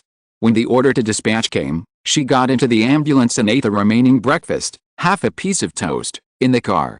The first thing Thor encountered in his new job was a car accident. A taxi driver was hit by a truck that appeared from the side. The taxi was directly scrapped. After the firefighters rescued the driver, they found that his vital signs were fading rapidly. When Thor arrived at the scene with the ambulance, the driver was on the verge of death due to heavy bleeding from trauma. Hurry up, guys. When they arrived at the scene, Christine was the first to rush out of the car door. Thor and Rosen followed behind Christine with a first aid kit and a stretcher. But Christine ran as fast as the wind, and Thor could hardly keep up with her. When Christine rushed to the injured person's side, she found that his leg artery was pierced by the metal of the car door. Now the metal is still in the leg and cannot be removed. Once removed, a large amount of blood will be lost, which will be fatal. Christine reached behind her without looking back, hemostatic bandage. At this time, Thor had just rushed behind Christine. She seemed to have eyes behind her head. Oh, okay. Thor immediately took out a hemostatic bandage from the first aid kit and handed it to Christine. After all, Thor was familiar with first aid bandages. Because of the metal penetration, Christine could not bandage the wound for the injured. She could only press the wound with a hemostatic bandage. However, the injured person's condition was not optimistic. She took a look at the injured person and found that he had signs of pupil dilation. She shouted to Thor, "You come to press the wound." When Thor took over from Christine and began to press the wound of the injured person, Christine began to rescue the injured person with cardiopulmonary resuscitation. Breathe. Breathe. Christine pressed the chest of the injured person very rhythmically. But the injured person already had a tendency to be unable to breathe on his own. Christine immediately started a double rescue of artificial respiration and cardiopulmonary resuscitation for the injured person. After a full 40 seconds, the injured person began to breathe on his own again. Oxygen. Christine called to the driver Rosen, who immediately handed a portable oxygen bag respirator to Christine. After putting the oxygen respirator on the injured person, under Christine's command, Thor and Rosen carefully carried the injured person to the stretcher. Finally, they sent him to the ambulance.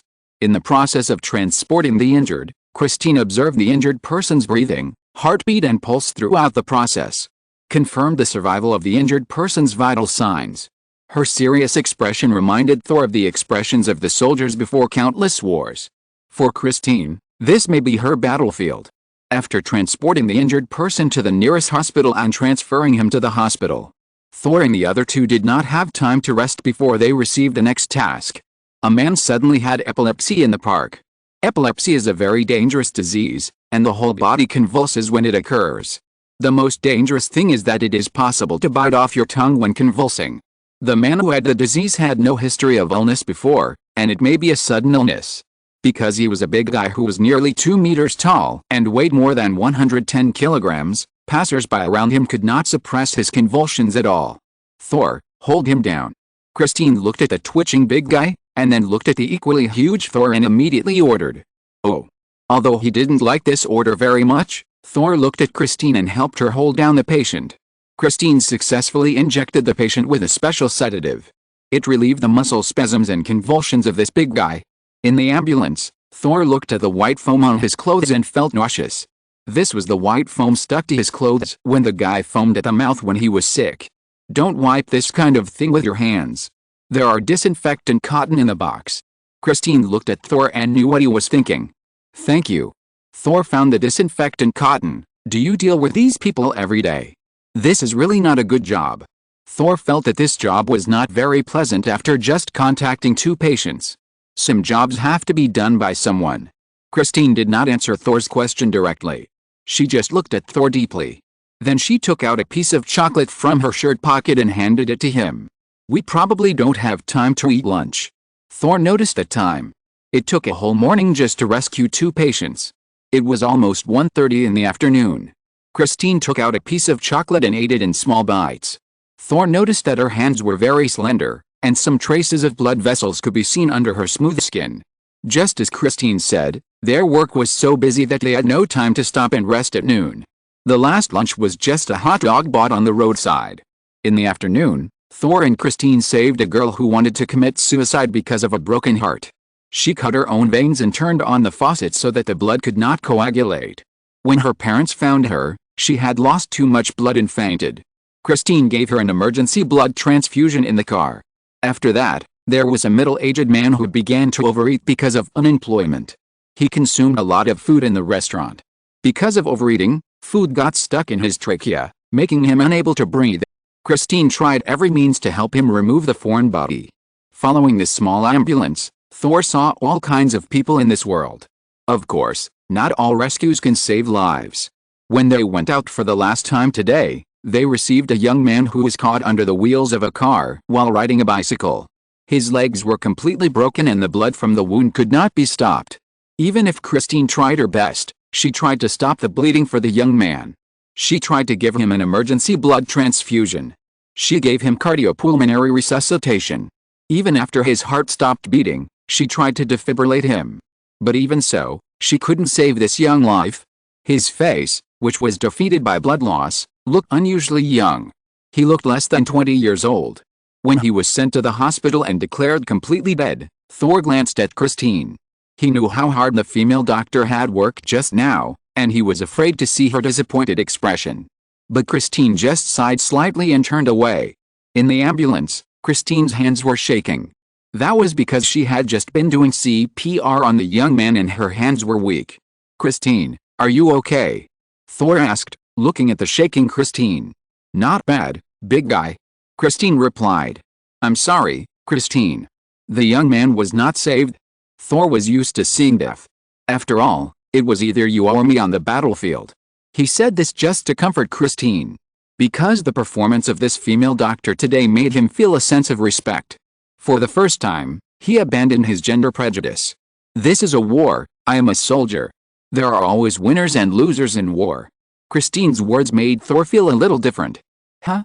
He didn't quite understand why Christine thought this was a war. She was a soldier?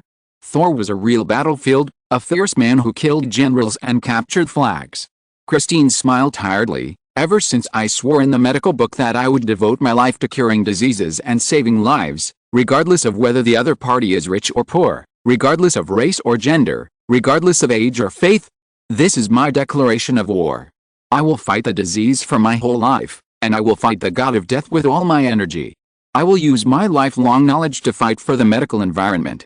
This battle will not end before I die," Christine said calmly. "I will not be discouraged by a failure. Because there is still a long way to go in this battle." Compared to the Doctor Strange he saw yesterday, although he recommended this job, Thor did not like him at all. But for Christine, Thor suddenly felt that this person was not bad. Thor looked at Christine and suddenly said something that he was possessed by a ghost. "Strange is not a good person, you'd better not date him." This sentence, which had no connection with the previous and the next, made Christine a little unresponsive. Huh? What? Chapter 414 Thor's hard work. There is something wrong with Thor recently, or rather, quite wrong. Lee Ji is not sure why Thor has started to change recently. Since he started going to work, he seems to have started to change. "Thor, there is fried chicken in the kitchen. Do you want to eat it?" When Thor got home from get off work, Lee Ji invited him to eat fried chicken, his favorite food on earth. But Thor, for the first time, said, "No need. I need to take a shower first. I already had a chicken breast sandwich on the way back." Well, this is not the weirdest thing. The weirder thing is that Thor actually bought himself a laptop after get off work one day. Because Lee Ji used to deposit $5,000 into Thor's bank card every month. So he still has about $3,000 in his account. A laptop is just over $1,000, so he can still afford it easily. When he came to find Lee Ji and Lan with his laptop, the two were sitting on the sofa in the living room watching TV and chatting. Lee Ji threw himself into the sofa and watched the replay of The Big Bang Theory on TV. Sheldon and it was asking his roommate to go out and buy Marvel comics to read. The roommate's question is whether to buy Iron Fist, Blade, Nightcrawler or the new The Legend of Rogers. "No, I want to watch Spider-Man, understand? This is the company's top brand, pun here." Sheldon said so. Well, this line was paid by Lee Ji. He found the crew of The Big Bang Theory and expressed his willingness to run a soft advertisement for them. The Big Bang Theory describes the lives of several young people with different personalities. There is a considerable audience group around the world. For this performance, Lee Ji paid a fee of $1.5 million. This amount of money is enough to sign the copyright of 1.5 Hawkeye for 10 years. In a sense, the value of Sheldon's 5-minute performance is equivalent to the value of Hawkeye for 15 years. But it is worth it, because after the TV series was broadcast, The company's comic sales have begun to surge. How is the disciple of Master Ancient One going, Lan? Li Ji asked Lan, who was lying on the sofa and watching TV boredly. Recently, she rarely stays in her room to read books, but tries to watch TV to relax. But for her, this kind of leisure is a bit boring. She purely regards this as a kind of practice. It's not easy to find, it depends on luck. If you are unlucky, it will probably take a long time to find it. Lan lifted her hair and said to Li Ji with her face sideways. Her head was leaning against the back of the sofa. Her long black hair was scattered on the back of the sofa, which made people want to grab a handful. When Li Ji wanted to sit closer, Thor came in with his newly bought laptop. Who of you can use this thing? He bought a Lenovo computer that is known as the conscience of the United States. Li Ji looked at Thor, then looked at the laptop in Thor's hand and shook his head. Thor, this kind of laptop is not suitable for playing games. If you want to play video games, I can lend you the PS4. You go back to your room and play slowly. Li Ji waved his hand to drive Thor away. However, Lan looked at the notebook in Thor's hand with great interest and asked, Thor, why did you buy a laptop? Oh. That's right. Thor heard Lan's question and walked directly between Li Ji and Lan, sitting on the sofa between the two of them. I heard that people on Earth use the internet to obtain various information. The efficiency is faster than watching TV and reading books. Yes, so what are you going to do? Li Ji looked at the huge Thor in the middle and could only spit out more breath and asked, play games online. Lan patted Li Ji's leg across Thor. Don't say that, maybe he really has something to do. Yes, I want to learn something online. Thor nodded after hearing Lan's words, and he said seriously, I want to learn more about medical and rescue knowledge. Wow. Li Ji and Lan suddenly looked at Thor with new eyes. Li Ji checked Thor up and down. He lifted his hair up and down, and patted his fat. He even sniffed his body, and when he wanted to check Thor's teeth like checking livestock, he was finally stopped by Thor, who couldn't stand it any longer. What are you doing? I'm just confirming whether you are the real Thor. It seems a little strange. Li Ji felt that the Thor in front of him was not the one he knew. Although it was Li Ji's idea to send him to the hospital to work, especially to do emergency work. He really wanted to use this method to correct Thor's attitude. But now it's too fast. He has started to love his job so soon? Li Ji couldn't believe it.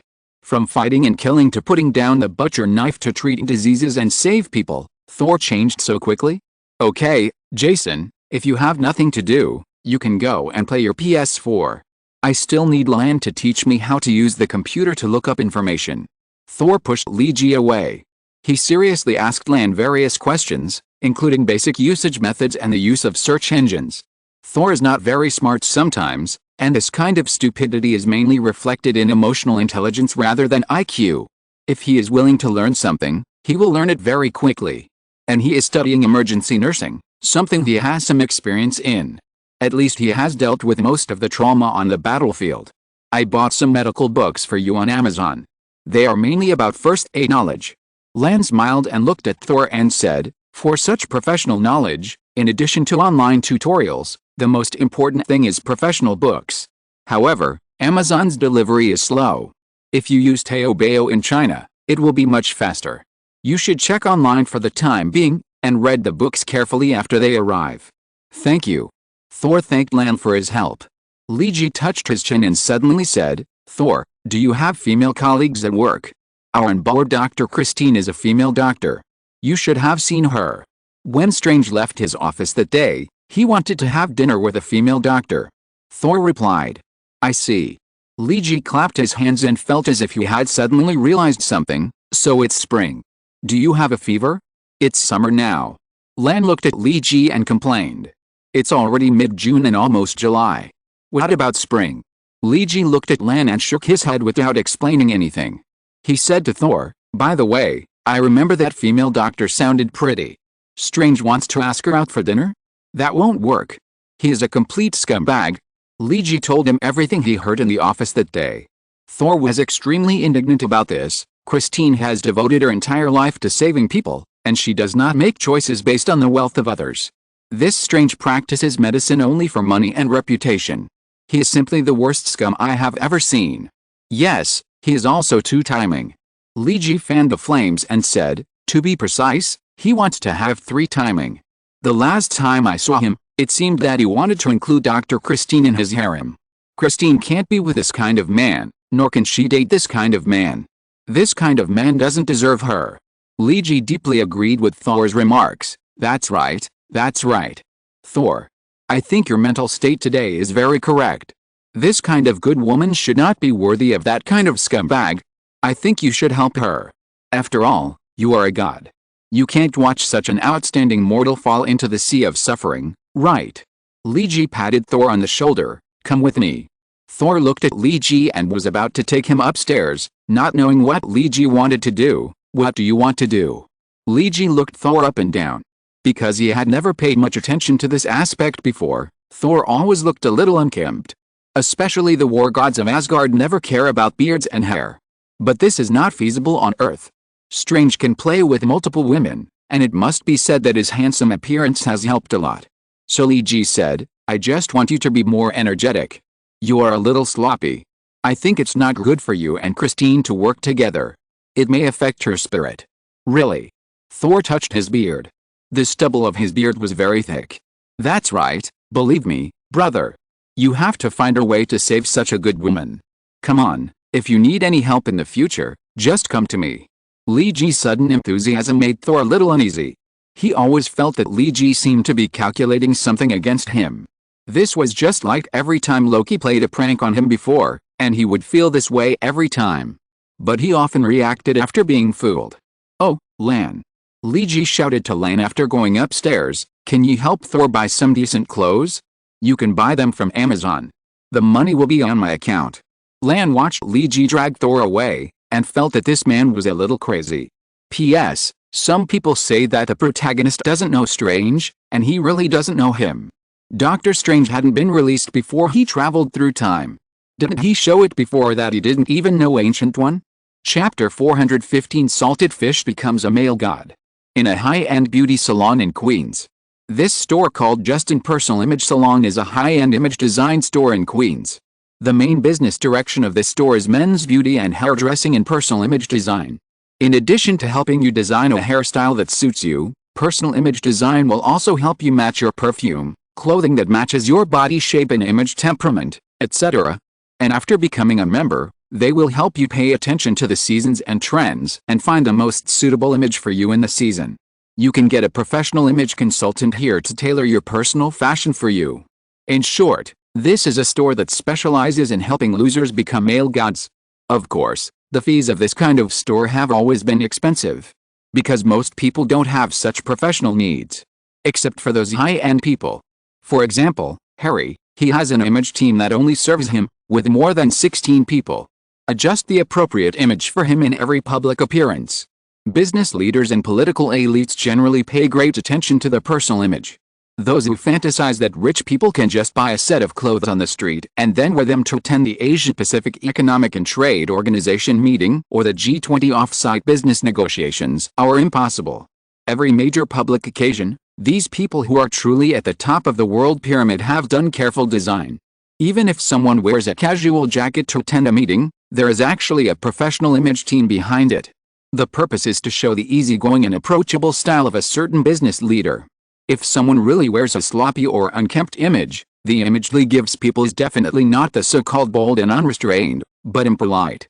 Of course, the business of this store is not aimed at those high-end business people or political elites. That kind of image team design is not what Liji needs now. Now the main purpose of this store is to change an ordinary person, an inconspicuous person in life, into a stylish one. Because more and more people are beginning to realize the importance of a good image in daily life. So slowly, ordinary people with middle and high incomes have begun to demand image design. Liji originally planned to transform Thor's image, but later found it too difficult and gave up. Because this god of Asgard should have never paid attention to his image in the first half of his life. Hair that has never been taken care of, sloppy beard, a casual pullover and loose sweatpants. Well, it looks like a standard American fat house. Is this image attractive to the opposite sex? No. Since Liji heard Thor talking about Christine, he suddenly realized that maybe this is a good thing. And this is also something that can be used. Liji hates Strange very much. Because he is a complete scumbag. Thor is much better than this scum in all aspects except that he is a salty fish. Since Thor said Christine is a good woman, how about letting the great god of thunder save her? Exclamation mark. This is a win-win situation. Although Thor himself did not notice it too much, Lee has keenly discovered what Thor's recent changes are for. This change is good and worth making good use of. It is beneficial to Lee, Thor and Christine. So Lee brought Thor here on his day off. I think my hairstyle and beard are good, and I don't go out naked, why bring me here? When Thor figured out what this shop was for, he was very resistant to people here messing with his hair. In Asgard, only women let people mess with their hair and trim their nails. Asgard? Sir, I don't quite know where you are talking about. But I think your thinking is outdated and needs to be changed. The one who helped Thor to fix his hair was the #1 designer of this shop, Justin. This shop was opened by him. He is a middle-aged man who looks elegant and handsome. Seeing this man's image, Lee has more confidence in this shop. He was playing Bubble Dragon with the iPad provided by the store. Thor, listen to Justin. He is right. New York is different from your hometown. Men here also do hairstyles and often go to clothing stores. If you want to achieve good results at work, especially to impress Christine, a good image is also necessary. Well done. Lee just used red bubbles to make a bunch of bubbles. Really? Thor was a little confused. The values that Lee talked about were different from what he had encountered before. The war gods of Asgard only need to swing their giant axes to chop people. Most of the male war gods are sloppy, except for those who are magicians. Yes, sir. Your hair is actually very good, but it lacks maintenance and cleanliness. I won't do too much to your hair. The loose hairstyle suits you very well. We just need to keep it clean. Designer Justin said. Thor has a head of golden shoulder-length hair, which is very soft and has a little natural curl but not very strong. So he doesn't need to do anything special. Justin just helped him trim the messy parts. Then just comb the messy hair back neatly. The beard is more troublesome because Thor's stubble is thick and solid, and he is often too lazy to take care of it. He only shaves it slightly when the beard is thick, and he never shaves it clean. Justin gave him a very detailed shave, shaving the stubble cleanly. Only the roots of the beard on the skin can be seen, but it is not prickly at all when touched, but becomes very smooth. Well, not bad. Looks more energetic. Lee gave Justin a thumbs up. Thor looked in the mirror. He was a little unaccustomed to his new look, which made him look less manly. It is obvious that Thor and Lee have different aesthetics about manliness. Lee does not think that unshaven beards are manly. Now Thor looks much more energetic, and Thor himself is tall and strong. Although he is a little fat now, at least he looks much more heroic. By the way, Justin, what do you think about Thor's outfit? Lee took a look at Thor's outfit, a brown round neck sweatshirt, a pair of shorts of the same color, and a pair of slippers. Well, this image looks a bit bad. How about hip-hop style? Many people with the same physique as Thor choose this style of clothing. Justin thinks that Thor's physique and hair are very suitable for hip-hop style. But Lee thought about Thor's hip-hop style in his mind. The god of thunder wore a bright red and green short-sleeved shirt, a baseball jacket, a tilted hat, and a large necklace. This is a bit too mismatched. Not good. He works in a hospital. He can't look too frivolous. Lee rejected this proposal. Justin, the image design consultant, thought for a moment. Thor looks a bit rough. What do you think if we go in this direction? Lee thought this idea was not bad. Okay, I think it's feasible. The rough combination has a calm taste. Oh, by the way, he is losing weight recently. The weight will probably go down quickly. When the body recovers, you still need to consider the subsequent matching. No problem. Let me think about it. The name Thor reminds me of the Nordic pirates. By the way, have you ever played pirate-themed video games? Pirate games? The pirates in them are all dirty, which is not good. No, I'm talking about Japanese pirate games. The pirates in them have fierce designs, but also have a delicate and calm feeling. I think there are quite a lot of matching elements. Okay, let's follow this idea, Mr. Justin. Thor sat in the chair and couldn't say a word. His personal image had been determined by these two people. Justin immediately asked his clerk to prepare various clothes. There are two types of clothing matching styles. One is formal wear for daily work. The matching is mainly based on calm tones, with black, gray and white as the main colors. The other type is daily casual clothing. This type of clothing allows Thor to show one side of his personality. As the god of thunder, he also has an arrogant side in his personality as the god of war. Silver, red, black and white contrasting colors. This type of clothing has very bold colors, but the overall matching is unusually harmonious. When Thor was asked to wear these carefully matched clothes, Lee and Justin were both amazed. Although he is still the fat Thor, he has a sense of elite after wearing a black and gray work suit. The casual silver and black matching service also makes Thor look very dazzling. Not bad, Justin, good job. I think this is good. Lee patted Thor's shoulder. Now Thor looks like he's a dozen years younger. The original sloppy look with unshaven beard and casual clothes. It's like a fat middle-aged fat house. Now that his image has been retouched, Thor looks a dozen years younger, and finally looks like a young man in his early 20s. And because his spirit has become fuller after changing his image, Thor looks much sharper. He has a kind of aggressiveness that modern urban men lack. This is the temperament brought to him by the war. When this extremely aggressive temperament and aggressive spirit began to show, Thor's entire spirit underwent a huge change. When Lee took Thor home, Lee clearly saw that several girls on the road stared at Thor for a long time. Although Thor is fat now, his foundation is still there after all. He didn't look ugly before, but he was just rough. When the rough appearance and the extremely aggressive temperament are combined, it is a combination of 1 + 1 greater than 2. Lee said to Thor, "Look, now you are beginning to attract the attention of girls." Why? This is a bit incomprehensible. Thor was a little confused. He didn't quite understand the aesthetics of the Earthlings. Only warriors who win the war in Asgard can be favored by ladies. Put aside your Asgard affairs, this is Earthman. I think Christine will like your new look. Lee patted Thor on the back. I don't think she should be such a superficial woman who only looks at appearance. Thor still didn't believe it. How about making a bet? The bet is to clean the house for a month. Lee invited Thor confidently. Thor agreed happily. And when Thor went to work with his new look on the first day, he knew that he had lost the bet. Because Christine looked at Thor and smiled. New look? Big guy. Very good, looks much more handsome. Christine smiled and pinched Thor's shoulder. I think you can keep it up. Well, I lost this bet. But, in fact, the new look is not bad, isn't it? Chapter 416 The Illuminati's Shampoo Company. Tony Stark, a former playboy, is now a superhero. Because he has experienced many things in 1 year. Whether it is being kidnapped, or the disagreement with his good friend Dr. Ethan because of the new energy. Or the subsequent war caused by the new energy. These things are lessons and experiences for Tony. It can be said that in this short year, Tony Stark has experienced more setbacks, betrayals and blows. I am afraid it is more than he has experienced in the past 30 years. The only thing that can be compared with these things now is probably the death of his parents. And that was more than 10 years ago. For Tony, that is a memory that he does not want to recall. What he wants to do now is to grasp the present.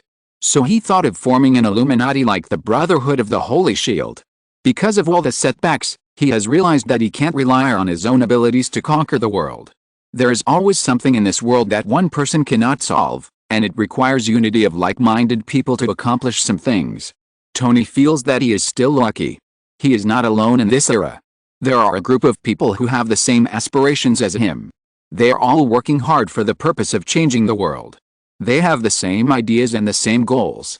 Here, Tony feels that he needs to thank someone, that is Nightcrawler. This guy who doesn't look very outstanding has extraordinary abilities. Superheroes are sometimes not necessarily super powerful. For example, Captain America Rogers, if Tony wants, he guarantees that he can kill him with just one laser cannon. But Captain Rogers' routines in politics and strategy are very deep. He used his identity to accuse the military and the government, and put pressure on the military and the government on a global scale. He forced them to let go of the suppression of S.H.I.E.L.D. This can be seen. Rogers is loyal to the United States and to mankind, but he is not simply loyal to a certain political system. When the government's actions run counter to the beliefs he holds, he will stand up without hesitation to change it all. And Nightcrawler is such a person. It can even be said that he is more radical than Captain Rogers. He is not loyal to any political system or government. He does not even compromise with any ideology. Nightcrawler is simply loyal to two bottom lines. First, he is loyal to his family. Second, he is loyal to his human identity. Apart from this, He sneers at any political system. He has never regarded the US government or other governments as an object of loyalty. This can be seen from the plan he revealed to Tony. He wants to use the advent of the Dark Elves to tell governments that humans are not alone in this world. The ultimate goal is to promote political reform on Earth. His ultimate goal is to completely abandon the concept of the country. There will only be one unified political system on Earth in the future. This idea is bold, but it is worth trying. Nightwalker may not be as strong as the sky-defying one, but he is the backbone of the whole incident. He connected the major forces and promoted the progress of the whole plan. Tony is a man who dares to take risks, but his unclear relationship with the US government has brought him layers of shackles. There are things he wants to do, but he can't say and do them himself. Including Captain America and Professor X, they are carrying too many things. On the contrary, in many cases, they are not as relaxed as Nightwalker. Because he doesn't have so many unclear relationships, he can always analyze things from a more outsider's perspective. In the Illuminati, Professor X and Beast play the role of science and technology. Tony plays the role of the financial sponsor, and also plays the role of official communication with Captain America. And Nightcrawler plays the role of lobbyist. He acts as the contact and lubricant between various forces. In terms of function, Tony must admit that Nightcrawler is the most important and core person in this organization. Just like now Tony and the Illuminati are executing and supporting his plan. Nightcrawler can always convince others to accept his ideas inexplicably. It can be said that Nightcrawler is a person with full skills of talking. He is not a chatterbox, he just says the key words at the key time. Make people believe him. Just like what Tony is doing now. Opening a hair growth water company is something he has never done before. Pepper, I can only ask you for this matter. You know there are not many people I can trust. Tony asked his former personal assistant, now the CEO of Stark Group. This is my private company, and Stark Group cannot interfere. Selling hair tonic? Tony, I don't object to you wanting to expand different products and increase diversification. But hair tonic is a bit too much? And you have already prepared the company, and suddenly you want me to be the president of this new company. Pepper looked at the plan submitted by Tony and felt a little absurd. A company that manufactures weapons, energy and heavy industry suddenly wants to make a hair tonic? This is ridiculous. No. Pepper, you have to understand how big the market for hair tonic is. The global market for this aspect is more than $20 billion per year. Think about those who lose their hair. For them, losing their hair is like losing the world. We need to save them, just as it is important to save the world. Tony used Lee G's words at the time to convince Pepper. Huh? Pepper showed an expression of there's nothing wrong with you, so, you want to tell me that you are starting to lose your hair now, right? No, my hair is very healthy. Tony immediately drove away the association of his baldness. It's just that I have this patent, and we can make more money with these things. Pepper looked at Tony with a suspicious expression. When did Tony Stark start to care about money? At various times, I naturally need money. For certain careers. I can't touch the funds of the Stark Group. I know that if I do this, you will be angry. You have already left me once. Tony looked at Pepper with sincere eyes. For your superhero career. Pepper probably guessed where Tony needed money. But she didn't know that in fact, Tony's secret Venus base plan had already started, and even had a prototype. And now the funds for the startup came from Tony's personal property. He also needed the new company to make a profit to fill his own pocket. Tony looked at Pepper's pretty face, and he suddenly put his hands around Pepper's waist, and his face slowly approached Pepper's face. There was an ambiguous atmosphere in the air. Tony was a charming man, and it would be a lie to say that Pepper had not been attracted to him. It was just that Tony's lifestyle made Pepper dislike him. But after going through so many things, Tony has restrained himself a lot in the past year, and he is not flirting around like before. So Pepper's affection for Tony has gradually recovered. Sometimes she would wonder what kind of relationship she has with Tony. Are they superiors and subordinates, or is she just his nanny? These are not what she wants. So Pepper did not reject Tony's intimacy, but her voice became a little nervous. Tony, don't do this. It's not a good choice to fall in love with your boss. Tony, I can't. But Tony is a guy who dares to speak and do. When he decides to do something, few people can stop him. I can't lose you, Pepper. Without you, I can't even remember my social security account. Superheroes are not just my hobbies. I know there are things on Earth that are worth protecting. I can't lose these things, I can't lose you. Tony blocked Pepper's mouth before he finished speaking. Well, he blocked it with his own mouth.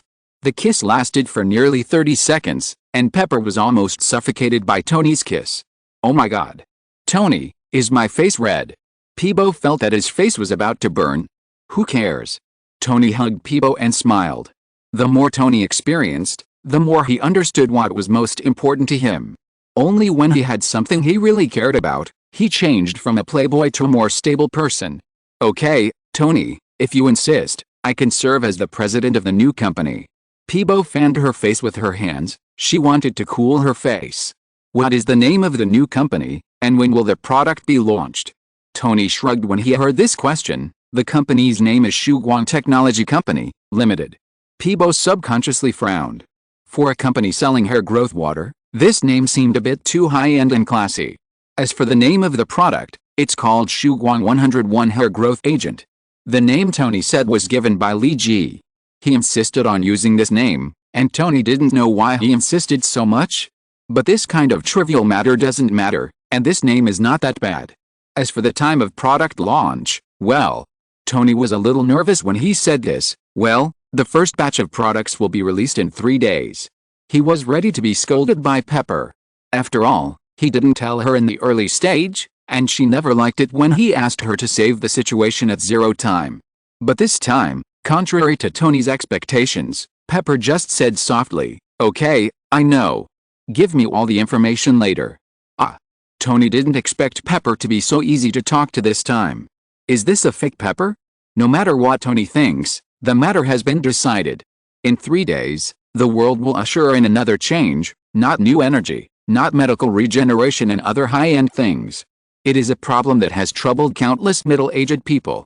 They finally don't have to hold the small advertisements on the telephone poles and shout, "My disease is cured." Because this time, baldness is finally cured. And the funds obtained from saving bald hair loss will be used to build a base on Venus and form an interstellar fleet. This time the Illuminati has saved hair loss, and at the same time, it will save the world. Chapter 417 Pricing, Excessive Profits, and Unscrupulous Merchants. Regarding the Dawn 101 hair growth water, the medicine that Beast Tank had studied before had made considerable progress. After eliminating most of the side effects, the only effect of his medical medicine was hair regeneration. This hair regeneration is a stimulation for the hair follicles of the whole body, which can regenerate the hair follicles that have already died. Let them have the ability to grow hair again. For an emergency medicine aimed at healing severe trauma, this degree of effect can really only be regarded as stimulating the growth of a few hairs.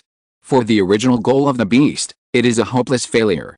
But when Li Ji corrected the thinking of several people and changed the direction of this thing, it instantly became a miracle drug. A miracle drug that can make a group of people thirst for knowledge.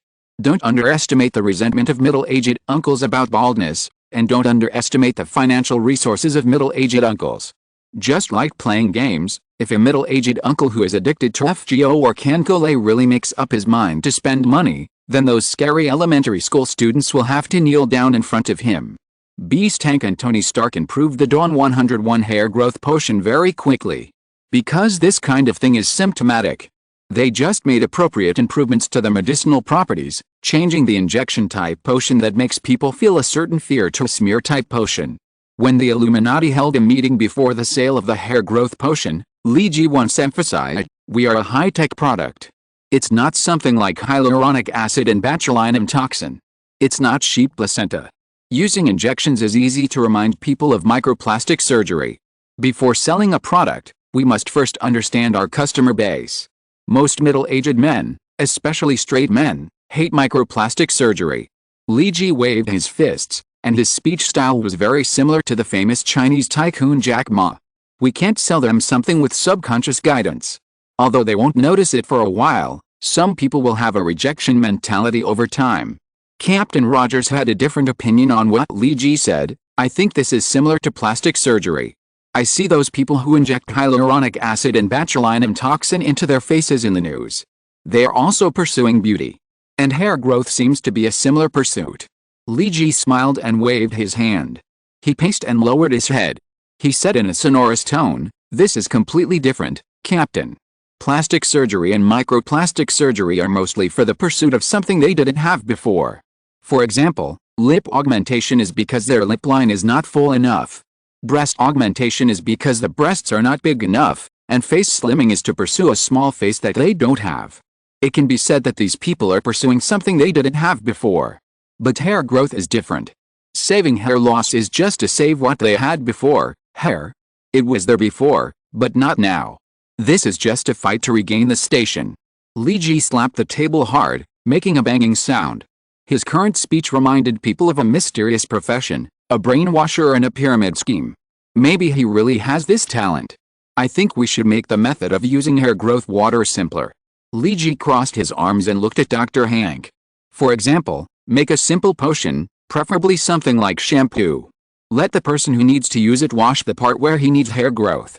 Li Ji touched his chin and thought, after all, it is a bit wasteful to stimulate the activity of hair follicles all over the body. If they are good hair follicles, it will be a waste of resources. Dr. Hank nodded. If you really do this, then you can reduce the use of a lot of healing genes. This can reduce the overall production cost. The healing factor that Dr. Hank mentioned is not extracted from Wolverine. If every bottle of hair growth water is produced, some genes must be taken from the old wolf, then the old wolf will be dried up sooner or later. This self-healing factor was cultivated by Dr. Hank himself and can be reproduced on a large scale. But the self-healing strength of this factor is pitifully weak, and it has no use except for regenerating hair. The other materials in the hair growth water are actually useless. The most important thing is the self-healing factor. Dr. Hank began to calculate. If he did it according to Li Ji's idea, then the amount of self-healing factor needed in the entire potion would drop significantly. Only about 5% of the original amount would be enough. This can directly reduce the cost by 95%, which seems to be very cost-effective. However, Dr. Hank still frowned, but in this way, the activity of the self-healing factor will not be enough. They can't continuously activate the hair follicles, nor can they really repair the hair follicles thoroughly. When the activity of the self-healing factor is lost, the hair follicles will wither again. In this case, it is necessary to constantly add new self-healing factors to stimulate the hair follicles. Pop! Li Ji clapped his hands fiercely. This is the effect I want. He said excitedly, Doctor, according to your calculation, how long can such stimulation of hair follicles maintain its activity? Dr. Hank took a bunch of data listed by the microcomputer and conducted a simulation experiment before saying to Li Ji, theoretically, it can last about 150 days, but I think it will take about 90 days to add new self-healing factors. That's enough, Doctor. Li Ji patted Hank's shoulder and smiled like a profiteer. If you can completely cure those people with hair loss at one time, then who will we sell our products to in the future? A rotation of 90 days is a length of time that most people can accept. That's enough. We need to play the long game to catch big fish. Tony, Hank, Rogers, Charles, the four of them looked at Li Ji with black lines. For the first time, they found that this guy was so treacherous. I suddenly feel that I chose the wrong partner. Tony said silently, he's as cruel as the arms seller. In fact, Tony was still wrong, or he underestimated Li Ji's cruelty. When the first batch of hair growth water products appeared, and after repeated cost calculations, everyone was surprised to find that the cost of this thing was much lower than expected. Adding all the costs, except for the uncontrollable logistics costs in the future, the cost of a bottle of hair growth water is only about $7, which is a very low price. Of course, this is thanks to Li Ji, who directly cut the use of 95% of the self-healing factor. Because of this move, the production cost of the entire potion has been reduced. As for the price, $30? Doctor, are you crazy? Li Ji looked at Hank with an unbelievable look, questioning the price proposed by Dr. Hank. Is this price too high? Well, it is indeed a bit high for the cost of $7. In fact, we can make a lot of money at a price of $20. Hank thought Li Ji was questioning that his price was too high, so he took the initiative to lower the price. Doctor, I think you can only do research in the laboratory. And you can't participate in business. Li Ji held his forehead and shook his head. But if the price of $20 is going down, our profit will be very low.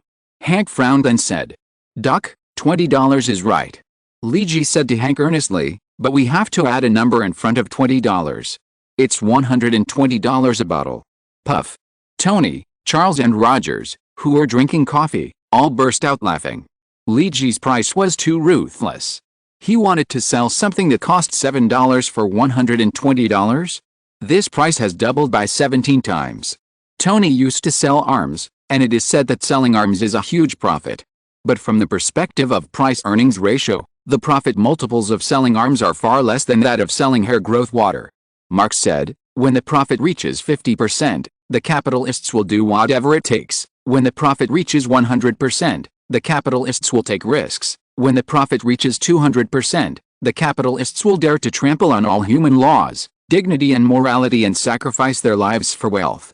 Then what if the profit reaches 1,700%?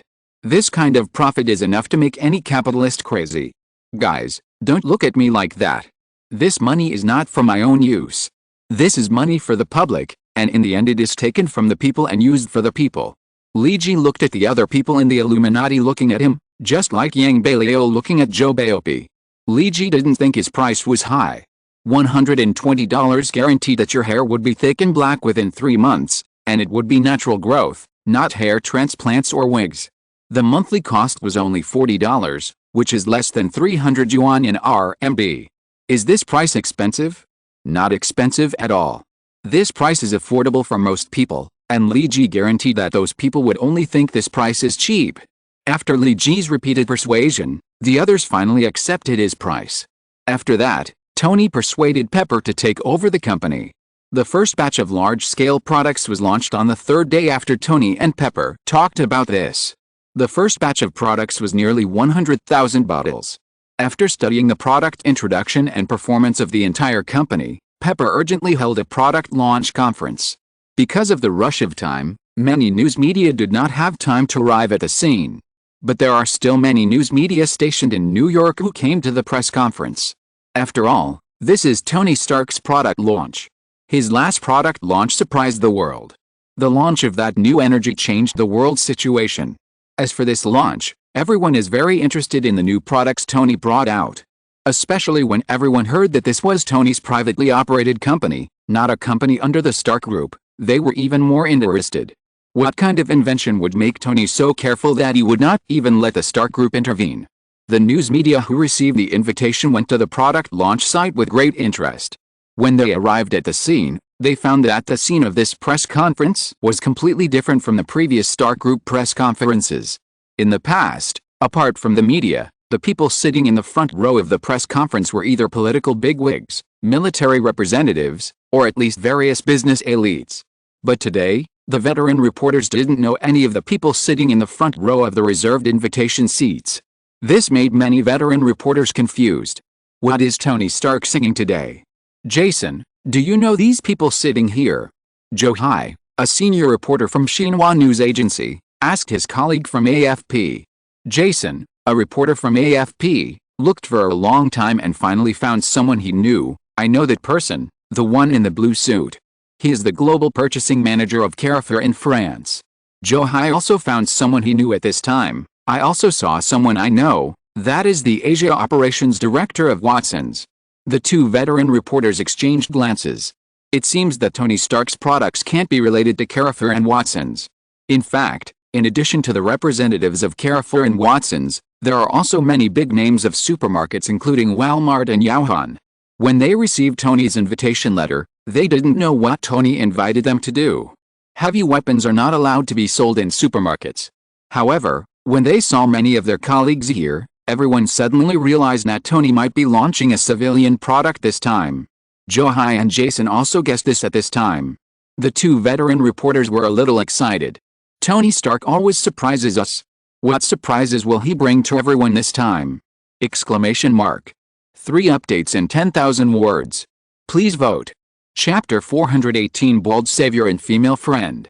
Tony is a guy who is good at creating surprises. Whether it is the various unimaginable weapons he launched when he was an arms dealer, or his sudden announcement to close the weapons manufacturing department of Stark Group, or the big news about new energy he made later. Every press conference of his is always full of surprises. Everyone wants to see what surprises he can bring this time. Especially when everyone guessed that he was going to launch a civilian product. And now Tony Stark dares to swear to the sky that everything that will happen next, including the various follow-up situations that will appear in the future, has nothing to do with him. Tony Stark swears on his thick hair again to ensure that everything he says is true. The manager of Walmart's America's Operations Purchasing Department and the manager of Carrefour's Global Purchasing Department happen to be sitting next to each other.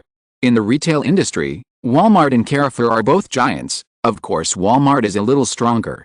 Walmart, the overlord of supermarkets, controls the most important retail sales channels in the world. As a super large company, Walmart can always get various privileges, including crazy price cuts for production companies, and requiring huge quantities of products within a limited time. For Walmart, all this is normal. Because in today's retail era, channels are king. Whoever has channels can really laugh last. However, the traditional retail industry is facing a strong impact now. The main impact comes from online sales in the internet era. In other countries, the trend may not be obvious. But for the Chinese market, Walmart and Carrefour have clearly felt the market sluggishness of the traditional retail industry. Because Jack Ma's Taobao is popular in China, online shopping has become a new way of shopping. If traditional retail companies want to regain their lost ground, they must make certain improvements. They must have their own flagship products. Therefore, in the current Walmart or Carrefour supermarkets, you can see some supermarket-exclusive products. These large retailers have integrated their suppliers and concentrated their resources to develop some products that can only be bought in this supermarket. For example, cheap, high-quality cooking oil and grain, or t-shirts and hats, sometimes special metal furniture, and so on. And today, these global retail and cosmetics giants gathered together because of Tony Stark's note on the invitation. This product will not be available for online sales. That is to say, Tony's new product will go through traditional retail channels. Although everyone is still unclear about what new product Tony is going to release, this does not prevent them from guessing. The representative of Carrefour said to the representative of Walmart, "What new product do you think Tony will release?" Smith. The Walmart representative named Smith shrugged, "I don't know. The last time Mr. Skeeter released a civilian product with an impact was a floating car. Now this kind of car has begun to be launched on a large scale. And this time Mr. Stark wants to release a product that bypasses the Stark Group, so it is very likely that it will no longer be a heavy industrial product. Things like cars are impossible, Dyson." The Carrefour representative named Dyson nodded, "If it is a light industrial product or a daily chemical product, I haven't heard that Mr. Skeeter has done a lot of research in this area. Will it be a single-person floating walker? Miniaturize the suspension equipment of the car and use it on a single-person device?" Smith guessed. There are actually quite a lot of single-person walkers, or balance cars, in the city now. Although there is a market prospect, it is not particularly large. Of course, if the traditional wheeled balance car is changed to a floating type, it is estimated that many people will like it. Jason, a reporter from AFP, and Joe Hai, a reporter from Xinhua News Agency, also speculated about the new product in this direction. "Do you think it might be a technological product in the field of suspension?" Joe Hai asked. Jason nodded, "Yes, Tony Stark is a person who pursues speed. Maybe in addition to the suspension car, he may launch more similar products." Jason analyzed it very well. "Have you seen Back to the Future? This is a classic movie. When the male protagonist traveled to 2015, he saw a suspension car and got a magnetic suspension skateboard. Although the suspension car was only launched this year, 2 years later than expected in the movie, it would be a good gimmick for Tony Stark to launch a suspension skateboard at the same time. We have completed the concept of Back to the Future. What do you think?" Jason and Joe Hai discussed all this with great interest. Almost everyone present speculated about technology and machinery, and the most biased thought was nothing more than something related to electronic equipment such as AR and VR. Because according to Tony Stark's previous habits, all this is the direction and purpose of his research. No one can guess what the theme of today's press conference is. When the scheduled time of the press conference came, the host on the scene finally welcomed the product project manager of Sugin Company to the stage after a bunch of unnecessary opening remarks. This is an old man in his 60s, but he is energetic. His name is Starlian. This time, Tony and Pepper did not come to host the product press conference in person. As for the reason, it is probably because they can't afford to lose this person. Ladies and gentlemen, distinguished guests, welcome everyone. Starleon's opening words are simple and straightforward. I guess you must be curious. The world's outstanding scientist and philanthropist Tony Stark has changed the world countless times with his inventions. What kind of surprise will he bring to everyone this time? Everyone is looking forward to it. This time, 25 online media are broadcasting the product press conference live. It can be said that people from any country in the world can see the live release. Because the new energy released by Tony Stark last time has brought profound changes to the world. So this time, his new product press conference was watched by more than 90 million people around the world through online live broadcast. Netizen A: is this another product that will change the world? Netizen B: it's hard to say. It seems that the news circulating on the scene is that this is an ordinary civilian product. Netizen C: Tony Stark will not let us down. He is born to change the world. Netizen C seems to be a die-hard fan of Iron Man. Tony, who was far away in the Illuminati's zero-hour base, buried his face deeply in his knees. He didn't dare to look up at the computer screen. He was afraid that his fame would be ruined after the product content was announced on the spot. Cheer up, Tony. This is also a good thing to change the world. Li Ji sat next to Tony and encouraged him. No, can you turn the computer screen to the side? I don't want to see what will happen later. Tony covered his face with his hands. When he really confirmed that he was selling something like hair growth water, he felt so embarrassed. This is not his style at all. Iron Man should be cool, researching machinery, supercars, new energy and other high-end things. Why did he listen to Li Ji's words and set up a company to sell hair growth water? Although the Illuminati is indeed short of money. But whether Tony is willing to face it or not, what he is worried about will eventually happen. At the press conference, Starleon said in an excited tone, "Now I will solemnly introduce to you a product that can change the world." That is the new technology product that Tony Stark has spent several years and countless efforts to create, Dawn 101 Hair Tonic. Tony, who was far away in Rome, hugged himself like a ball on the sofa and covered his ears. It's so embarrassing, so embarrassing, so embarrassing. For the first time in his life, Tony knew what embarrassment cancer was. At the press conference, when Starleon said the name of this product and said that its effect is hair tonic, the scene fell into silence. WTF. Smith, the representative of Walmart, couldn't help but burst out a swear word. Tony Stark sells hair tonic? I'm afraid I have attended a fake product launch conference, and the inviter is actually a fake Tony Stark. He is still good, at least he can react. The other representatives and reporters who came to the product exhibition were all in a state of soul out of body, as if the person standing on the stage just now was Voldemort in the Harry Potter movie, and Voldemort had also recited a spell to petrify them all. On the live broadcast platform, countless netizens seemed to have their keyboards malfunctioned in an instant, as if they suddenly forgot how to type, and the online public opinion was instantly quiet. Until a trembling hand was raised at the scene. This was Joe Hai, a reporter from Xinhua News Agency. He asked in a sleepwalking tone, "Hello, did you just say that Mr. Tony's new product is hair growth water?" Joe Hai felt that he was dreaming.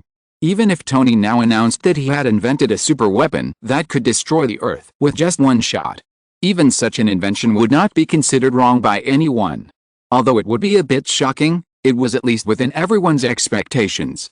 But what is the fuss about Iron Man selling hair growth water? And he has been devoted to research for several years? That's right. Could it be that Tony is actually a bald man? He had always relied on wigs and hair transplants to cover himself up, and invented this to cure his hair loss problem? Exclamation mark. The reporters immediately thought of a hot topic, the mystery of Iron Man's 5-year hair loss. After Joe Hai's question, the audience came to their senses. The whole audience fell into a state of psychedelic.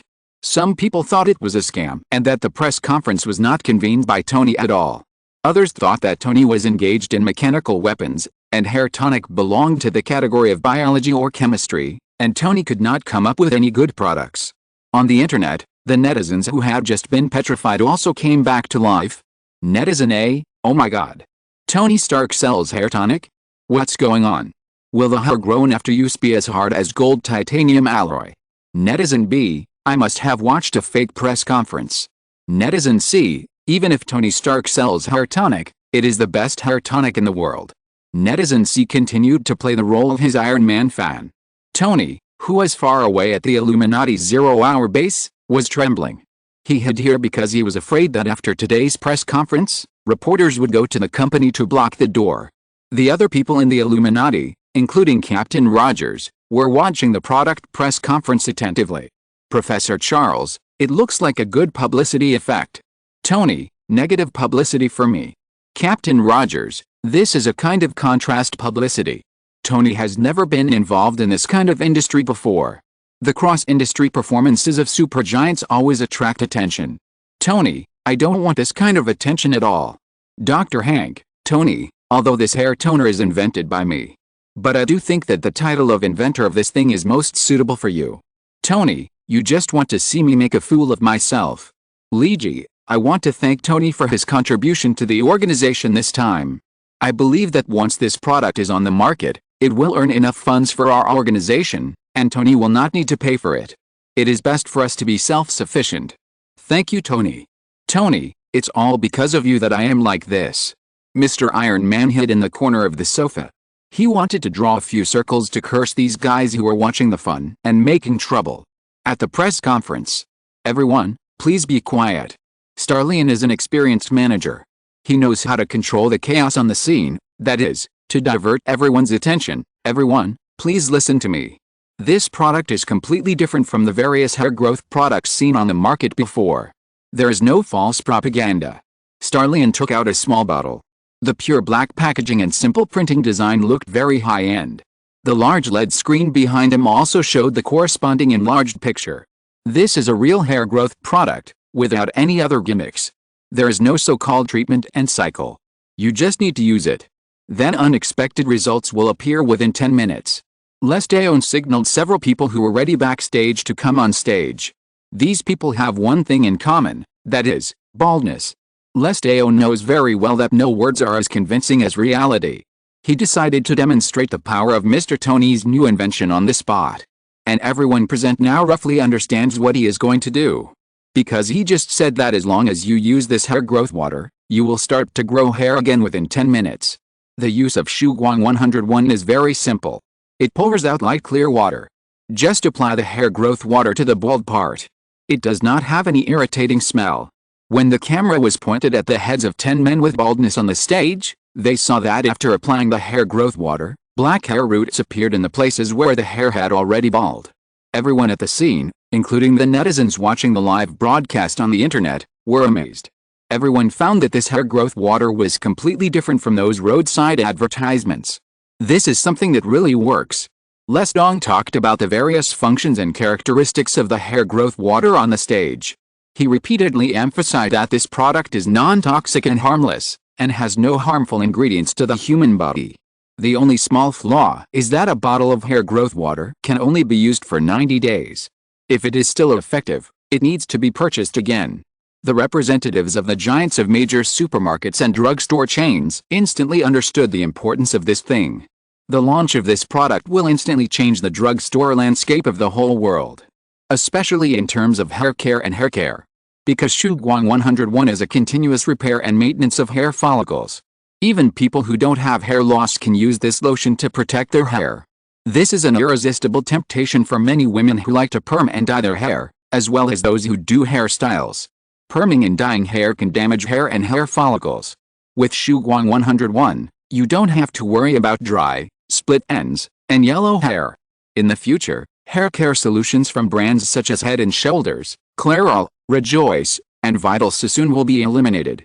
One bottle of Shuguang 101 can meet the needs of multiple bottles. Starlian's speech aroused the atmosphere of the whole audience. For the managers of the supermarkets, they understand the importance of this product. How many people will line up at the door of the supermarket all night to buy a bottle of Shuguang 101?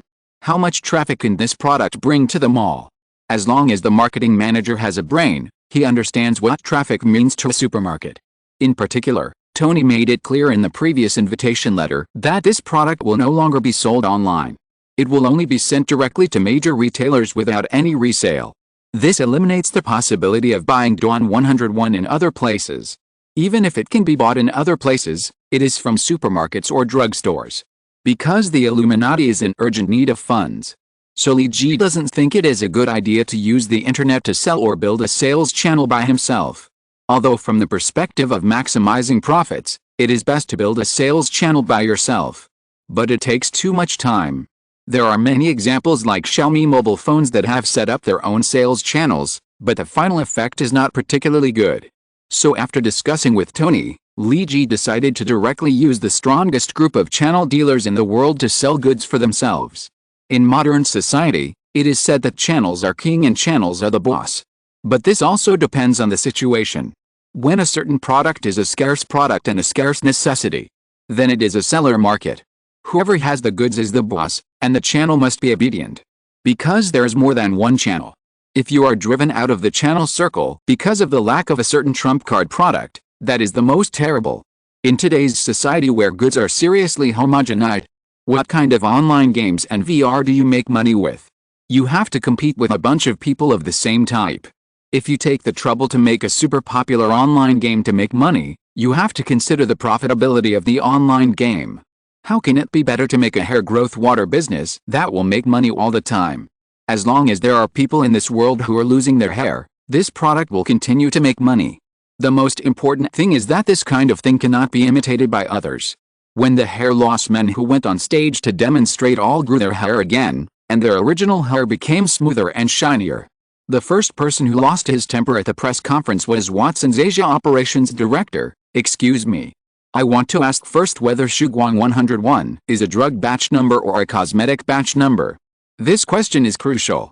Because if it is a drug, not all supermarkets are qualified to sell drugs. Starlian smiled slightly. Don't worry, this is classified as a cosmetic batch number. Hearing this, all the retail representatives at the scene breathed a sigh of relief. If it is a cosmetic, it means that it can be stocked on a large scale. Mr. Starlian, what is your production capacity? When will the first batch of products be available? Walmart representative Smith asked a more direct question. The bigwigs in the traditional retail industry are also the ones who are most impacted by e-commerce. They need a flagship product to regain their status. The current production capacity is 300,000 bottles per month. The first batch of products has been produced, and about 100,000 bottles are in the warehouse ready to be shipped at any time. The future production capacity will be expanded to about 1 million bottles per month. It will be expanded later depending on the situation. Starlian's smile made Smith a little nervous. 100,000 bottles is too few. For Walmart, which has tens of thousands of stores around the world, it is not even possible to allocate resources to each store. Even 1 million bottles is too few. Walmart can take them all. At this moment, Smith felt that all his colleagues were enemies. And he was not the only one who had this idea. Many people who were as close as brothers just now have begun to keep their distance.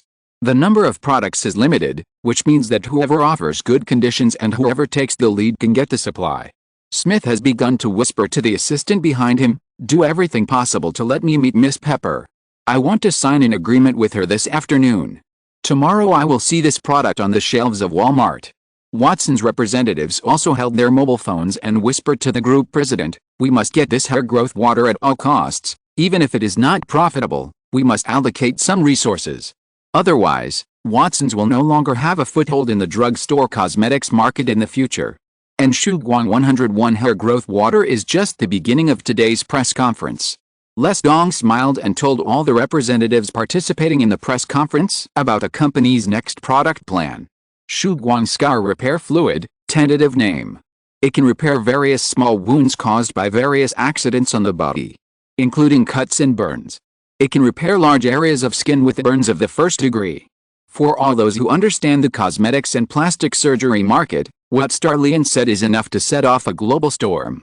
From now on, skin grafting and laser scar removal, these backward methods will completely bid farewell to mankind. Shuguang Company will launch a more friendly cosmetic treatment method for all those in need. All the people watching the press conference were stunned for a moment.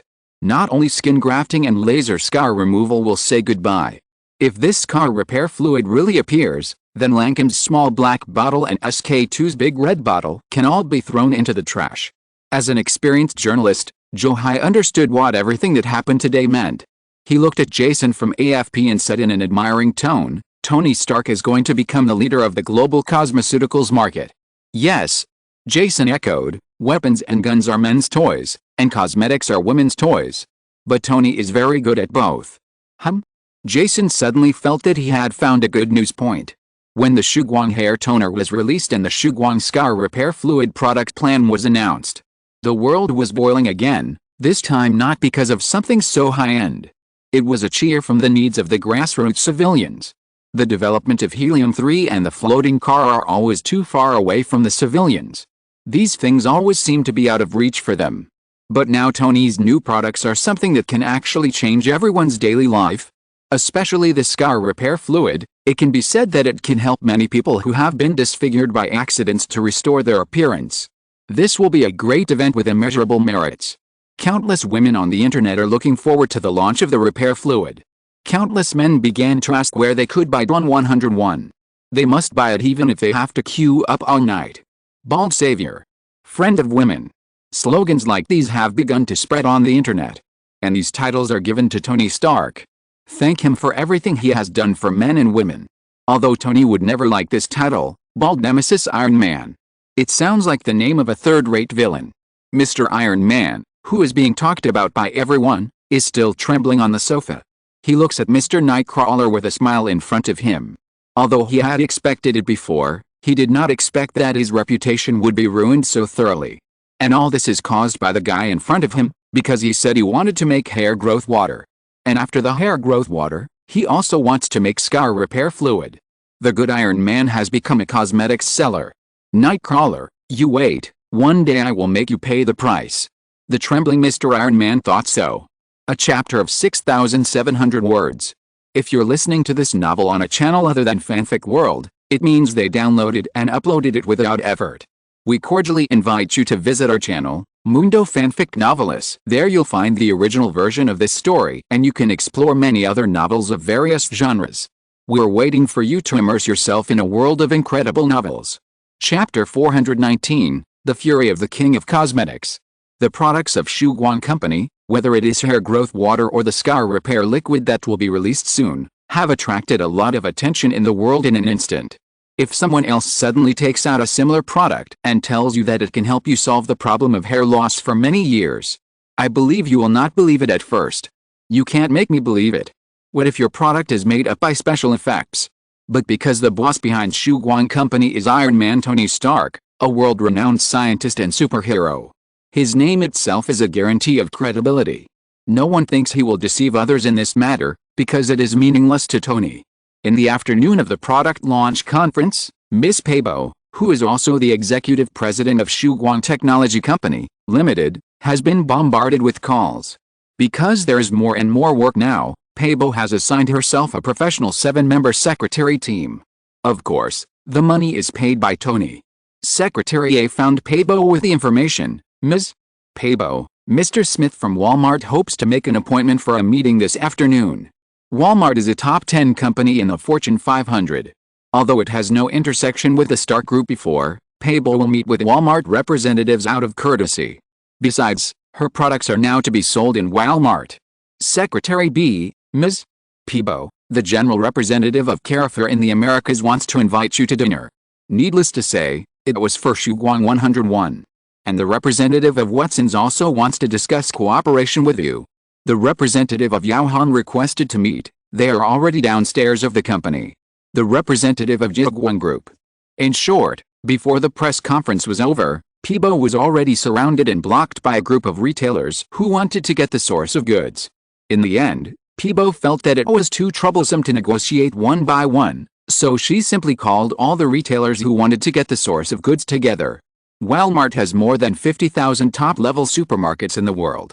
Walmart can help Shuguang sell your company's products anywhere in the world. As a representative of Walmart, Smith was very confident. Because Walmart does have this strength. But Smith's speech caused dissatisfaction among the representatives of other retailers. Watson's, which mainly sells pharmaceutical cosmetics, was the most panicked among them. Because it is obvious that the pharmaceutical cosmetics produced by Shuguang Company in the future will represent the trend of the future. Walmart can sell other things if it does not sell pharmaceutical cosmetics.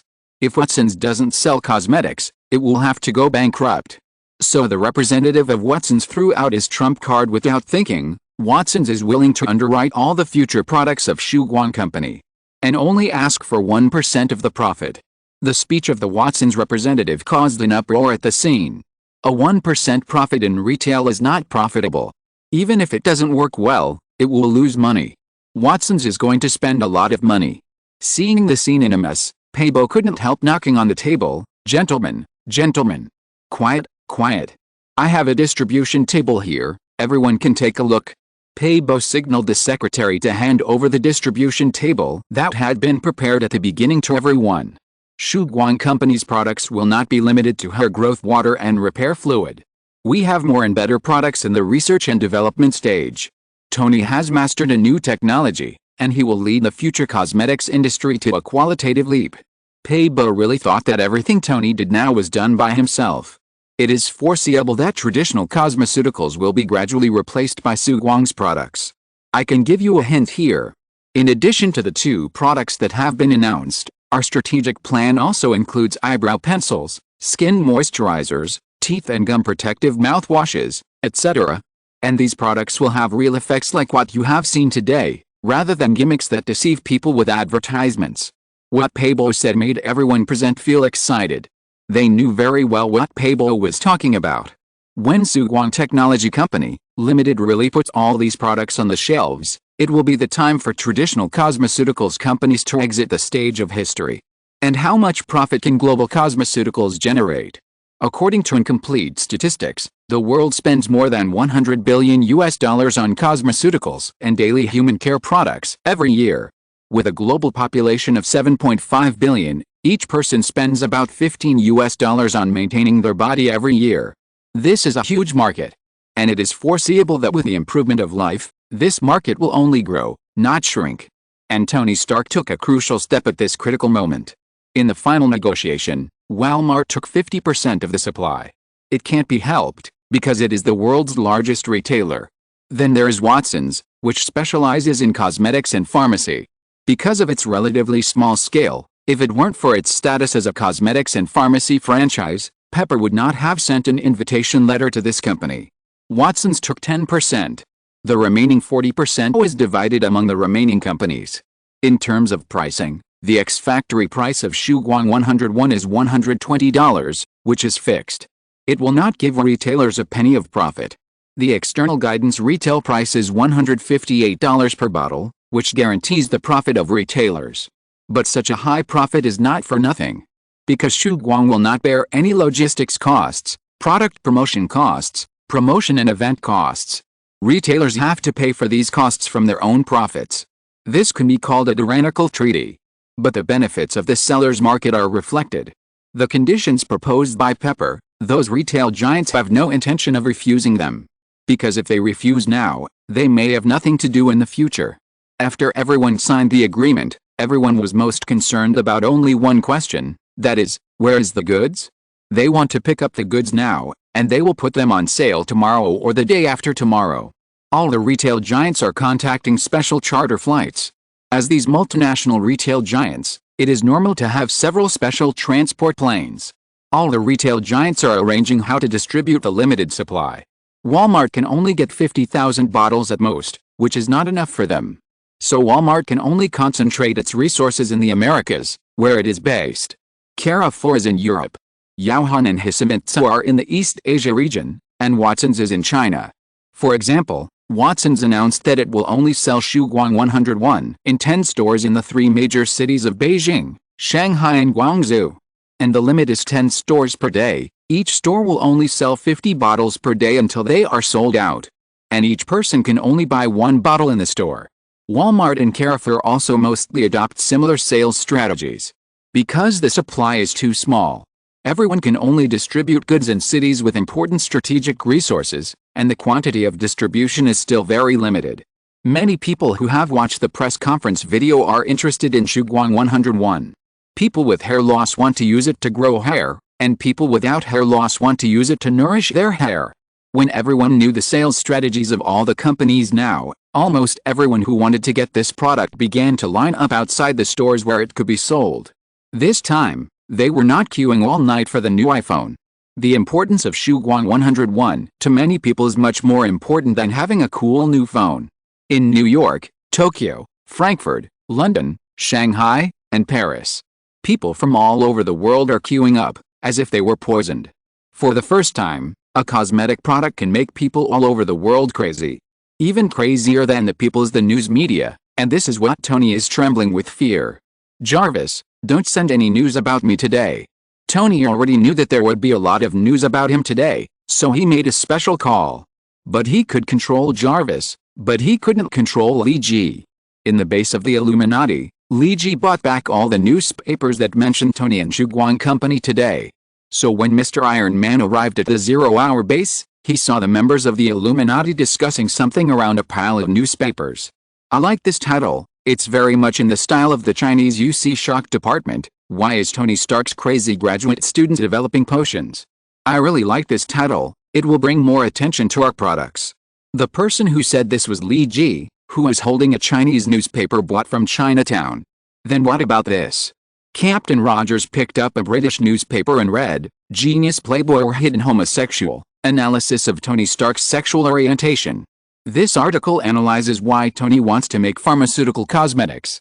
Regardless of the authenticity of the news, the title is very shocking. It can really help us sell our products. Professor Charles picked up a French newspaper and read, The Professor Knows French, Don't Doubt It, The Gorgeous Transformation from an Arms Dealer to a Pharmaceutical Cosmetics Dealer. Well, this news is quite standard and not too exaggerated. The above is what Tony Stark saw in the 0-hour base. He felt that his brain was about to be filled with blood and explode. He came to this 0-hour base just to avoid the limelight. He knew how many reports about him there were outside, and these were the last things he wanted to hear. Please. He is Iron Man. He is the one who invented the arc reactor and changed the world's energy structure. I have made so many contributions to the world, why do you just hold on to hair growth water? Tony felt like his lungs were about to explode. At this time, Li Ji found that Tony had come to the base. He greeted him in a light-hearted tone, Yo. Good morning, Tony. Have you seen the news? There are a lot of news about you and our products. We think these news are very good and will be beneficial to the future sales and development of our products. By the way, what do you think about you acting as the image spokesperson for the new product? Do an advertisement or something. This way we can save a lot of publicity costs. I think the nickname, Bald Nemesis, is actually very suitable for image spokespersons. What do you think? Li Ji didn't notice that Tony's face was full of anger under the iron armor, and he was still talking to himself. By the way, now everyone on the internet has given you a new nickname, King of Cosmetics. What do you think? I think it's quite impressive. King of Cosmetics Iron Man. Quite cool. Li Ji's tone was very serious. Under the iron armor, Tony suppressed his tone and tried to speak to Jarvis in a calm tone. Open all the weapons configurations of the iron armor and open all the safety locks. Prepare the tracking missiles and set the maximum output power of the arc reactor. Lock the target in front of you and ensure the success of the one-time attack. Wait, sir. This is Nightwalker. Jarvis thought Tony was controlled by someone. Wake up, sir. I'm sober now. Do what I say now. I'm going to kill this son of a bitch. Tony's anger finally broke out at this moment. 10,000 words. Where are the tickets? Chapter 420 Double Landlord and Logan's Training. In the end, Tony and Li Ji almost came to blows. Tony had already adjusted all his weapons and equipment to firing mode. And he had adjusted the laser shock wave to the maximum power. His abnormality finally caught Li Ji's attention. When Tony fired the laser shock at him, fortunately he reacted quickly enough to grab the captain's shield to block it. Otherwise, he might have gone to hell to seek Siddhagarbha Bodhisattva. Everyone thought that Tony's mind was controlled by someone, but in the end it turned out that Tony was simply angry. Because of Li Ji's rudeness just now, he was almost out of control. Obviously, no one wanted such a thing to happen. Li Ji found that Tony seemed to be very angry because of these nicknames and reputations. In the end, when he regained his sanity, he apologized to everyone. Well, he had to apologize. Because he was pressed to the ground by the other 4 people of the Illuminati. The captain broke one side of Tony's arm armor with his shield. Li Ji pulled out the thunder knife and put it on Tony's neck. And the professor also used a telepathic shock to Mr. Iron Man. Even Hank used his big foot to kick Tony. 4 against 1, double landlord. Even Tony, the local landlord, couldn't stand it even with the Iron Man armor. In the end, he could only raise his hands and surrender. When everyone was sure that he was really fine and was just impulsive, everyone let him go. Tony's original purpose of forming the Illuminati was to find a group of people who could stop him when he got too excited. And the current group of people seemed to meet this requirement. Well, it should be said that they met it too much. The four people joined forces not to stop Iron Man, but to beat him from all angles. Tony seemed to have dug a big hole for himself, and he jumped into it himself. I surrender. I surrender. Hank, take your feet off me. Tony said this after opening the mask of the Iron Man armor. Since they apologized sincerely, being beaten, then everyone naturally chose to forgive him. Of course, the other four people in the Illuminati would not admit that it was their simulation that made Tony become like this. That's right, it has nothing to do with him. So Mr. Iron Man could only hold the damaged steel armor with his heart bleeding. Jarvis, I want to continue to improve the armor. Help me record everything that happened today. Alice, poor Mr. Iron Man. In fact, aren't those nicknames good? Why refuse? Will the plot of 4 against 1 happen again and again? He doesn't understand the preciousness of life. Of course, Lee Ji doesn't understand the humiliation Tony is suffering now. If this can be called humiliation. For Lee Ji, there are other things waiting for him to do. The products of Shuguang Company have officially started to be sold. The profit in the first month will be as high as tens of millions of dollars. After the production of Shuguang 101 in the second month, the expected monthly profit income will exceed 100 million. And when those planned products are put on the shelves one by one, this newly established pharmaceutical and cosmetic company will be able to rob tens of billions of dollars in the world in a year. And this market is increasing in increments. In the future, the market size and profit will increase. Almost all market analysts around the world are optimistic about Shuguang Company. Countless investors have come to Pepper with huge investments of hundreds of millions of dollars or even billions of dollars. They all want to get involved in this market. In particular, managers of traditional cosmetics companies are losing a lot of hair, which is very anxious. Maybe one day, they will also become consumers of Shuguang. The financial operation of the Illuminati can finally start to get on the right track, instead of relying on Tony's personal pockets to support it. This is a good thing for everyone. The career of superheroes has always been a matter of effort without return. Lee Ji set up a comic company. Even if it becomes an entertainment giant in the future, most of the income will probably be used for hero copyrights and charity. Marvel will not have too much money to support the Illuminati, not to mention that Marvel is still a small company and has just started. But now that Shuguang has been on the right track, subsequent products were proposed at the suggestion of Lee Ji, and Dr. Hank also had some clues in the research. The management was handed over to Pepper. Then things in this regard can be relaxed. Lee Ji still remembered that he had promised Lao Lang before to help him find a Buddhist master to help him resolve his anger. Although the news he got in the end was despairing. Want a master who practices Buddhism? Well, aren't you Nightwalker? Find a way to solve it yourself. You can't go to Ksitigarbha Bodhisattva for such a trivial matter. Ksitigarbha Bodhisattva is very busy. He has various things to do every day and has to save the sufferings of hell. Do you have the heart to disturb him? Lee Ji found that this kind of thing can only be solved by himself. But he always felt that Ancient One and Ksitigarbha were setting a trap for him and wanted to trick him into becoming a monk in the future. It is impossible for Lee Ji to resist these two great men by force. So the strategy of saving the country in a roundabout way is necessary. Isn't there no Buddhist practitioner in this world? Then let me train too. Wolverine, aren't you afraid of yourself, especially Dakin's violent temper, which will affect your growth and development in the future? It doesn't matter, learn Buddhism, and chant Amitabha after learning to save all sufferings. This seems to be a good thing to kill two birds with one stone to Lee Ji. He seemed to have forgotten why he was almost killed by Iron Man before. When Lee Ji told his thoughts to the professor. When Charles said that he would personally teach Logan and Dakin the Buddhist cultivation, he said that he would arrange this matter immediately. Before that, Lee Ji had asked Lan for a lot of books and annotations of Buddhist practitioners in Kamortaki. He has studied a lot of knowledge in this area during this period. He feels that he still has some experience. So when Lee Ji stood confidently at the foot of the Canadian Rockies, looking at Logan and his son Dakin, he said, "Logan, are you ready? It is a very difficult thing for Buddhist practitioners to resolve hostility. For you, it is as difficult as climbing a mountain of swords and going through a sea of fire." Logan smiled and stretched out his steel claws. I have experienced climbing a mountain of swords and going through a sea of fire many times. It's nothing to be afraid of. Li Ji raised one eyebrow and looked at Logan with a wide-eyed expression. I hope so. I hope you won't regret it later. Li Ji's words made Logan feel like he was facing a great enemy. He was afraid that it was some particularly terrifying practice. He had already protected Dakin behind him. Li Ji ignored Logan's performance. He took out the small statue that Dazen gave him from the space and placed it on the ground. He said in a low and serious tone, "Get ready, Wolverine, the training is about to begin." Chapter 421, The Master of Annoying People. Logan felt incomparable torment and torture. Nightcrawler did not lie to him. Buddhist practice is a very painful thing, always has been. And this kind of pain far exceeded Logan's imagination. For Logan, what Nightcrawler just described as going through fire and water was not an exaggeration at all, and it was even a little too easy.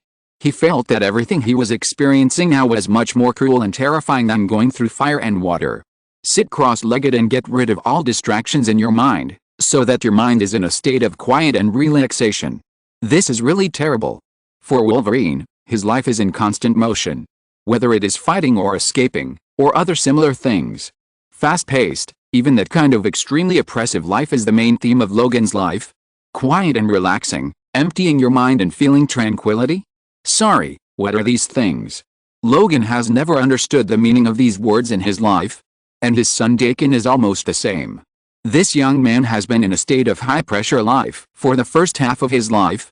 Mariko's cruel suppression and testing of him kept his mind in an extremely tense state, like a fully drawn bowstring. He could hurt others at any time, but he was more likely to hurt himself. And this was what Logan was really worried about. That's why he found Li Ji and wanted to use the Buddhist practice to resolve the killing sins in his and Dakin's hearts. Originally, Logan thought that everything about Buddhist practice was no different from other practices he had experienced in his life before. But the first thing Li Ji asked them to do was beyond his expectations. Logan, put away your claws. Buddha said, put down the butcher knife and become a Buddha on the spot. You can't do this. Li Ji said after putting down the small statue of Ksitigarbha Bodhisattva. Now you need to find a clean place with Dakin, sit cross-legged. Then relax your mind and feel the tranquility under the Rocky Mountains. Huh? What? Logan suspected that he had heard it wrong.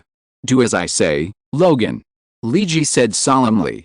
Logan took Dakin to sit cross-legged with Li Ji's request to feel that damn tranquility.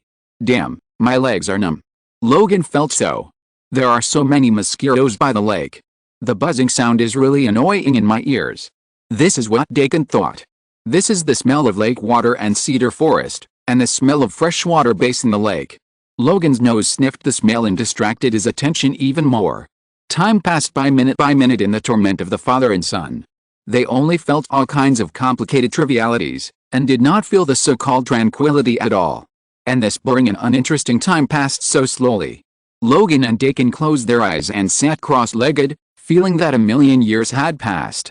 Li Ji just told them that they would not make any sound after sitting cross-legged, as if he had felt tranquility. Logan thought this was the way to practice, and he had been enduring and tormenting. But Wolverine's patience is limited, and he can't sit quietly somewhere all the time. He can't do it, and Dakin can't do it either. Although he is motivated to set a good example for Dakin. Well, let me take a peek at how the tranquility of the Night Walker feels. Logan found an excuse for himself. He secretly opened a small gap of his eyes and wanted to observe Li Ji secretly. But Li Ji was not feeling the tranquility as Logan thought. He just turned his phone to silent mode and played the match 3 game. And standing behind him and watching him play the match 3 game was Blink. She was pointing and teaching Li Ji how to play the match 3 game. In addition to Blink, Jean was standing not far away with Razor Eyes Scott. They were all looking at him and Dakin. And farther away was another group of X-Men.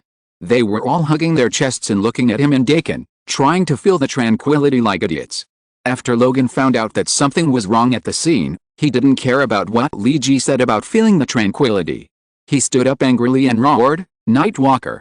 Logan felt that he had been fooled, and he and his son had lost face in front of everyone. This feeling was terrible. Li Ji looked at the angry Logan and just glanced at the time on his phone and said softly, "You lost your temper after 10 minutes. This time is much longer than I expected." After seeing that Logan and Dakin had discovered all this, The other X-Men no longer needed to control their volume. Many people began to laugh out loud, as if they had just seen a great show. Twinkle smiled and said to Li Ji, "It seems that you won the bet. He lasted 10 minutes. Here is $20. Twinkle actually bet on the matter of Logan and Dakin? Logan felt that he was getting more and more angry. The conversation between Jean and Scott in the distance made him even more furious. Jean put her arms around Scott's neck, leaned her head on his shoulder and said in a mocking tone, "Wolverine is really a wolf. Sometimes he is not very smart." Scott's tone was even more sarcastic and explicit. "Not very smart? Your words are too subtle, Jean. In fact, you can just call him stupid." An unprecedented humiliation and anger burned in Logan's heart. He felt that he had become the object of others' amusement from beginning to end.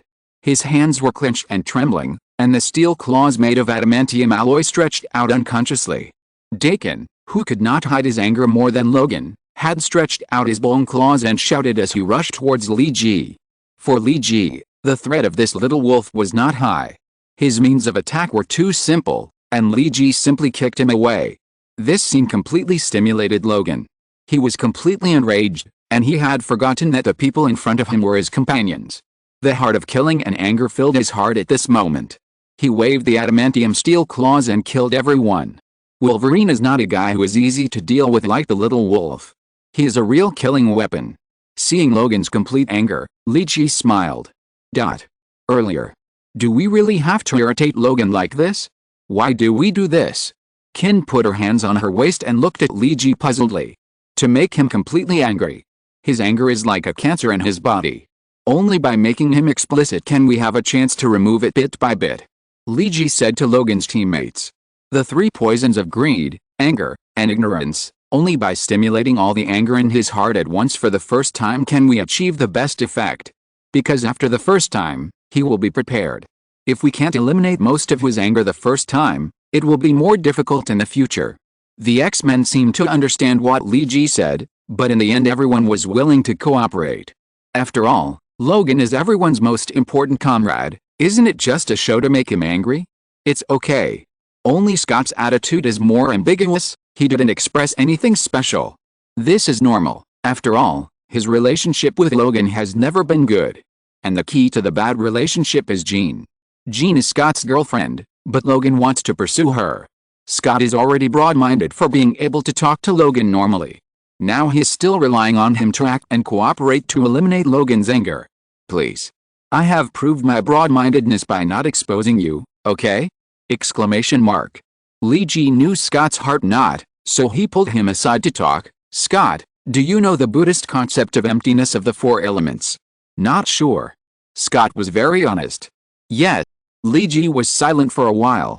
He thought it would be easier for Europeans and Americans to understand to simplify some of the ideas. In short, if Logan converts to Buddhism in the future, he cannot be close to women. He cannot marry a wife, nor can he be tempted by women. He must cultivate his spiritual world wholeheartedly. As a teammate, I hope you can help him through this difficult time wholeheartedly. Li Ji spoke in a serious tone, like an elder entrusting a young man. And Scott didn't think there was anything wrong with Li Ji's words. As a young man who is entrusted with important things by an elder, Scott expressed his opinion on the spot. No problem. I will fully cooperate with your requirements later. I will do whatever you want me to do. I will let Logan start his Buddhist practice smoothly. A young man can be taught. Li Ji nodded with satisfaction. He now found that he might be particularly talented in making people angry. When Logan rushed towards Li Ji waving his claws, the real trial had just begun. Chapter 422, Three Poisons and Strange Visions. Logan and Dakin didn't know that all this was just acting. The purpose was to make them feel angry. But they didn't know that the anger was exactly what Li Ji wanted. If they were still calm and allowed others to laugh at them without getting angry, then Li Ji didn't know what to do.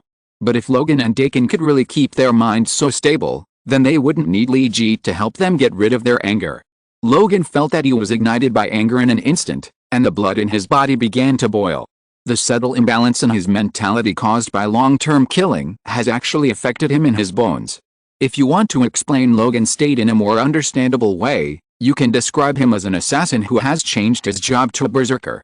Impulsive and irritable, with a bloodthirsty buff plus high attack and high agility. He can easily deal critical damage.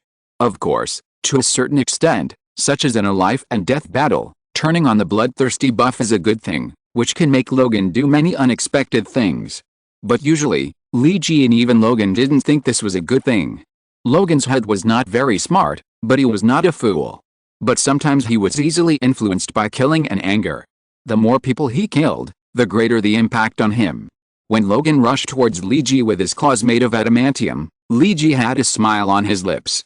According to his original plan, the other X-Men had already left this area, leaving the space here to Li Ji and Logan.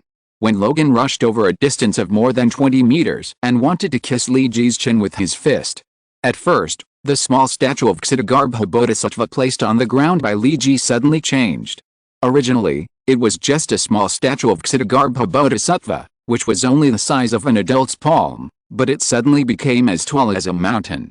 As tall as the legendary giant Khufu who chased the sun.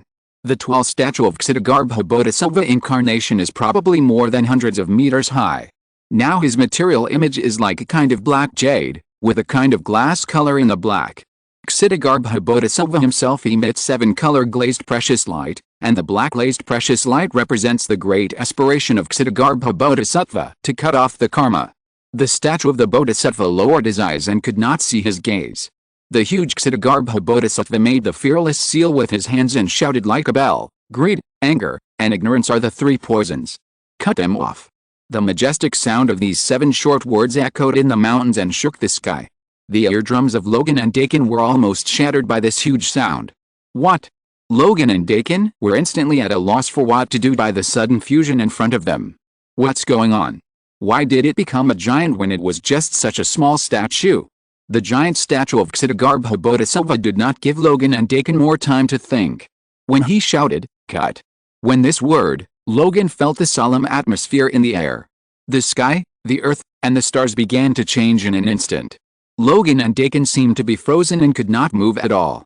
Logan turned his head with difficulty and glanced at Li Ji and the other X-Men. They seemed to have no reaction to what was happening here, as if they had not seen the huge Ksitigarbha statue, nor had they seen the special situation of Logan and Dakin now. A huge palm came over, it was the palm of the incarnation of the Ksitigarbha statue, and Logan and Dakin were crushed by the huge palm without any resistance. On the other side, the mutant police in the distance did not see Logan's serious statue, nor did they hear the Sanskrit sound of Wang Zhuangdalu. They just saw that Logan, who was originally rushing towards Li Ji, and Dakin in the distance were suddenly fixed and motionless. They all cast their eyes on the small Ksitigarbha statue, as if there was something very attractive about the small statue. Li Ji sat cross-legged, with his hands in the fearless seal and white light surging all over his body. The energy of the great sun Tathagata seal and the 10 dwellings Mahayana merit flowed all over his body. His mouth quickly and quietly recited the Ksitigarbha Bodhisattva Sutra. Since returning from hell, Li Ji has been studying the use of this statue after he got the small Buddha statue given to him by Ksitigarbha Bodhisattva. The back of this small statue is engraved with dense scriptures using microcarving technology, which is exactly what Li Ji is reciting now. Li Ji used many different ways to check what is special about this Buddha statue, but he never found anything. Until one day, he accidentally tried to input the energy of the great sun Tathagata seal that he practiced into the statue, and Li Ji clearly felt a movement in the statue. This made Li Ji begin to understand that the energy of these exercises in his body is the key to this statue.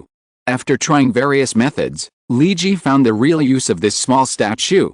That is to recite the scriptures of Ksitigarbha Bodhisattva with the energy of the Buddhist exercises in his body, so as to stimulate the vision hidden in the statue. When Lan came, Li Ji got many notes from Buddhist practitioners preserved in Kamatiki through her. Those are precious information and experience, which are things left by predecessors step by step. Li Ji learned a lot from it, and he also knew what the statue Ksitigarbha Bodhisattva gave him was used for. The most difficult thing to do in the practice of cultivation is to keep your original mind from getting lost, whether it is a Buddhist practitioner or a martial artist like Tiquan from Kunlun Mountain. You need to keep your original mind during the practice. Whether it is the karma generated during the practice, or the so-called 3 poisons of greed, anger, and ignorance, these must be removed in a way. Li Ji suddenly remembered that when he first met Tiquan and asked him for advice on cultivation, he seemed to have helped him remove karma once. The statue Ksitigarbha Bodhisattva gave him was used to help Buddhist practitioners remove the 3 poisons of greed, anger, and ignorance in their hearts on the road of cultivation. Tikuan's level of helping to remove karma is definitely not comparable to Ksitigarbha Bodhisattva. But Liji has not used this to remove karma or the 3 poisons on himself. Because he doesn't know that the props made by Ksitigarbha Bodhisattva are so strong. If this prop is used to remove the 3 poisons, will he be directly free of desires and desires? Liji felt that he didn't dare to take this risk. Although being a monk has its own joys, Liji feels that being an ordinary person is more suitable for him. The first use of this Ksitigarbha statue was given to Logan and his son, who needed to eliminate their violent aura. In order to eliminate their violent aura more thoroughly, Liji even added extra money. After browsing a large number of Buddhist practitioners' notes, he clearly realized that Buddhist practitioners had extremely high requirements for their spiritual realm. This reminded Liji of the prop that the system gave him after he came back from hell, the Millennium Building Block. This prop can build a complex maze in the mind. If this high-end prop is only used as an ordinary mental defense prop, Liji feels that it is a bit too extravagant. And this time, the training of Logan and his son can just use the Millennium Building Block of this mental maze. Collect. With a loud shout from Liji, the Fearless Seal was switched to the Aquarius Seal. He connected his spiritual energy to the Millennium Building Block, and then connected it to Logan and his son through Ksitigarbha Bodhisattva. The Millennium Building Block on Liji's chest floated up. What is death? Logan had never thought about it. Because death was a distant topic for him. No matter what he did or how he was hurt, he could never really die. Even the atomic bomb explosion in Nagasaki could not kill him. And when Wolverine was not an alpha-level mutant, because his mutant ability was self-healing ability, and the most important criterion for alpha-level mutants was the ability to freely control the switch of their own superpowers. But Logan's self-healing ability was passive, and he could not turn it off. In other words, before the self-healing factor disappeared, he could not die even if he wanted to. Since the dissolution of the mutant school, the professor has been running around to restore the school, but there has been no improvement. Magneto has set off a frenzy of mutant revolution around the world, especially in the United States, which has become a place of right and wrong. Logan looked at his rough hands and thought, how many years have passed now? 50 years or 100 years? All the former companions died, old and old. How many are still alive now? Logan sighed. He carried an axe and walked into the cedar forest under the Rocky Mountains. Anyway, he still needs to work now, and he has children to support. Wolverine Logan is a little old now, and his steps are a little staggering. Most of the cedar trees in the Canadian cedar forest are tall and strong, and are quite good economical timber. Logan contracted a small forest farm, which is the source of his entire income. But today, a group of uninvited guests came to his forest farm. They have been waiting for Wolverine here for a long time. Chapter 423 Magneto unifies the world. Hey, look who's here. Let me guess. It seems to be a former superhero. This is a very annoying voice. Logan often heard this kind of young and provocative voice in the first half of his life, especially when he lived in New York. The hooligans in Brooklyn all spoke like this. The one who spoke was a young man. His hair was dyed in strange colors. He wore earrings on his ears, and he looked very frivolous. For such people, Logan never wanted to deal with them. He had seen a lot of them. But the young man kept provoking him. Oh, right. I remember, X-Men, right? Yes, I read your comics when I was a kid. How is Marvel? It is said that their company has gone bankrupt, and the boss is living on the streets and doesn't know whether he's alive or dead? Haha. The provocative smile of this young man seemed so harsh that Logan wanted to cut off his tongue and throw at his turkey feed. Everything has changed since Magneto started the mutant revolution. Magneto Eric constantly creates various terrorist incidents involving mutants, not targeting civilians. Instead, he targets those government officials. This has caused panic among governments around the world, because they have become real victims. The United States first introduced the Mutant Control Act. They require all mutants to register and drive them to live in one place. Mutants' privacy rights have been seriously violated, and most companies do not want to employ mutants. This makes life increasingly difficult for mutants after the real name system. Magneto uses his anti-X plan to constantly test the lower-level mutants. The officials he controls in the government constantly propose various persecutions and high-pressure policies against mutants. And high pressure will lead to resistance, and the stronger the pressure, the fiercer the resistance. When the first spark of resistance was ignited in the mutant gathering place in Arizona, it already foreshadowed the success of Magneto's strategy. Nightcrawler, the Professor, and Iron Man ultimately failed to stop this war between humans and mutants. Starting from Arizona, to Pennsylvania, and then to Nevada and California, the mutant resistance war across the United States has begun. This was a planned and premeditated raid, and everything was carried out according to Magneto's plan.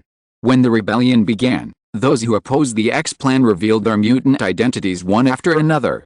They acted as death soldiers and carried out suicide attacks on high-level human officials. Congress was sacrificed, the generals in the Pentagon were killed and wounded, the president died and the vice president took office.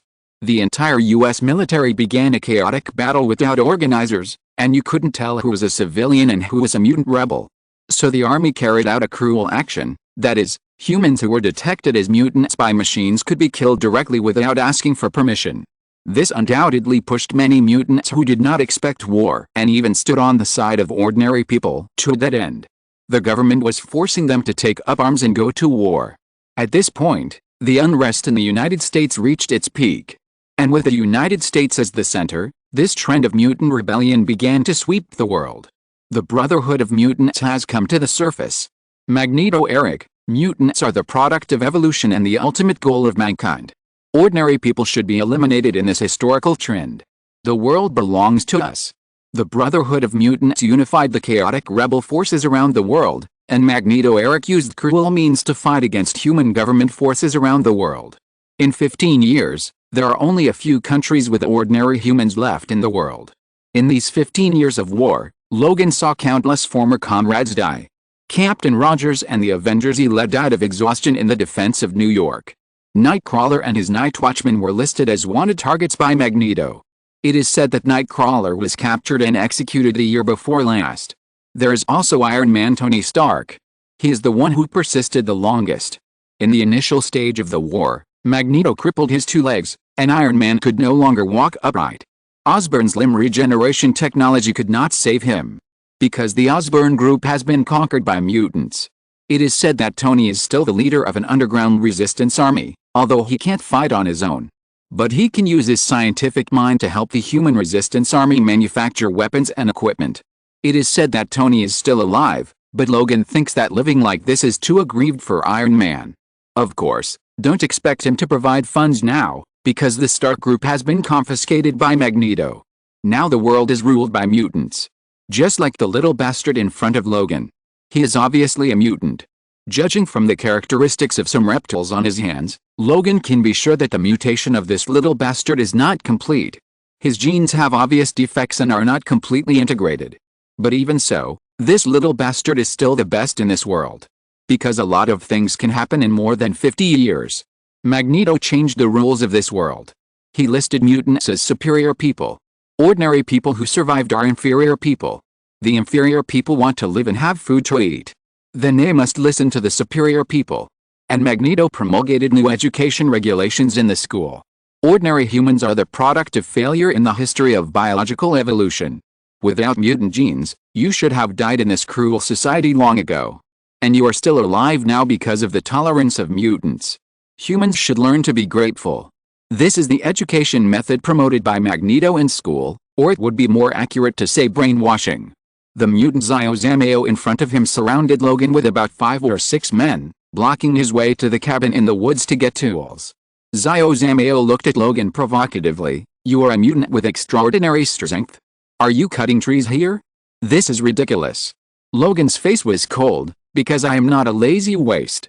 I tell you now, you'd better leave my sight immediately. Otherwise, what? Use your rusty claws to poke me? Ho ha ho ha."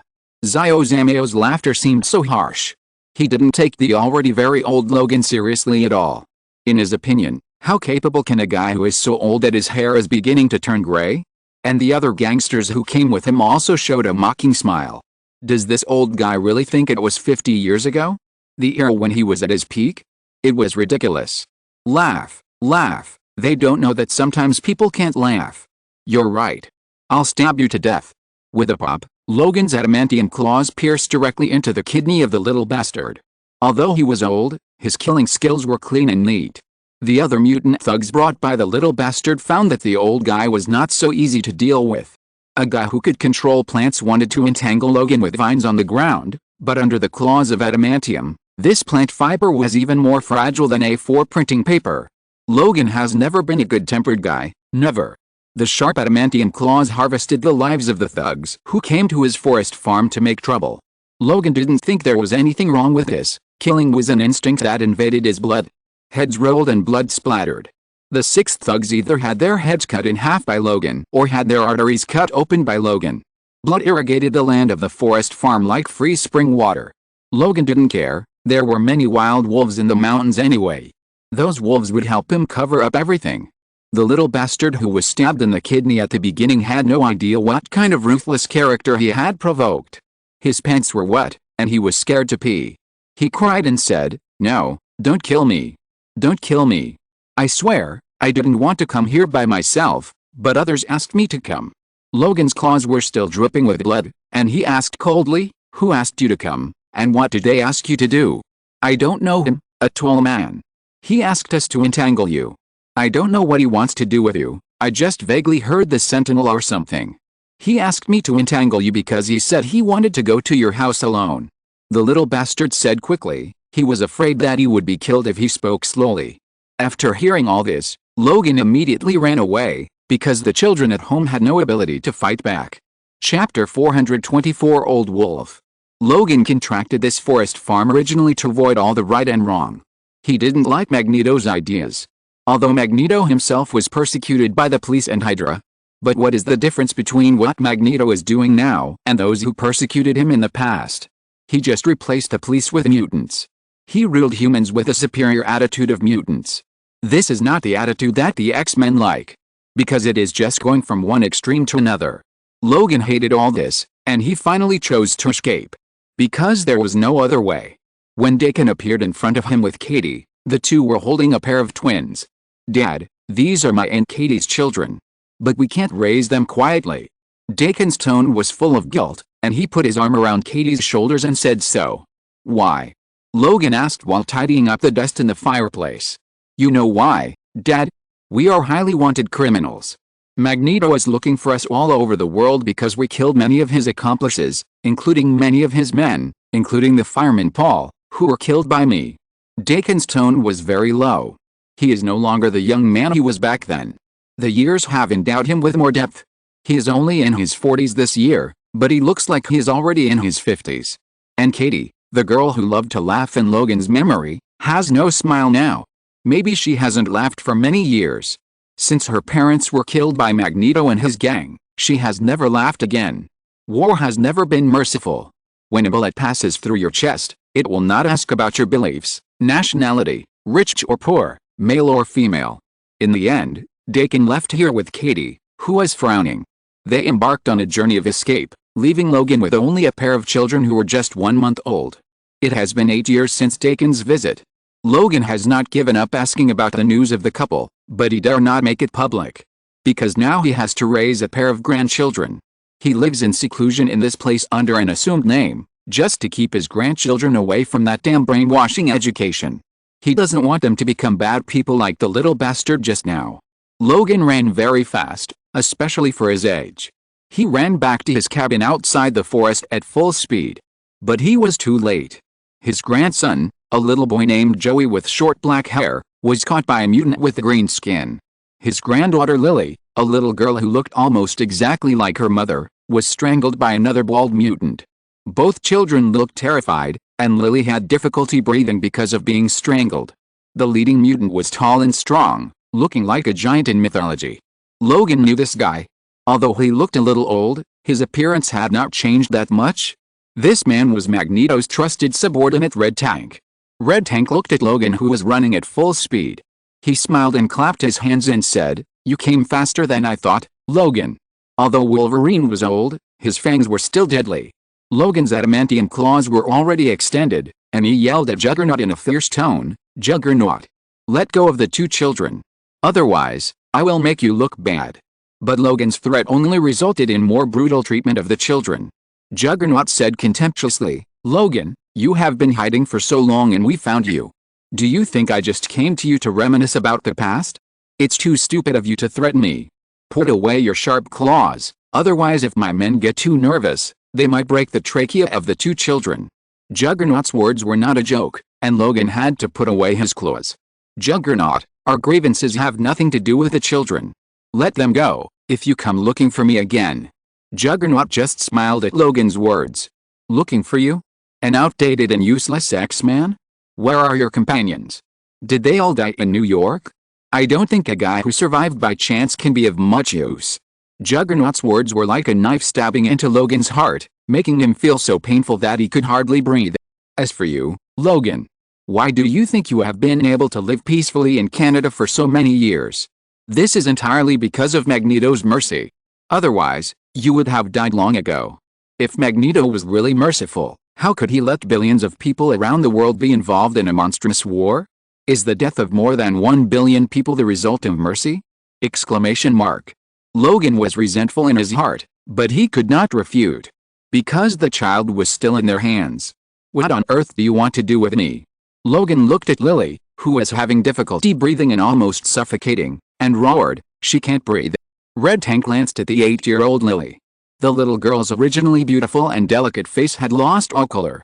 Her chest rose and fell greatly, but she couldn't breathe any fresh air. Red Tank signaled his men to loosen up a little so that the girl could breathe. Do you know the Sentinel Project? Red Tank began to tell Logan the real purpose of his visit. The Sentinel Project is a plan that the human government wants to subvert and eliminate all mutants. However, they abandoned the plan before they could implement it. This is a good thing for mutants. Logan listened to Red Tank quietly. And now, we have received new news. A group of little mice in New York are preparing to restart the Sentinel Project. This is not a good thing for our mutant society. Red Tank stared at Logan and said, Magneto gives you a chance to atone for your sins.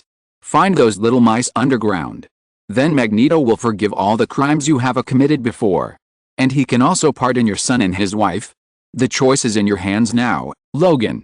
Make your choice.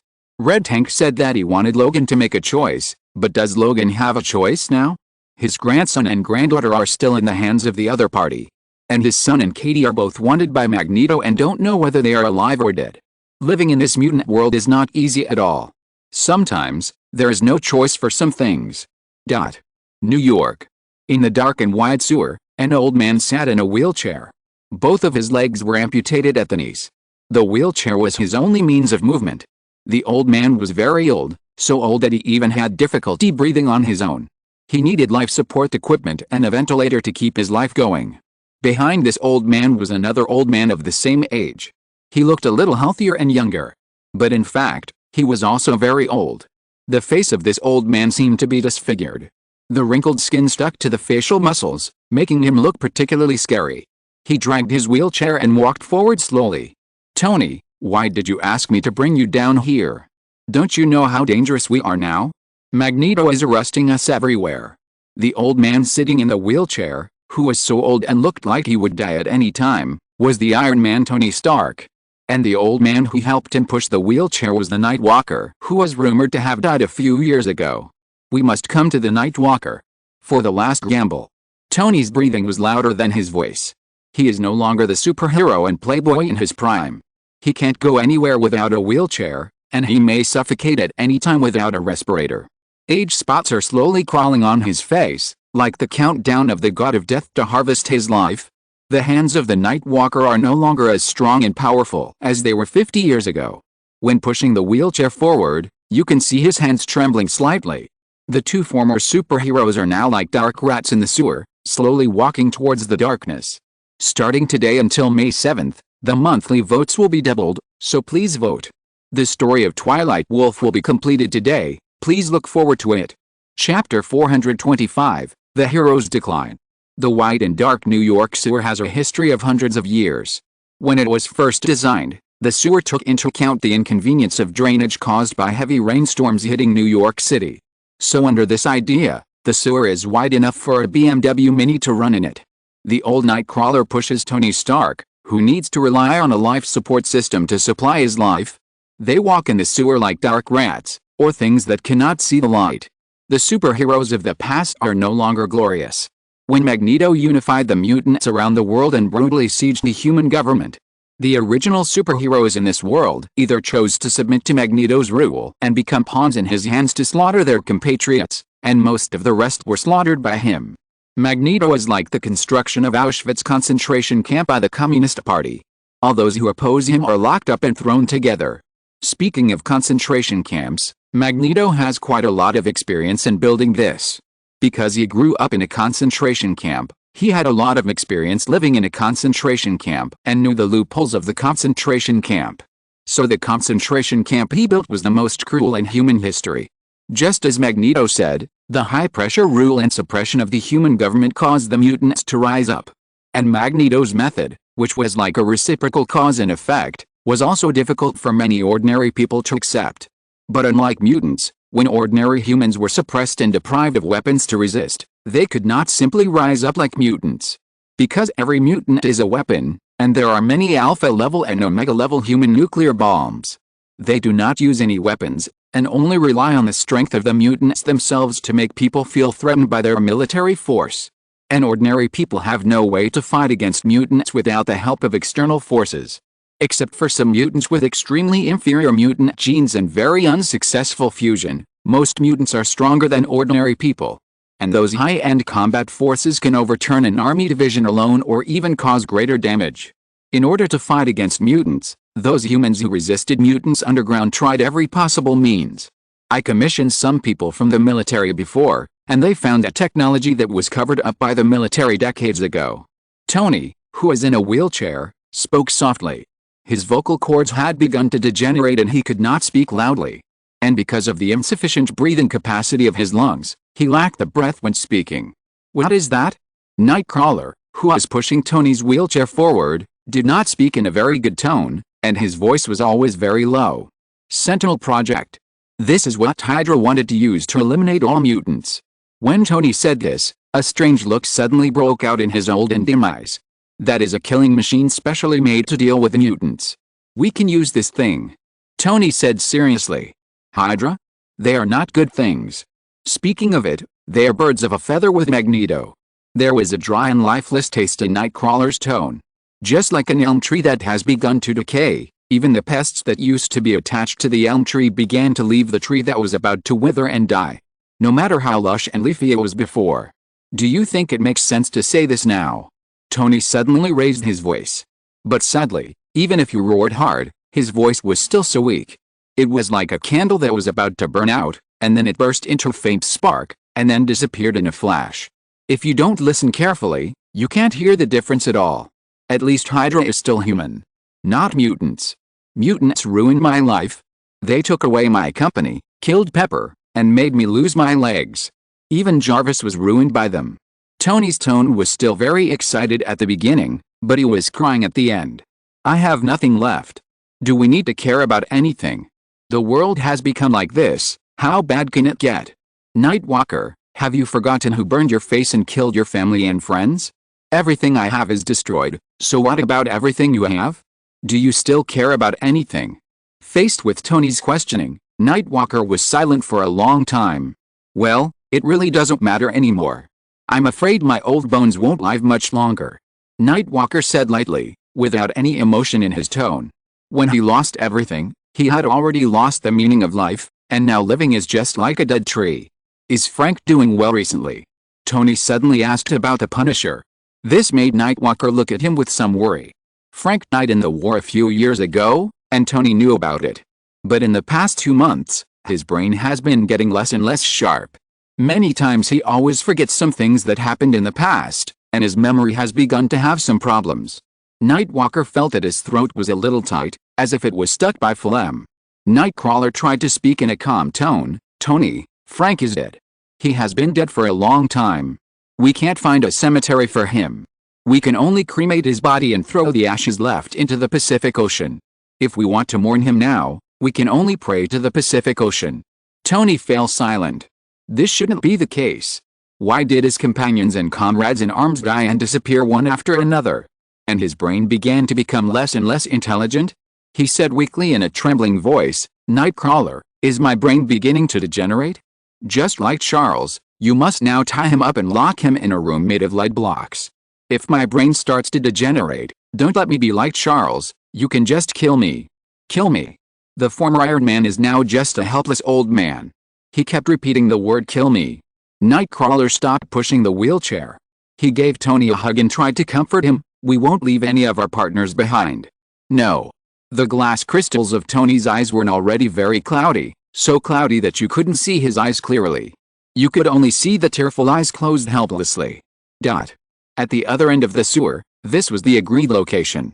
After the transaction with the military Hydra personnel, Nightcrawler and Tony's people would come here with the information to meet them and leave.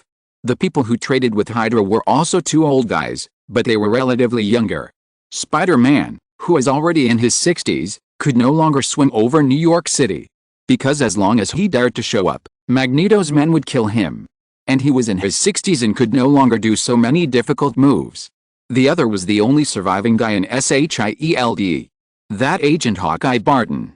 But Hawkeye's name had to be changed. It would be more appropriate for him to be called Cyclops now.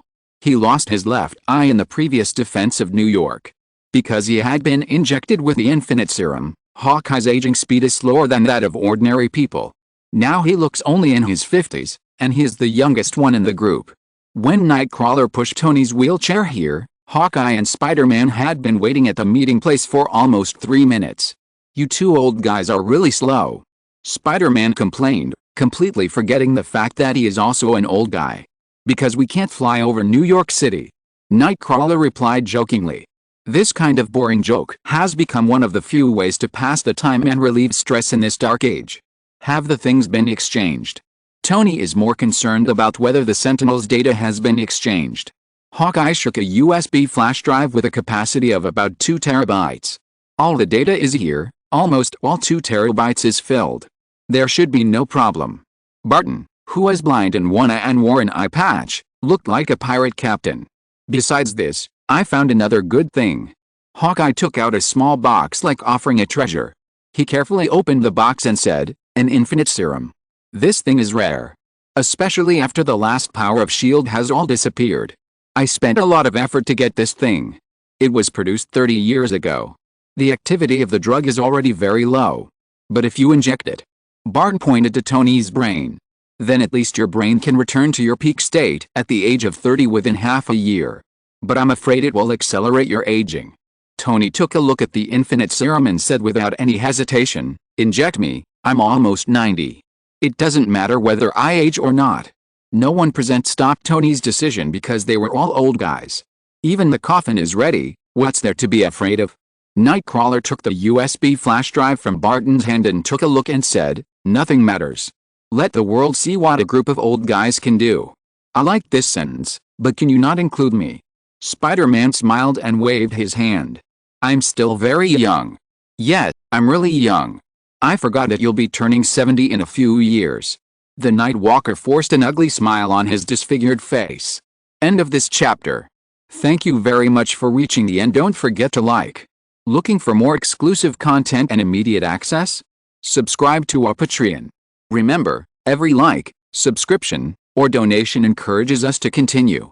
Thanks to everyone. See you in the next video.